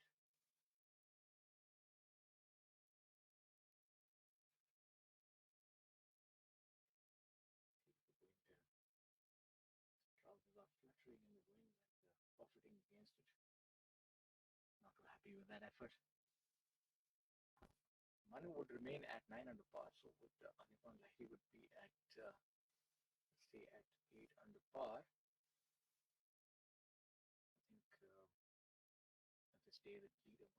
about maybe 10 or at most maybe 11 under par. It will be a tight day tomorrow, especially given the conditions. Yeah, if it's windy like this, and if I know the way the pins are going to be with Mr. Chari's typical Sunday pins, I'm not surprised if we don't see too many. We're going to see some higher scores, not really any low scores. So I don't see too many making a charge. Yeah, talking about scores, let's have a look how our players are done today. You can see below the 34th position, everybody is over par, and there have been some big numbers today on the golf course. Obviously, players finding it tough owing to the kind of conditions that are there. We have Arjun Bhati doing well, 1 under par today. We have Imran Ali Mola, Anil Bajrang Mane, both under par today. We have Sachin and Viraj, both couple under par. We have Shankar Das, who's really having the time of his life today with a 5 under par in these conditions. Really worth its weight in gold, that score. And obviously towards the top of the leaderboard, you have Kapil Kumar, 5 under, and Karandeep. Field from the top 10 players, my apologies, under par. So it shows you how difficult this day is proving for these players. The order of merit again, and just trying to run some 5 people who are supposed to come off the order of merit would effectively make 65th position as 60th place, and 60 keep their card. So 64th position was Sudhir Sharma card. So 66th position will actually overtake 64th, and I think 66th position is going to keep his card. So Rohan Dole Patil, Sanjeev Kumar, Manav Jaini, Adil Bedi, Ankur Chadha, they will all end up keeping their card, and nobody really making a charge from behind. People with the chances were Sarthak Chipper, Anshul Patel, Mohammad Akbar Hussain, Sukra Bahadur Rai, who have all unfortunately missed the cut. So Shul Chinappa has made the cut, but he's not really up there and making a charge. So I think the top 60 is pretty much sealed. So these guys can breathe a little bit tomorrow. Yeah, and now they can get ready for the big tournament the week after this. See, this week as well, a lot of money to be played for, not just the victor, more than 16 lakhs going to the winner. So a lot of money to be played for all throughout. So even if you make the cut in the number and not having your best days, each position is going to be worth a lot. As you have a look at Cullen, that's the difference in Cullen's swing and somebody like Veer. Cullen sort of, when he lashes at it, you see him balance a little bit. But I mean, he's also one of those players who's hitting it 315, 320 in the air. So it's sort of understandable. But you see Veer and you see Yuvraj, they still always hold their finish even after that sort of speed. Even Abhijit Chadha. Yeah, truly. I mean, Cullen has always had this little, lash at the ball ever since he was a youngster, and he seems to still keep it in control, even though he's going at it. And we see Abhinav, who's gained a lot of speed, but maintains his balance very well. Like some of the others. You want to tell us a little bit about that? That he's gained some speed. What is it that he's done, which has sort of facilitated that for him? So he's, like I said earlier, he's been working a lot, on his flight scope, which has helped him understand the dynamics of the club. I don't want to get into it before I lose you again, but yeah, he has been working hard on his fitness, a lot of speed stick stuff, super speed stick stuff, sorry, and some work in the weight room as well. I knew about the speed stick. I don't quite know about the super speed stick. What does that do? So I think it's the same thing. I think it's called super speed. Okay, so when you swing it, you get that number. Yeah, so basically it's called overspeed training, and you have these sticks which are of different weights, and there's certain protocol that you have to follow, and you have to keep swinging them as hard as you can. And I'm not quite sure of the protocol at the moment. I do have it somewhere, and I remember doing a few of these myself. Hopefully, you'll be doing this again in some time. Well, I doubt, but I hope that wasn't one of the things that led to my injury. Not a great advert for the speed sticks, but no, that's just yeah, no, obviously not. But yeah, so these things really help. I mean, I myself gained quite a bit of speed using these things, and of course, but the the reason why my sort of speed increase was me using the trackman and actually understanding how I could get the best out of what I had. And so yeah, I mean Abhinav has put in a lot of work with that, and I remember in the lockdown, having long chats with him about how we could sort of improve this and all of that. And he was lucky to have space in his basement and put a mat up and a little bit of a projector screen, and he does a lot of practice there as well. So yeah, he's going the right way and just missing there for Dharma. That's the definition of a heartbreak. So close yet so far. Tried so hard and got so far. Exactly. Now we're thinking of the great hits from Linkin Park, ladies and gentlemen, bringing you the hits from late 1990s with Chirag Kumar.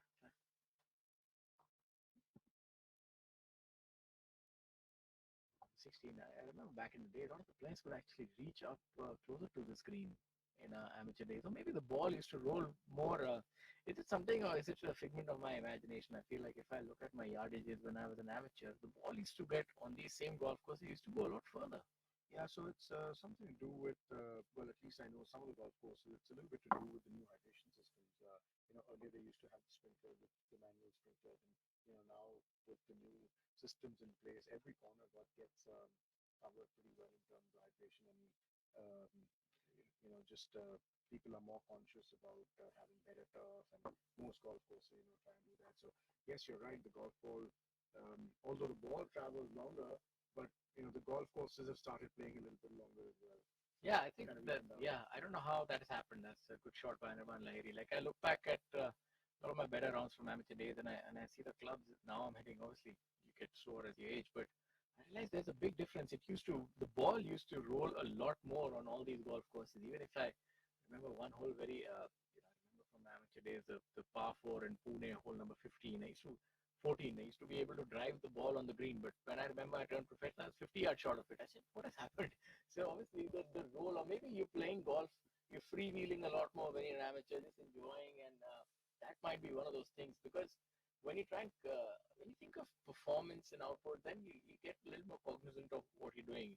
So maybe the key is just to enjoy yourself and just sort of freewheel. I mean, my opinion on this is, there's just a great shot there by Veer before I pass. Fantastic shot. Yeah, no such issues for Veer. Yeah. Distance is not something he needs to ponder too much about. So one thing, I mean, I also heard this a lot, while I was growing up, that as you turn pro, you kind of start hitting the ball a little shorter because you're a little more careful and stuff like that. I never really believed that, and I am not a firm believer of that. But I think one thing is that, for a professional event, they do put in a lot more work into preparing golf courses so that they're at a certain standard, that you watering them properly, and all of that. So when you were an amateur, and or when we were amateurs to when we suddenly started turning pro, all these sprinkler systems and stuff were not in place at the time, but they did a lot more work to prepare the golf course to be in better. So would you recommend that player carry his own blower or something, and maybe give it a caddy, dry the golf course out and let that ball run out? Yeah, That's why I always I would always love that. That's why I always enjoyed summer golf. The ball goes so far in the summers, in the winters, and especially I think after the monsoons and before the winters. Oh my God, the ball doesn't travel anywhere. It just falls at 260 and stays there. Yeah, that's always not good for your ego when you play a home course and you're suddenly hitting 2 clubs more. Yeah, it's one of those things about golf, and I think golf as I say, everything has changed, but it still remains the same. I think back in the day, you still had power hitters, and the only thing is now you don't have so many artists. Like, even if I look at the leaderboard, now you have Manu Gandas, Anirban Lahiri, Kapil Kumar, maybe the only medium length hitter in Karandeep Kochar, and they also are able to get the ball beyond 300 yards. They you'd be surprised. Karandeep and Kapil actually get it out there. Exactly. So they're not short hitters by any right. Like, both of these players may be able to drive the ball 280 in the air and able to get to about 310 with roll. So they're not they're medium long hitters, and so if you'll be really hard pressed. Maybe only Shamim Khan is still sort of holding that flag high of the medium short hitter. He's at 300 bars. It's very difficult, I think, for the Jamal, another medium long hitter, but none of the real short hitters, so as to speak, are surviving. I think they're just an extinct species. It seems like it. Like everybody is at least beyond 265, 270 in the air. It seems now.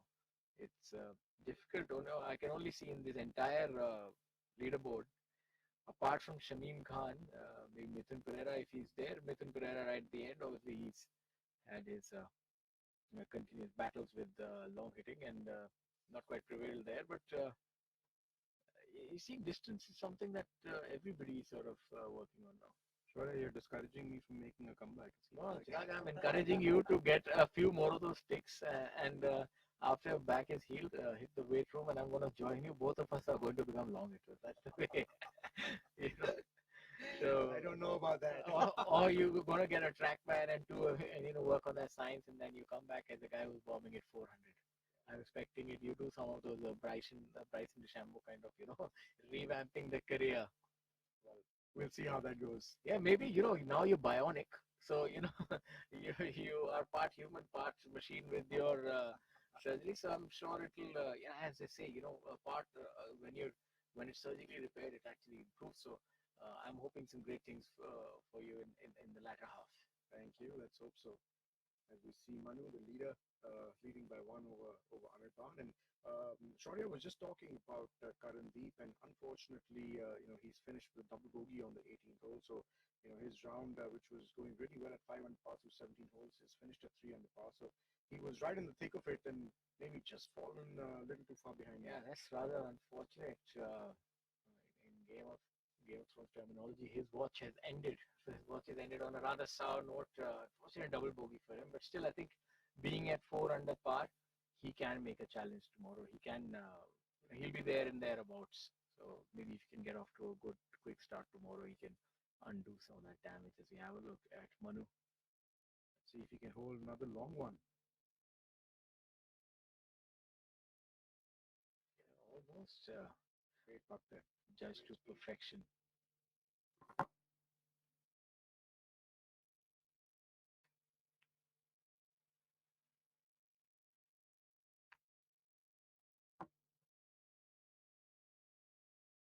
Where do the players go after the final event of the PGTI on the Asian Tour? Are there any tournaments lined up, or would what would the top players, where would they be venturing? Well, a lot of the top players, from the PGTI will probably be heading to the final stage of the Asian Tour Q School who don't have their card, which is, if I'm not mistaken, from the 16th to 23rd or 17th to 23rd of January. And then, of course, the Asian Tour kicks in starting early Feb. But I think so does PGTI. I think the schedule will be out pretty soon. I think end of Jan is what Q School is slated for in Calcutta itself at the Tollywood Golf Club, and maybe followed by a few events. I don't really know the schedule as of now. I do have some sort of an idea, but wouldn't want to say something wrong here. Might. Yes, of course. You can keep us in suspense till we know, but I think even this season has just been an absolute success. It's been fantastic. And, especially given the fact that last year, I think one of the only domestic tours with COVID and all that happened, and you still had a good season, the wraparound season. So it's fantastic what's going on. Let's see if Anirban Lahiri can capitalize on that golf shot. Oh, just a misread there by Anirban. He was looking for it to come back the other way. Unfortunately, it moved left to right. Yeah, it looks like it's going to go right to left even from this angle. But yeah, it looks a little a little bit of grain, I think, coming from that side. And the grain out here at Royal is pretty strong. It does affect the putts a lot. Deceiving.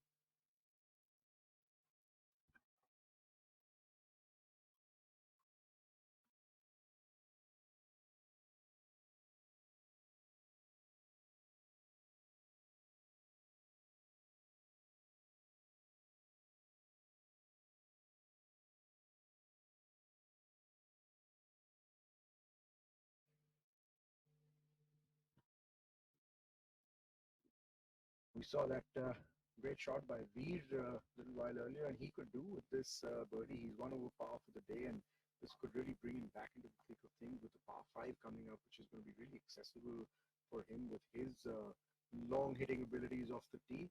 So I would reckon this putt moves a little bit from right to left, maybe right edge for Veer here, and he has hold it.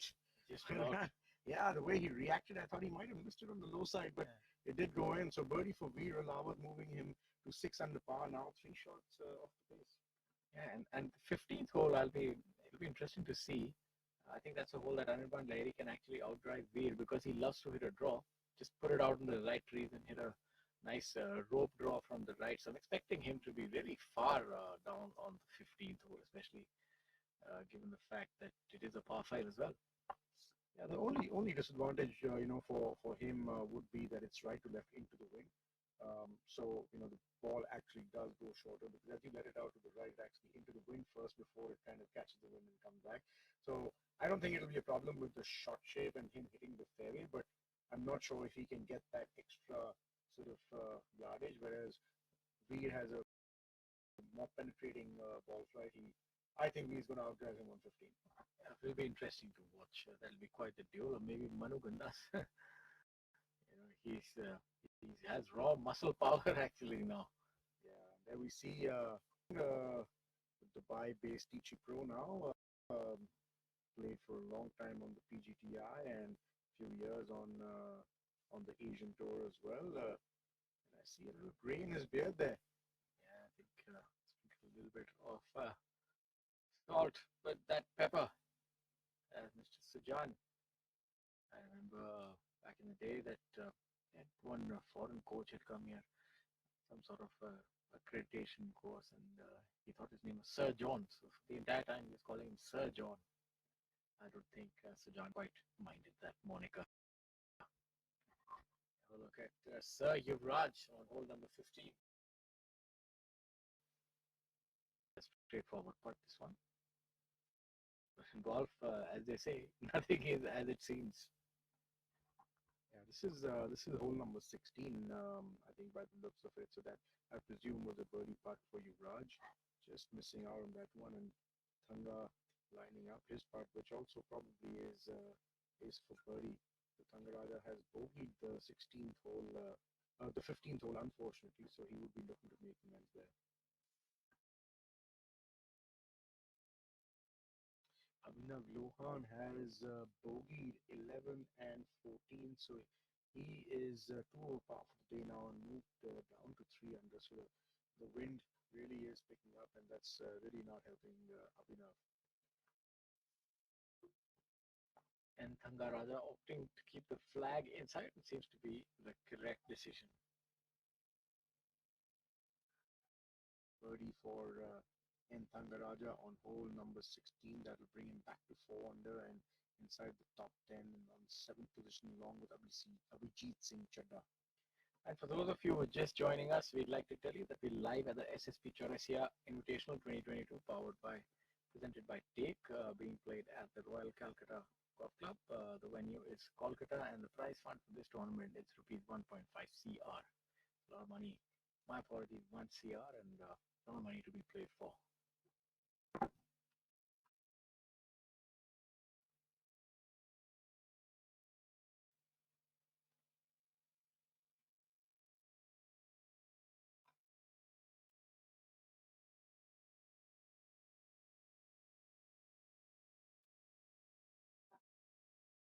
Shamim Khan just looks like a little bit of a cleanup putt, maybe 3 or 4 feet. And I mentioned earlier how good a putter he is. Shamim, great rhythm to his putting stroke, and never really out of rhythm, no matter what the situation. Word mentioned for our sponsor this week, Take Sports. Take Sports Management Private Limited is sponsored by the promoters of Take Solutions Limited, Mr. Srinivasan HR and Mr. D.V. Ravi, to focus on deserving sports and to enable opportunities for talented sportsmen. Take's ethos is to identify, nurture, and support talent on their journey towards international success. Take has been committed to supporting Indian sports for well over a decade, and that's evidenced by the tournaments that they've put out, the players that they've supported over the years. There have been so many brand ambassadors for Take, and They've been a lot of prominent Indian professionals, including SSP Chawrasia. So they've all benefited by their association with this fantastic company. And really, all the credit to Mr. Srinivas and Mr. Ravi for doing what they are for the sport of golf. And you can see the results are there in front of us. Golfers doing so well and flying the flag high. Yeah, absolutely. There aren't too many people, who do what Mr. Srinivasan has done for golfers and golf in this country. With supporting so many players over the years, and now with two tournaments, this one being second one to already him having the Gmail Kasing Invitational for the last few years. So, um, big thank you to Mr. Srinivasan from all of us involved in Indian golf, and this is Amrit Lal On 18 seems to be yeah. seem to be a little bit out of position, but hit some sort of a draw, it seems. He was on the right side of the fairway, so it should have been a clean shot. But maybe it's just we were talking Maybe about the way the swing is, it looks so forced, and the way that it's followed through, it always looks a little bit like Lian Wen Chong, and it seems like he's trying to rotate the right forearm over the left, and seems like he's hitting a draw. But yeah, that's why it can fool anyone. homemade swing there. It seems to work well though. He's been playing well off the second half. He's really improved. Yeah, he's got some good in the second half. He's played well. He's comfortably kept his card, and let's have a look at that swing again. Just a little steep going back, and then that little drop under, which causes that little loop. And I guess he has no choice but to turn the club over from that position. So that explains it. Yeah, but if it works, then why fiddle around? They have a look at a lot more classical swing. But in SSP Chawrasia, the host of this week, look at that swing. That's one that you want to emulate. And this man he's got so much success over the years, and I think he's extracted every ounce of talent from that frame. He's been able to be one of those players who's done so well over the years, and as usual, the commentators curse. But if that is his disappointed shot, I wonder what she does. I think he's taking a leaf out of Hideki Matsuyama's book. This is exactly what I was talking about a little earlier in the broadcast. That some of the pros and some of the top results, it's about the quality of the shot. And obviously he was not happy with the quality of that shot. Let's try and look at what he's not happy with.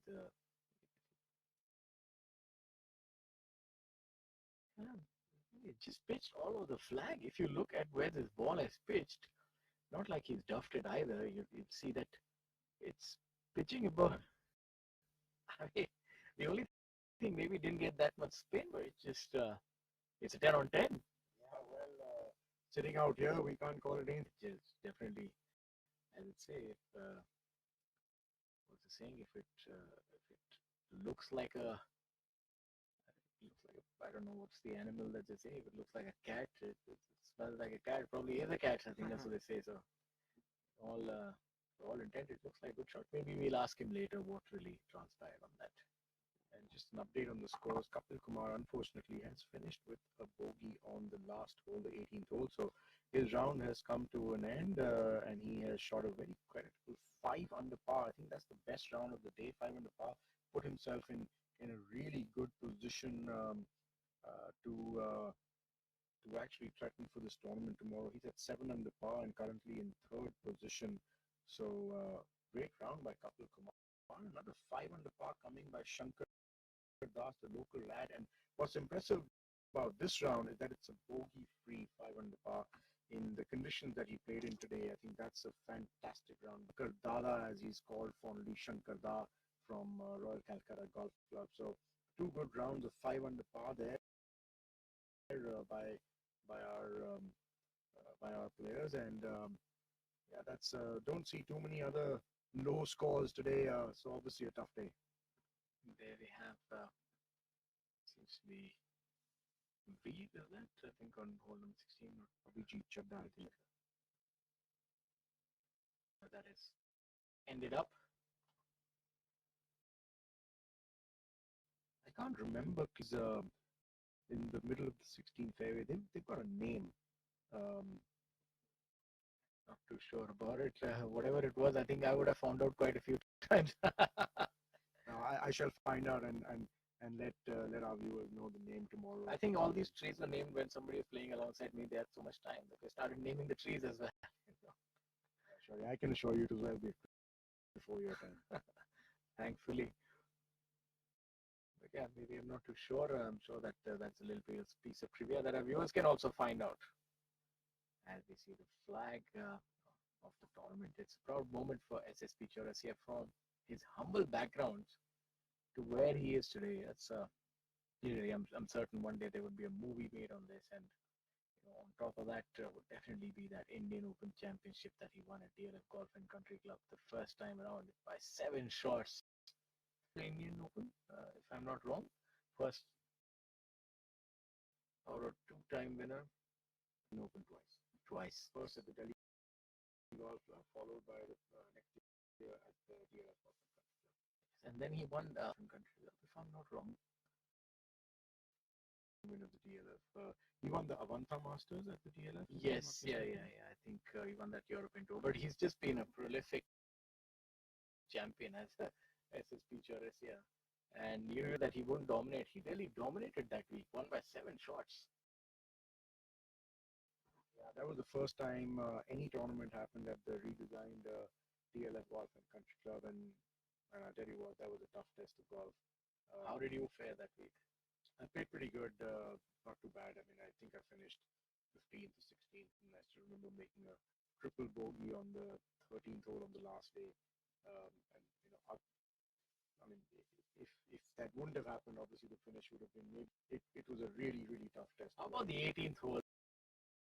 There, like, what kind of a solid drive? Let's say you were to catch your drive, what kind of distance would you be having, on your best days to that the center of the green? Well, I think you sort of get the right sort of flight and the right sort of bounce. Weak it was, but I never attempted it because it's a really, really tough second shot. I think it's not. There are not many shots that I can think which would be more visually intimidating. That's a room on that shot. So I mean, you can't miss it left. You can't miss it right. I mean, there is no place to miss it. It's a very scary shot, to say the least. Yeah. And if you hit the water, your drop is right there again. Exactly. So, quite like this place to miss it on too many holes. So, and I think Abhinav has put himself in a spot of bother on the 16th hole. It's a pretty straightforward hole, and it doesn't seem like a position to I think he's making a referee. I think he's making a mayday call after taking the scenic route. Seems to find himself in a spot here at 18th. Let's see if he's able to cap it off in style. If he can make a birdie, he might reach 3 under par, and you never know. Maybe win your own event. That might be considered a little rude by some, but doesn't matter.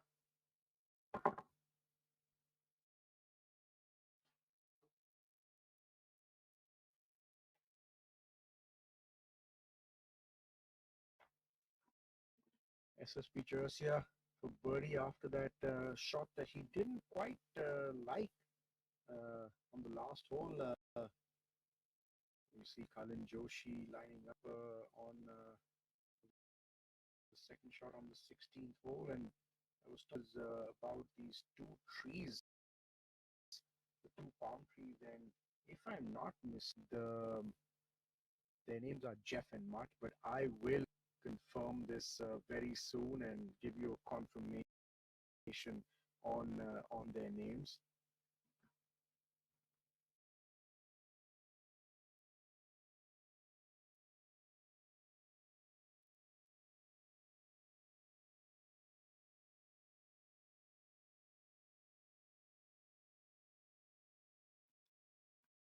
Abhijit Chadda, second shot on 16. I think just a chip shot left for him, and that's a pretty good shot. That's a pretty good lead. Uphill putt will be a good chance.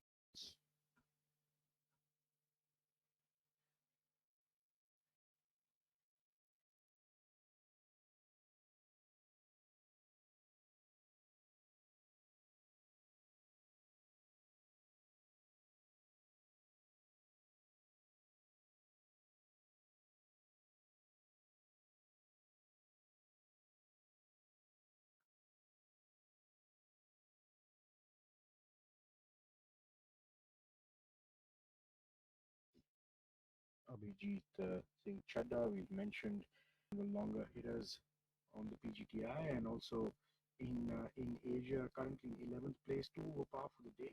Unfortunately, not being able to birdie the 15th hole, bogeyed the 15th hole, so he's going to be really upset with that. So he can make amends with that putt on the 16th hole.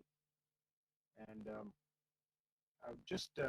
I have just got confirmation about the names of the 2 palm trees on the 16th hole. It is Jeff and Mutt. If memory serves me right, Jeff and Mutt are still there. That's why no detail goes by you. Nothing can pass by the indomitable Chirag. Jeff and Mutt. I thought it would be more like Jeff and Marty, but Marty. It reminds me of that. But yeah, I'm sure there's a lot of history on this golf course. It is golf course in the world, right? So that is true. Maybe that is from the colonial times. Jeff and Mutt. One doesn't need to think too much would be. Definitely, if you do venture into this part of the country, make sure that you play this golf course. And if you're unfortunate, do visit those trees as well when your golf ball hits them. Yeah, I'm surprised those names were not down in my yardage book. And now that I've given that idea to myself, I am going to put these names down right now. Yeah, so I like how proficient and prepared you are. You have a yardage book for commentary. I'm feeling rather inadequate today, Chirag. Well, you got to let the viewers know what the whole demands of these players, and I pretty much know all these yardages, by heart, playing on these golf courses for so many years. But to give an exact number is always better. There you have it. There's no such thing as being over prepared, and the more you know, the better you get at golf.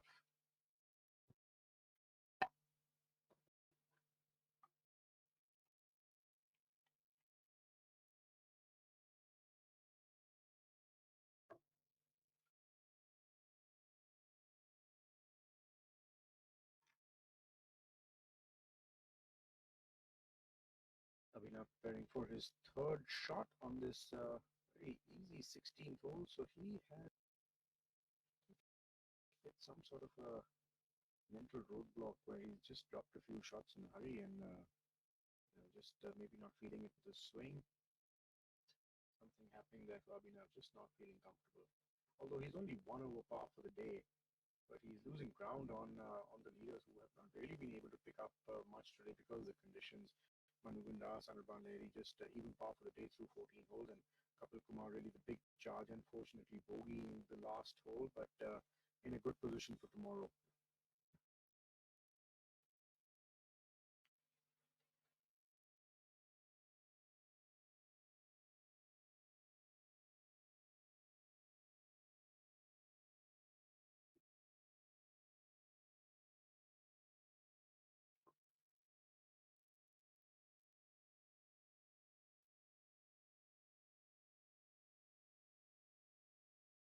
Look back at hole number 16. That seemed to have been quite a big drive by Abhinav Lohan. So you're right that he definitely has gained some distance, unless that was his third.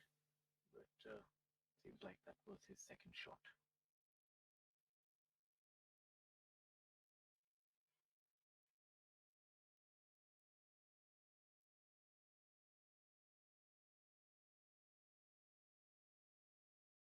A little miscue from Cullen there, missing it on the lower side.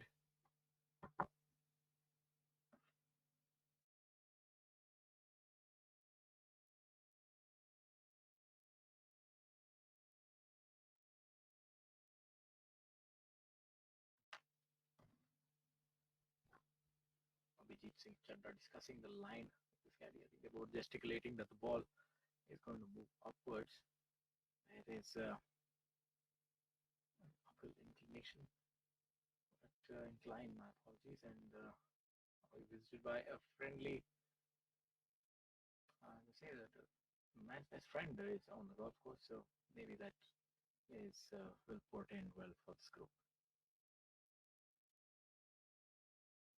Abhijit, I think, still upset about that bogey on the last hole, and we saw earlier he 3-putted the 4th hole, the par 5. So just two holes which worked to his advantage, and he's played them in 1 over par. He was probably looking to play both of them, under par. So 2 under and 1 over. That's 3 shot swing right there for Abhijit Chadha. Could have easily been at 6 under par and very very close to the leaderboard, to the lead right now. And now he's almost 5 shots back.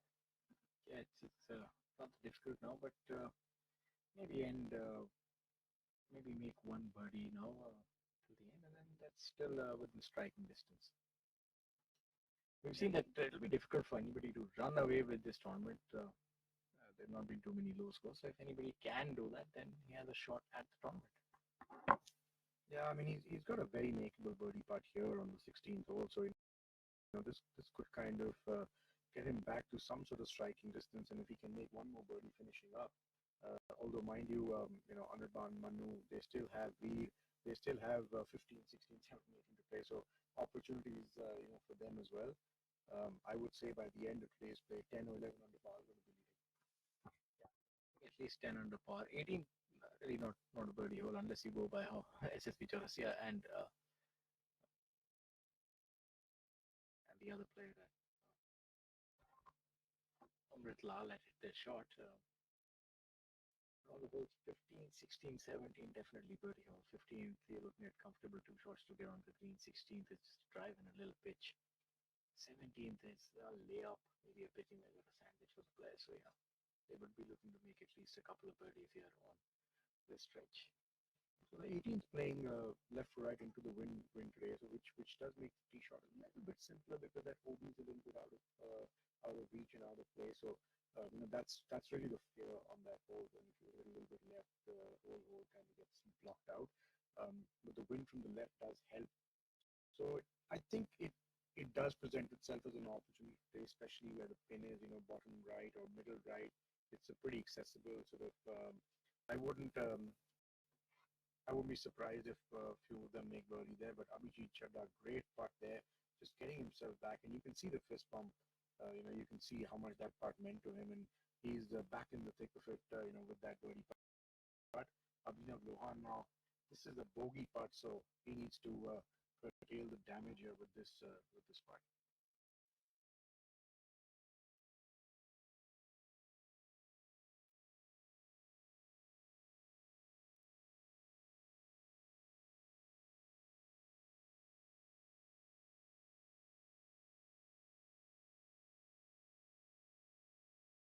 See, the leaders have reached the 16th tee, as Abhinav thought that putt was going right and missing right, but it did fall in. Obviously not happy. He's not happy with what he's done in the last 4 or 5 holes.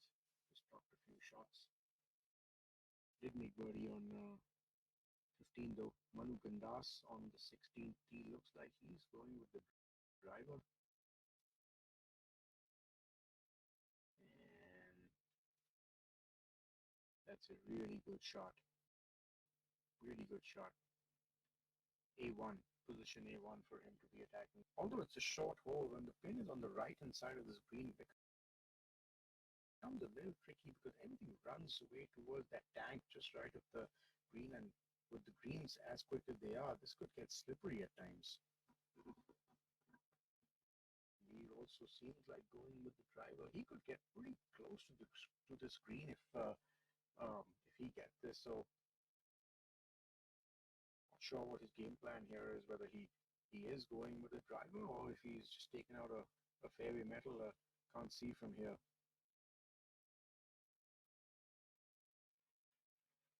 Looks like it's a bit left, and it's gonna stay. Okay, yes, that's fine. That's okay. It's not going to be easy for coming out of that rough and the angle that he's coming out on, but it is safe.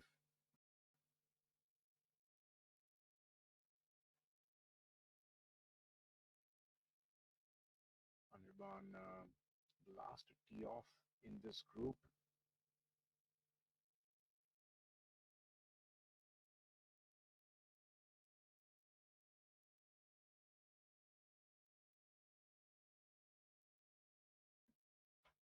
I'd be surprised, with the setup tomorrow. I remember playing this this whole a lot of times on the last day they would move the tee up and make it into a drivable sort of par four where a little bit of a risk reward hole. So it'll be interesting. And I think Anirban has just gone with the driver today, and he's hit it really close. I think nothing more than 10 yards or 15 yards short of the green. So that's a great drive for Anirban.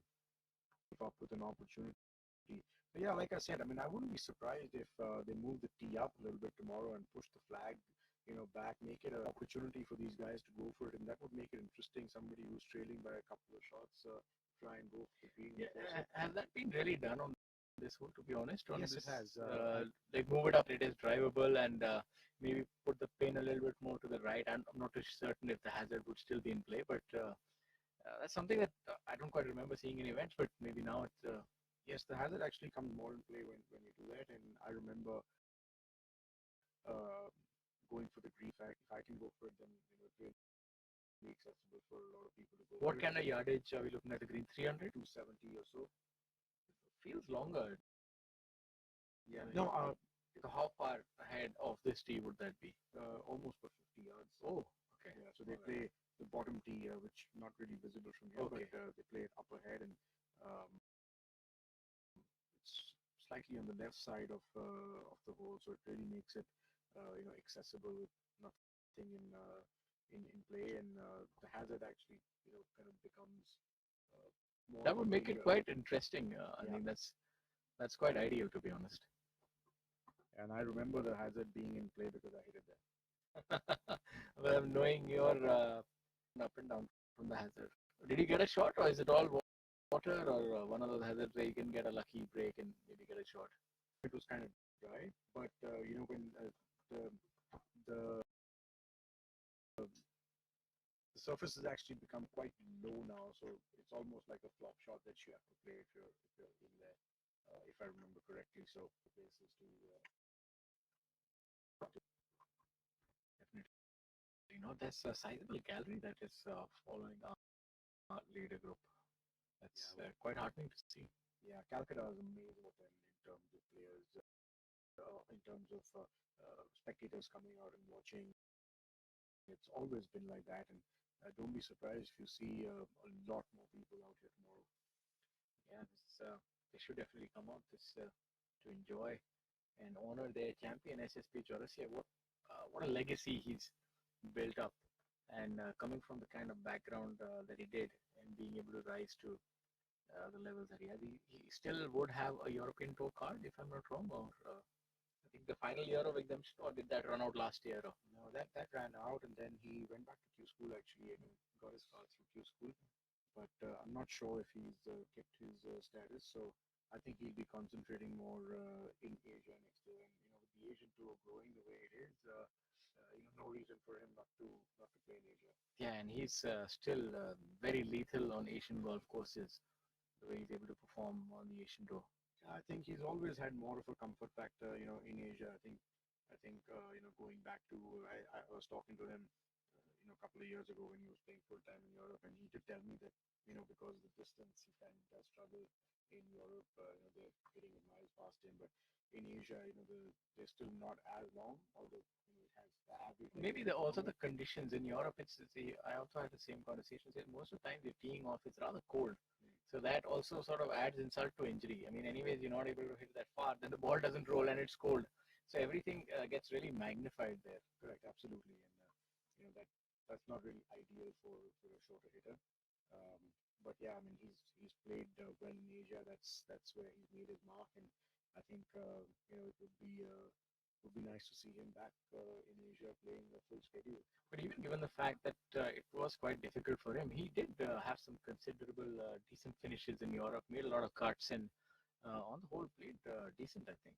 Yeah, of course, he's a great player. You can't stop him from playing great golf. He's so in control of his game. But like I said, it's that much harder when you don't have the distance and playing in a place like Europe. And I think he'd be a force to reckon with. Just an update for us. Gaganjeet Singh Bhullar on the last 4 holes has gone birdie, birdie, birdie, birdie. So he's 8 under par. So look at that, really saving the best for last. I mean, this is stars who descended upon this golf course. None more so than Gagandeep Bhula, shining bright. Yeah, and this is exactly what I was mentioning earlier. You know, that once you get past that 13th hole, every hole after that presents itself as a birdie opportunity. So he didn't make one on 14, but yeah, this is what I was Yeah, I saying. think he was hearing your commentary and he said, yes, this is where I must really capitalize. But look at that back nine, man. 4 under back nine now, right in the thick of things, Gagandeep Bhula. Yeah, that just makes this tournament more interesting, and a great shot by Anirban. This has got a chance. Oh, wow. It's not that easy like he's making it look. This is still a tricky shot. You have to pitch it in the right place. And look at that judgment of Anirban Lahiri. He's always had a great short game, and you know he's really worked on his technique and his short game with James Seekman, who is you know one of the renowned short game coaches in the US, coaches a lot of good players. So you know he's just taken his short game to the next level. Yeah, definitely. So that shot was threatening the hole all the way. Unfortunate that didn't go in the hole, but how deftly it was done. He pitched it there, rolled it like a work of art. Yeah, well done. That I think he's just not going to waste any time and finish up there. Yeah, that camouflage print on those shoes. Fantastic execution by Anirban Lahiri would take him to 8 under par after dropping previously. Yeah, Anirban also you know would be a little up bogey on the 15th hole, an opportunity there. And he's made bogey, whereas Manu did birdie it. He's got to 10 under par, another birdie opportunity here on the 16th hole. So Anirban Gaganjeet already at 8 under.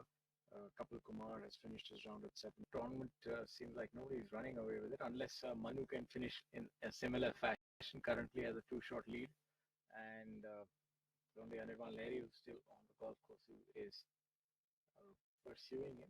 The other two players, Kapil Kumar and Gagandeep Bhula, have ended with identical 5 under par. So Manu can actually build up on that. I predicted. Look at the back nine by Manu Gandas. I mean, he's your money on him. He's so consistent, and it's you know what he's going to do. He's going to rebound off a bad break, and that's he's a real true champion. You know, I'm really fond of the way he plays. I think Yuvraj is also one of the better younger players. Very tempestuous, able to shoot a lot of low numbers. But what is the defining characteristics between these two? Even keeled. It's very predictable. You know that if he's dropping shots, he's going to gain them on the back nine. Yeah, true. And you know, I just had a thought in my head, and that would be like the way things stand right now. The final three ball is going to be Manu, Gaganjeet, and Anirban. And you know, it'll be really interesting to see how Manu holds his own with these two great players. You know, it's um, I'm not trying to doubt him for even a minute, but I think there is a difference when you're trying to hold off two players of the stature of Anirban and No, I know. Gaganjeet. To be honest, oh look at that. I don't think that he's going to be. It's seeing him how he's performed this year. To be honest, I think when they're playing alongside him, with all due respect to both of them, I think the favorite would actually be Manu Gandha. The way he's done, the way he's competed, how many victories he's this year, and he's been so consistent. Him really succumb to any kind of pressure. I've seen a lot of players, all the other best of players, do flinch a little bit here and there, but you know he's almost bulletproof. And I know that might be too much to say, but you know if he's playing well, he's going to play his round irrespective of what the other players are doing. So if he's having a bad day, that's fine. But if he's having a great day, he'll shoot his low numbers. I think Anirban and Gaganjeet will have to beat him. He's not gonna lose. They will have to beat him. Absolutely agree with you there, but you know, just to say that he hasn't been in this position with this kind of a feel, you know, and like I was mentioning earlier, Gaganjeet also a finisher. You know, when he gets into a position because he knows how to win. Gaganjeet, you know, he's got 10 wins on the Asian Tour, so not taking anything away from Manu, but just that these guys finish and how to win and how to win big. Yeah, and he's paired 3 days with Anirban, so I think he's already, you know, it's almost he's accustomed to that. It's going to be interesting, and three power players, different, all three long hitters. It's going to be a mouth-watering prospect for the gallery to follow these kind of players. Just a couple of holes left before the penultimate round of the SSP Chawrasia Invitational finishes, and these players get ready to tee off on the 17th hole. Very, very tight on the top with interesting times ahead, and it's going to be a cracker of a final day.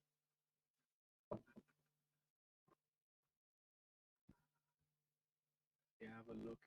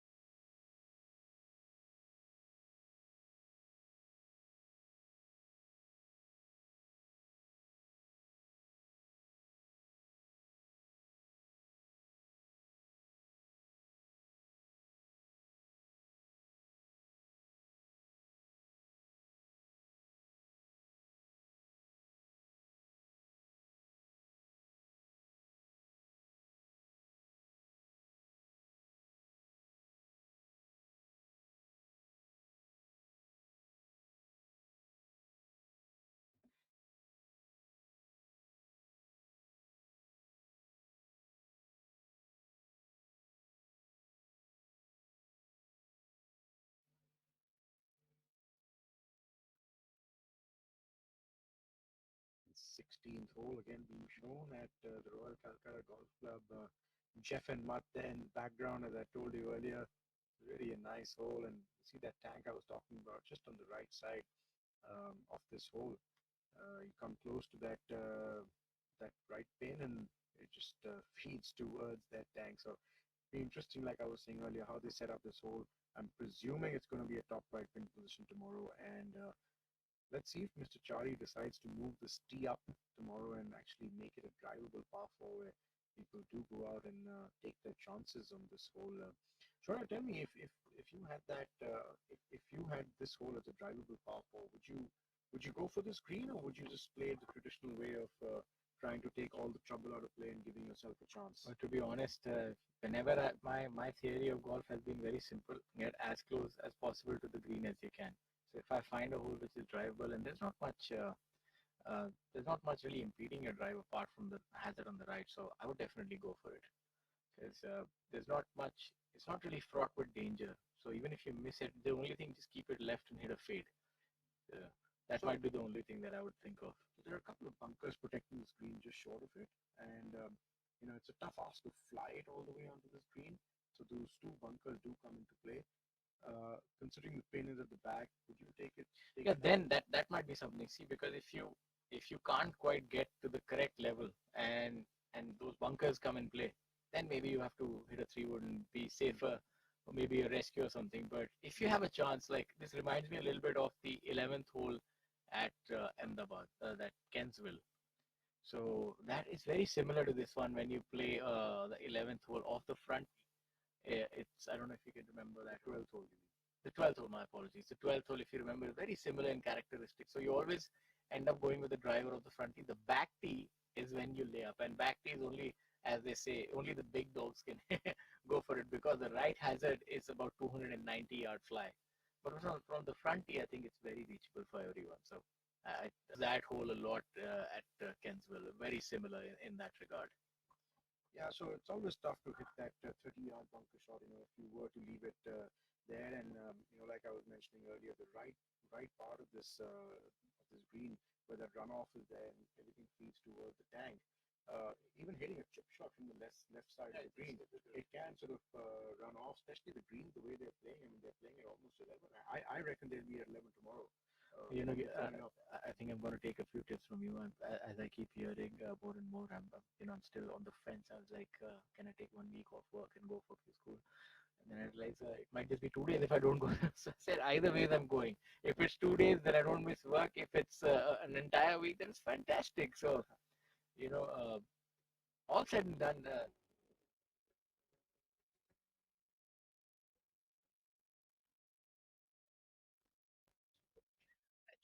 it's one of those things. But as coming back to the 16th hole, Chirag, I think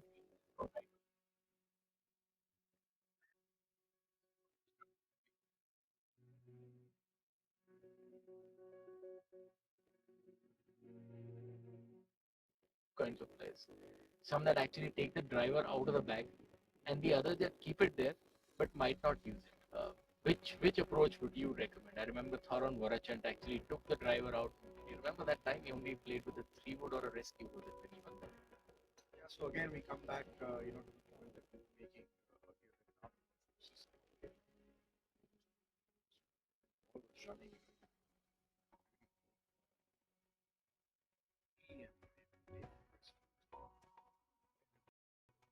hey,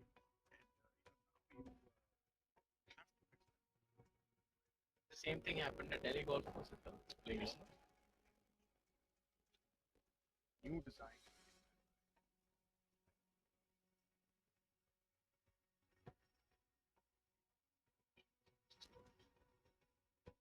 Score.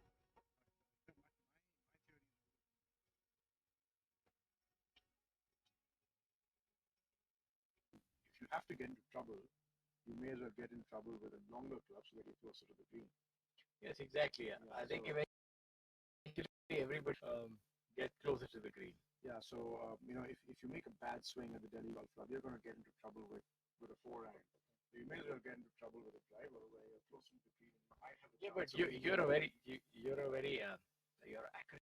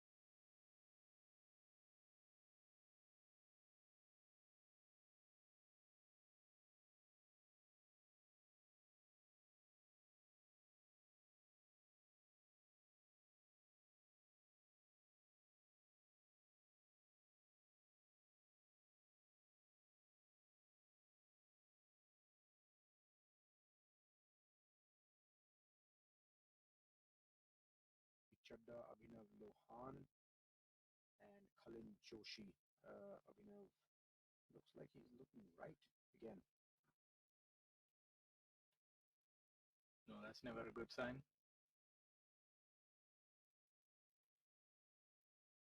Ranjit Singh there in the background, just walking across the fairway.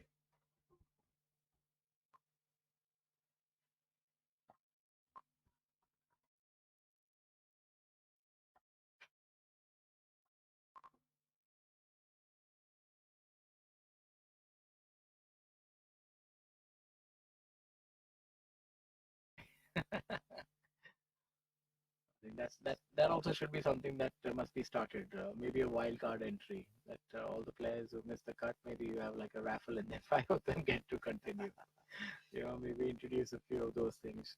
I think it's the biggest heartache in sport is missing cut in golf. I can't really think of anything else, and especially missing it by one shot.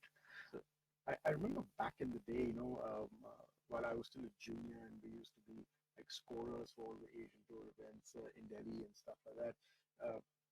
To make a group, or when there were less people who made the cut, they would always send like a marker out there with with the people playing, and that would be a pro who would miss the cut, and I think they paid them like a few $100s or something like that just to sort of go on the last day and just play around with these with the guys who had made the cut. So maybe that's something that they can do just to have exact number of people playing. Yeah, I mean, I don't know. Bonus for the people. I don't know if there's any correct answer, but I can't really think of any other sport which is so exacting, such as golf in terms of making the cut. You either on one side or the other. You still play any other sport. You're either starting the game and you play it to fruition. I can't think of any other sport which has this sort of a cut in between. So it's brutal sometimes, isn't it? Yeah, especially if you're missing a few by one shot, and that's every professional has those stretches where you're just missing cut and by the finest of margins, and then you plan, and then you're 2 days there in limbo. So the life of a professional golfer, there's as I say, there's a lot of dead time between holes. There's also a lot of dead time between tournaments if you're missing cut, and that time can actually play games with your head. Yeah, that's true. You go through a bad run and things just sort of keep moving downhill. Yeah, it's like I say, you're only as good as your last performance, and even if you won the previous week, you can still end up missing the cut, and that's why golf is probably one of the most difficult sports, and that's why it has such an allure. If you look at, let's have a look at this replay. Just about missing that one. If you look at all the sayings and adages, why is golf so addictive? Because there's so many things. You first have to overcome yourself, and then all these other elements, especially when you start trying to compete in tournaments. It's not so straightforward like you play a game of football. If I say you're winning or you're scoring a goal or you're out, I mean, you even play a match of cricket, you'll be from start till the end. But here it's different. Yeah, true. And it's one thing is making the cut, and the other thing is competing over 4 days. To keep your concentration and the same sort of form going for 4 days is a tough thing. And some days the body just doesn't react, to other days, and that could have such a big impact on the way you actually play. That's one thing that I always remember. You wake up one morning and some days you're hitting the ball great. Next day maybe something is feeling stiff, or maybe your back is hurting a little bit. So on all 4 days, you're just not the same player.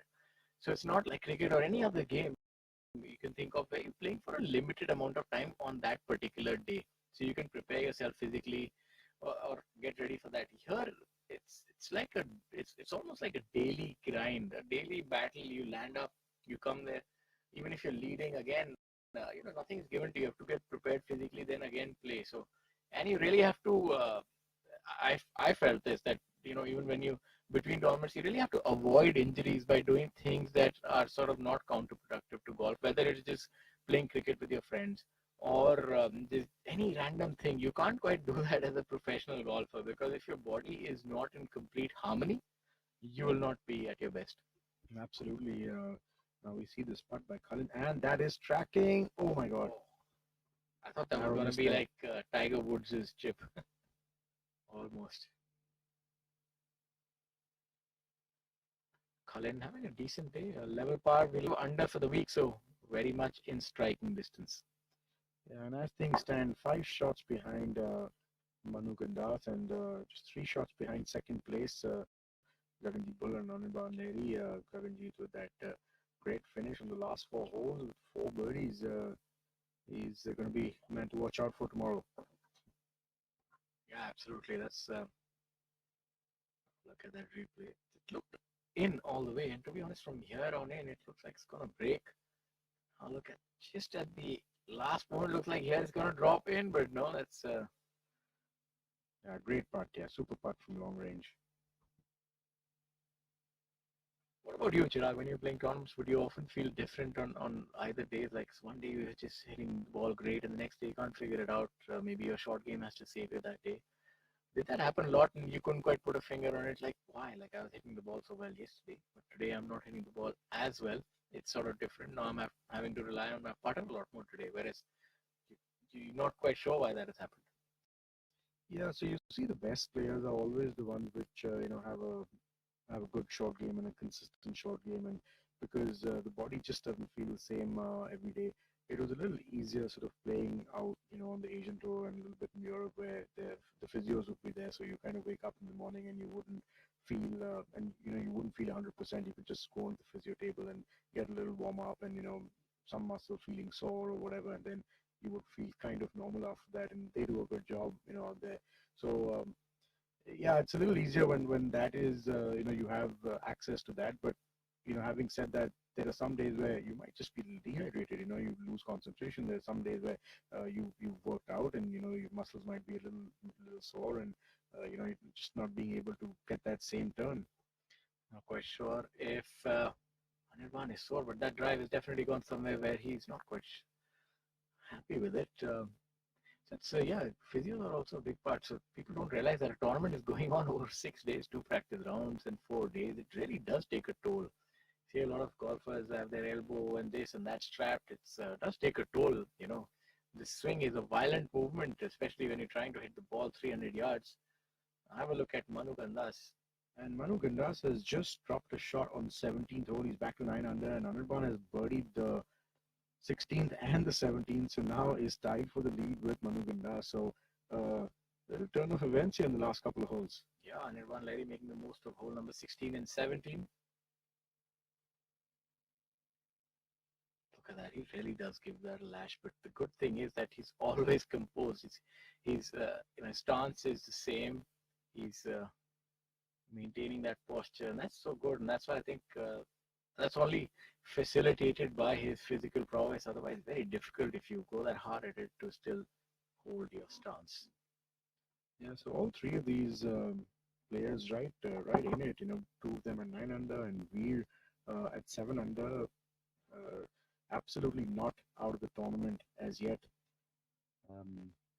Like we were talking earlier, anyone who is even at 3 or 4 under right now seems to have enough of a chance tomorrow.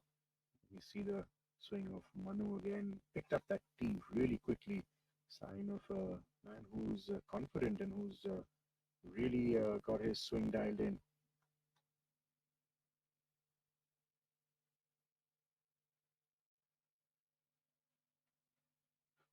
Surprised with the some of the way Manu's played some of the easier holes, like double bogeying the 8th hole and bogeying the 17th hole, dropping 3 shots on 2 holes which are really not that hard, in terms of this golf course. They're 2 of the easier holes, I would say. Yeah, well, not quite certain how he made that bogey though, but I think you're right. He does tend to, maybe there's something to do with the focus that sort of goes away on the easier holes, or we're not quite sure. Maybe trying to split hairs now, but either ways, he does find himself in a tussle with Anirban Lahiri, and what's going to be an interesting day. The lead group is going to be one full of Petty Gandas and Gaganjeet Bhullar, Kapil Kumar, Veer Rawat, and Karandeep. Second group, I think Yashas Chandra as well has shot a good round today, 2 under par and 4 under for the tournament. that putt on the 18th hole was for par for Kalin Joshi and not for birdie as we thought it was. So he's finished with a bogey on the 18th hole. 1 over par today. He's at 4 on the par. And Abhinav over par. So they likely might be playing together tomorrow again. I think that's going to be the first time. Maybe there is some sort of a record as well that you play with the same player for the 4 days, and both of you probably remain in the similar position as well. So seems like they're really enjoying each other's company as well. We were talking about Pukhraj Singh Gill earlier. He shot even par today. He's at 1 under par. He's in 18th position, and a really, really good finish by him. Birding 12, 14, 15, 16. So, wishing him all the best for Yeah, he's tomorrow. not too far if you look at it. He's at 1 under par, and maybe even around a 3 under par tomorrow can get him in the top 10. And I think a 7th or 8th should be able to secure his card. I think anything above that. So one more good round, and he could see himself in the top 60 and playing that season. And Yeah, absolutely. I mean, I think 8th or 9th position is going to get him that the money that he requires. yes, and it's not that far away, to be honest. It's just like 3 shots right now. So anything's possible on that final day. And he would have a slight advantage coming to the final day. He's a strong ball striker. Final day is difficult. The flags are hard. So I think it's kind of set up for a grandstand finish for Pukhraj. As we have a look at Veer. It's one of the few times we've seen Veer go before Manu. Also showing you how far Manu is hitting the ball. We don't know whether Veer hit the driver or not off this tee, but presuming he did. Yeah, that's a good point. Let's see how he does with his approach shot here. Fluid swing.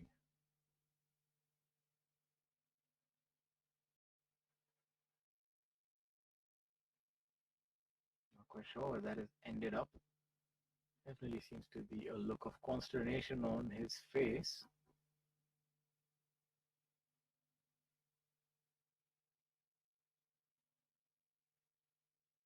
Manu in perfect position on this last hole. He can really get this one close. It doesn't seem like it's too long an iron in his hand. Probably like a 9 iron or an 8 iron. He could go for this flag. Yeah, seems to be in perfect position. Maybe nothing more than a 9 iron, to be honest.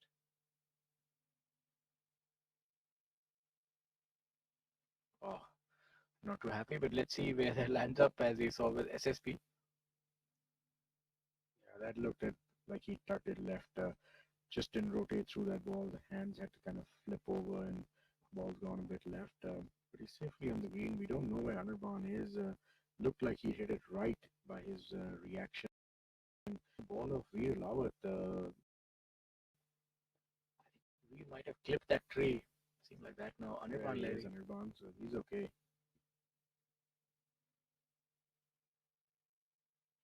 Just going back to the 16th, there's a chip shot again on 16. And this was the second shot on the 17th hole. Anirban. Let's have a look live at hole number 18. Where does he end up hitting that shot? Not looking happy by the looks of it.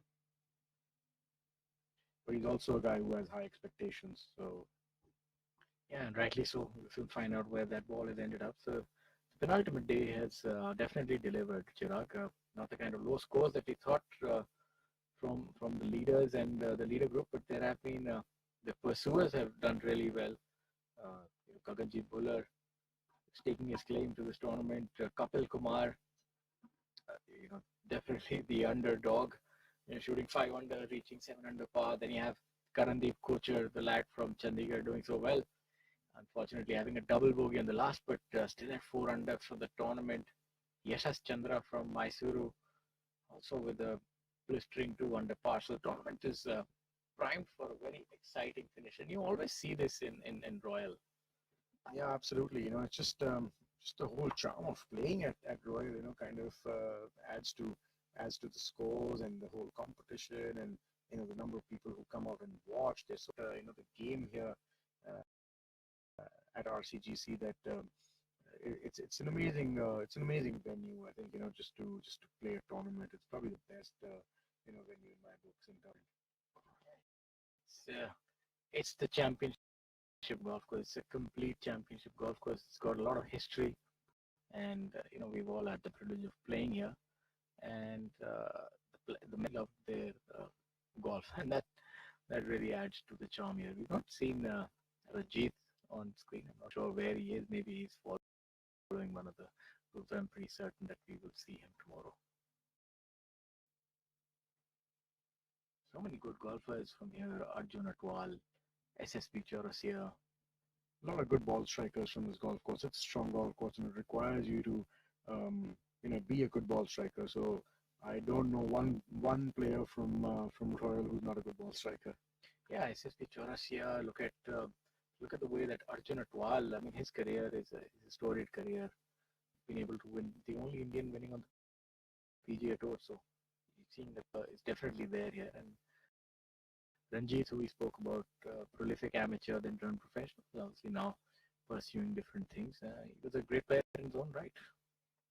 Yeah, it looks like he's going to remain as the only player to win on the PGA Tour for a while to come, because Anirban not more, and he came close a couple of times, but it looks like Arjun will remain as the only player to win on the PGA Tour for a little while till we have another player playing on the PGA Tour. Or maybe until they can sort their issues out, these tours, and then maybe Shubhankar is somebody that, although I think Shubhankar has a card only on the European Tour right now, but I mean, there's so many promising players. Any one of these players could win in the next few years the way they are. The only problem now is that it's unfortunate. That sort of draws players away. I feel nobody wants to spend a year playing on the nationwide or the secondary tour, then Corn Ferry tours. That's one of the problems I feel. Otherwise, our players, they're fantastic. Every time they play abroad now, you're seeing them do so well and winning internationally. So it's just a matter of time, I feel. Yeah, I mean, you're absolutely right. It's a long sort of cycle, to get to the PGA Tour now, and for a foreigner to sort of go there and set base there just to be playing, the lower tour is quite, the rewards are fantastic. So if I was a young player, I wouldn't think twice. Yeah, but it seems like a very protectionist sort of move by the PGA Tour, almost to dissuade foreigners. It was a very open tour where you can just go and play the Q School and get on there. Now it makes it a lot more cumbersome, and that's why I think that's why you're seeing the things as they're happening. It's very difficult for a lot of internationals to get there. And as I say, in life, competition always brings out the best. And I think this whole fantastic part by Anirban Lady, the competition between these tours will only benefit the players in the end.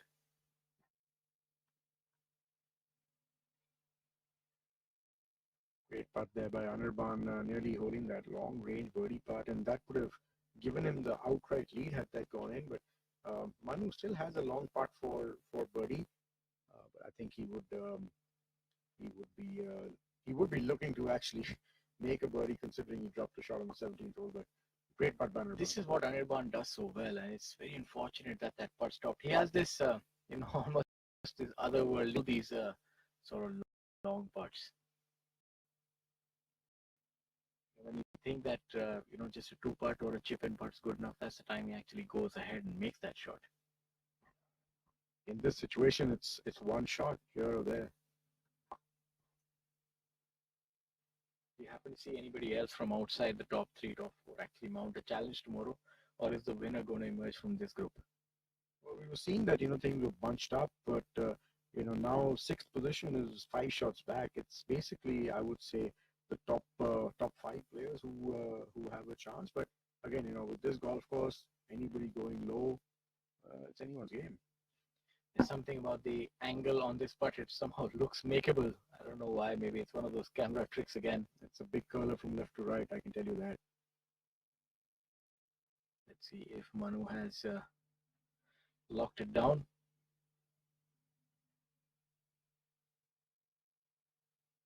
Very decent effort there. Very, very good putt. Good speed. Just a little extra on line there, but well done by Manu. So I think he will also finish at 9 under par and tied for the lead with Anirban going into the final day.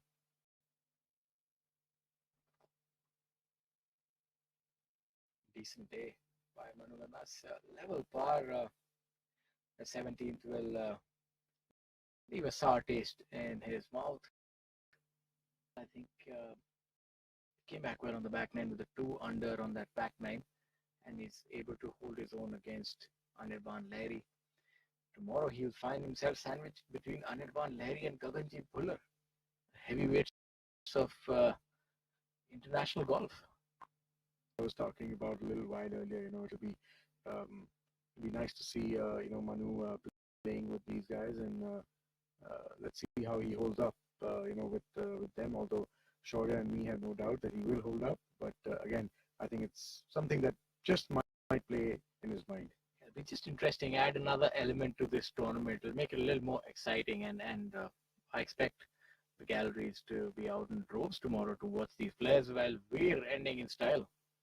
Yeah, that's a good part by Veer to finish with a birdie, and he puts himself in second place along with Gaganjeet Bhullar, just one shot behind Manu and Anirban. So now this is interesting. There are four players within one shot. It sets up for an exciting final day. Absolutely, and that's going to be it from us here. As you saw, we have Anirban Lahiri leading the tournament alongside Manu Gandas. We have Gaganjeet Bhullar and Veer Lawat tied for second position. And rounding up the top five would be Kapil Kumar, as well as, Kapil Kumar, my apologies, on fifth position. So it's been interesting. And what do you think is stored for tomorrow? Yeah, so I think our prediction of the score probably goes out of the window. I mean, for any of these guys to shoot 6 under, it's not impossible, but it's going to be tough if the conditions are the way they were today. And yeah, we'll see what's in store tomorrow. So thank you for watching, and see you all tomorrow. Yeah, do sign in at the same time, and we'll see you live again for the final day's play. From all of us here at the studio, it's me, Shaurya Singh, and Chirag Kumar saying bye-bye till tomorrow.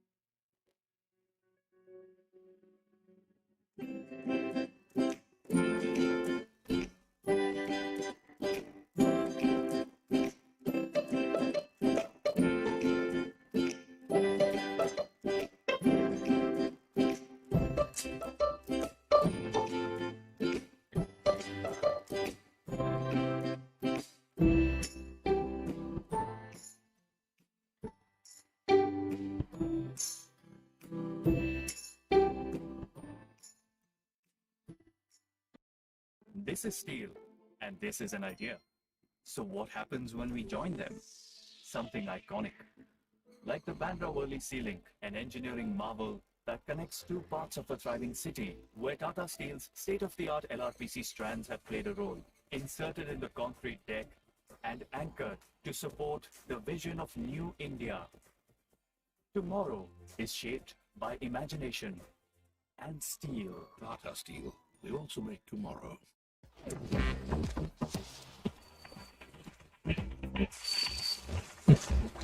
Frootik electro plus rehydrate feel alive. काम घर में कर रहे हो या बाहर या किसी बीमारी से उबर रहे हो, आप बिना जाने डिहाइड्रेट हो सकते हैं। रोज जरूरत है फ्रूटनिक इलेक्ट्रो प्लस रिहाइड्रेट। इसका अनोखा R3 फॉर्मूला इलेक्ट्रोलाइट रिस्टोर करे, ग्लाइकोजन रिप्लेनिश करे और मसल्स का तनाव कम करे, तुरंत एनर्जी के साथ। Frootnik electro plus rehydrate.